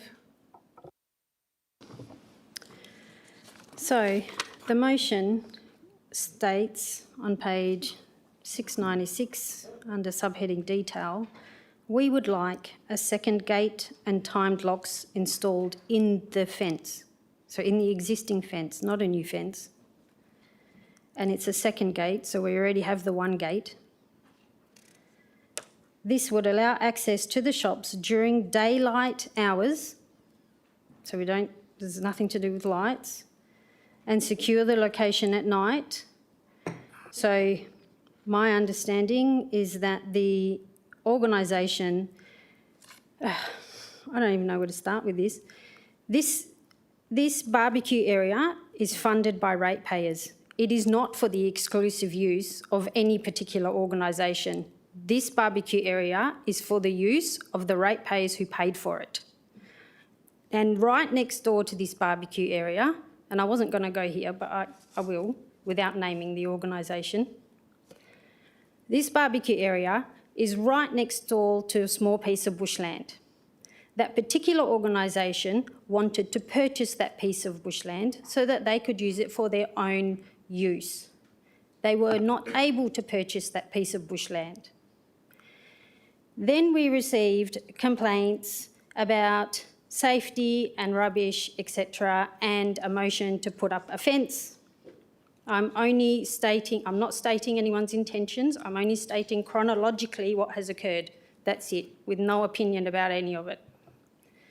Councillor Seif, you've actually already spoken to this, and So I have a question at the end of this, Madam Mayor. could you get to the question, because So you can use that in closing debate. I've never seen this on any other motion. Why have administration, Councillor Rowe and myself have spent a lot of time on this, going out there, consulting with the community and the seniors and everything. We have been very simple in just wanting to right a wrong. Initially, the president of the seniors did not want a second gate because we hadn't thought of timed locks. But administration reminded us that we could have timed locks. Then the president of the seniors didn't feel the responsibility to have to go back and check the locks all the time, so was very happy with timed locks. There are those in the community who are now complaining that that area out the back has become for the exclusive use of that other organisation. So all we have asked for is the second gate and the timed locks, which Director Singh has just said wouldn't cost that much. We're just trying to right a wrong, in my view, an unintended wrong that's occurred within the community. So the question is, how much would just a simple second gate and timed locks cost? Ms Davis or Mr Singh? I will, on behalf of everyone at the moment, just refer again to the officer's comment on page 699. At this stage, no cost estimates have been developed for the above options. Thank you. Councillor Miles, you have a question? Look, thank you. I think, I guess I'll ask it a question this way, Mayor, to the CEO. The recommendation from the councillors is to install one gate with time locks on both. We're not approving all the administration wants. Can you achieve that that's written in this document? Mr Parker. Thank you for the question, Deputy Mayor. So if I look at the recommendation as it is, it's basically supporting the installation of a second gate and time locks on the fence at the rear of the Alexander Heights Community Centre, no more, no less. So if that is supported by council, we would need to go away as administration to see if we can implement that resolution, and if we can't, we need to come back to council, but if we can, we'd implement it. I'd suggest that the cost to install a second gate would be far less than some of the numbers that have been thrown around tonight. But I also note the officers' comments did talk to the fact that we haven't gone to that level of costing. So my view is that recommendation of council is very clear. If it's passed tonight, that's what we'll seek to implement. Nothing more, nothing less, because essentially we don't have the budget to do the other things. We would need to come back to council seeking additional funds to move barbecues and pergolas and all those sorts of things. So I think council can seek some assurance if they move this motion tonight. That's what we'll be seeking to implement. Councillor Figg? I've just got a quick question on that. And look, I can understand administration putting forward a view on the motion. Can it, in future, and perhaps it is in conjunction with the councillors, possibly speak to the actual recommendation within that report, just so we understand what the price is of that to an extent? We know it won't be 100% on the money. And then go to, this is why we believe that this is more feasible or more likely to be a better outcome, because then we can actually look at the difference. Thank you. Mr Parker. That's noted, Councillor Figg. We'll certainly take those comments on board. I think that would clarify things moving forward. Councillor Berry, do you have a question?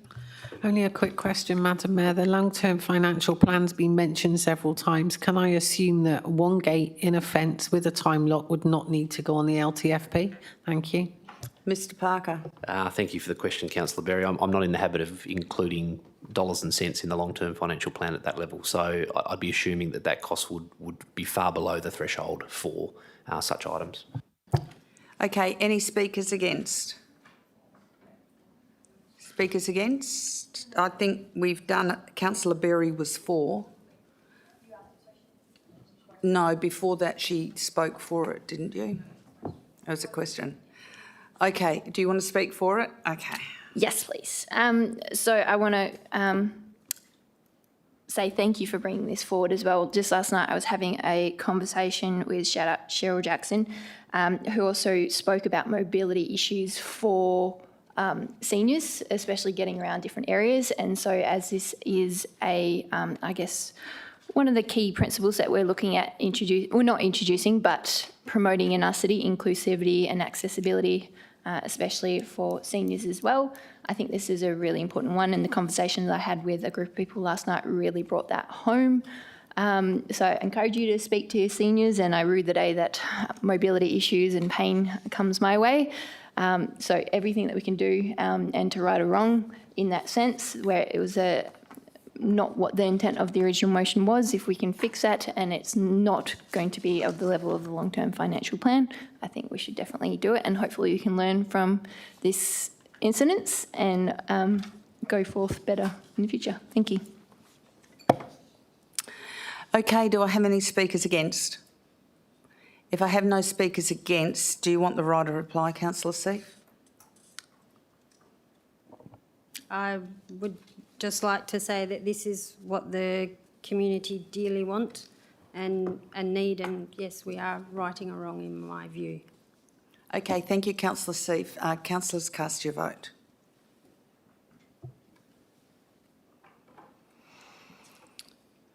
And the motion on notice is passed 9-3. The three against was Councillor Moore, Councillor Wright and Councillor Miles. Those for it was myself, Councillor Seif, Councillor Bedworth, Councillor Smith, Councillor Figg, Councillor Rowe, Councillor Berry, Councillor Parker and Councillor Coetzee. Okay, in 15 minutes it'll be 11 o'clock, so we will need to do a procedural motion if we're going to go past 11 o'clock to finish the agenda this evening, so please be aware of that. And also, councillors, for the community awards, I know a lot of you have filled out the preferences. Please make sure they're all ready to go, and we'll go to that fairly quickly as soon as we go behind closed doors. And our next...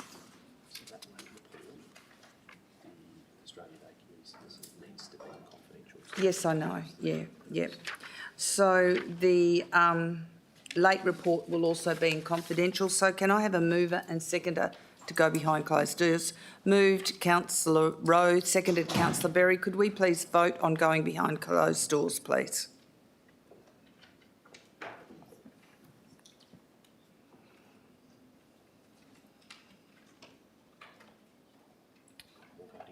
We need some more. Councillor Parker, Councillor Coetzee. Councillor Bedworth has left the room. Councillor Miles, Councillor Huntley's left the room, Councillor C. So we're going behind closed doors. Everyone's voted for it.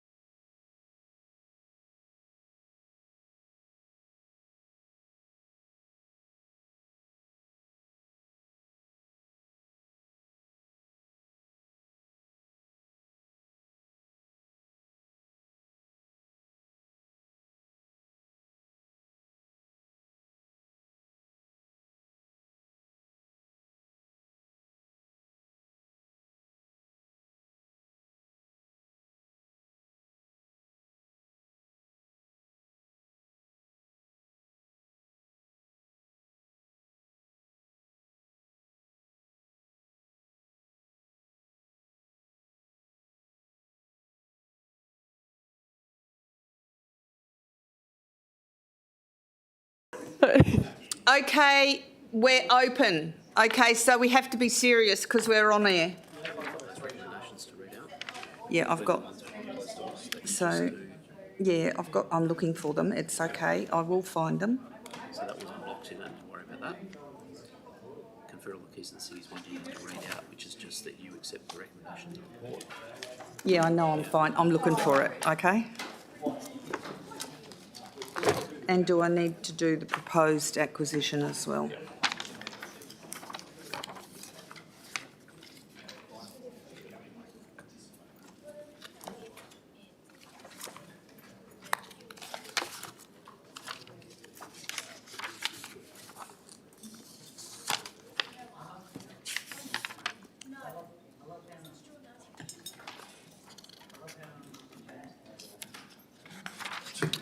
Okay, we're back on air, and CR 02-1125, conferral of honour of the keys to the city nominations. The recommendation is that council endorses the recommendations outlined in the report regarding the conferral of honour of keys to the city to the nominated individuals. And then CR 03, proposed land acquisition from Lot 13, 4 Hoskins Road, Lansdale, the recommendation has been passed. And then we go to the Australia Day Awards. I've got to find the words for that. That council endorses the nominations for the Auspire 2026 Australia Day Community Citizen of the Year Awards as outlined in the recommendations section of this report. We now go to item, where are we back? Item ASO 2-1125, tender for 25118, construction of sports amenities. Where are we? Building at Abbeyville Park, Mindari. Do I have a mover and seconder for this item? Moved Councillor Miles, seconded Councillor Wright. Do I have any speakers? Councillor Miles, would you like to speak to this item? Thank you, Mayor. Just to say that the report pretty much says what it needs to say. Councillor Wright, would you like to speak to this item? Very good report. Thank you. Thank you. Any speakers against? If there are no speakers against, councillors, please cast your vote.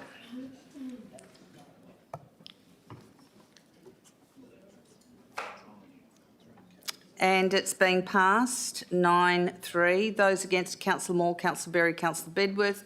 Those for are myself, Councillor Rowe, Councillor Wright, Councillor Parker, Councillor Coetzee, Councillor Figg, Councillor Smith, Councillor Miles and Councillor Seif.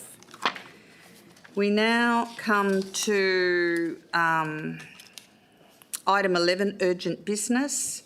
There is no urgent business. Item 12, confidential. Well, we've done that. And we've done that, and we've done that, and we reopened the doors.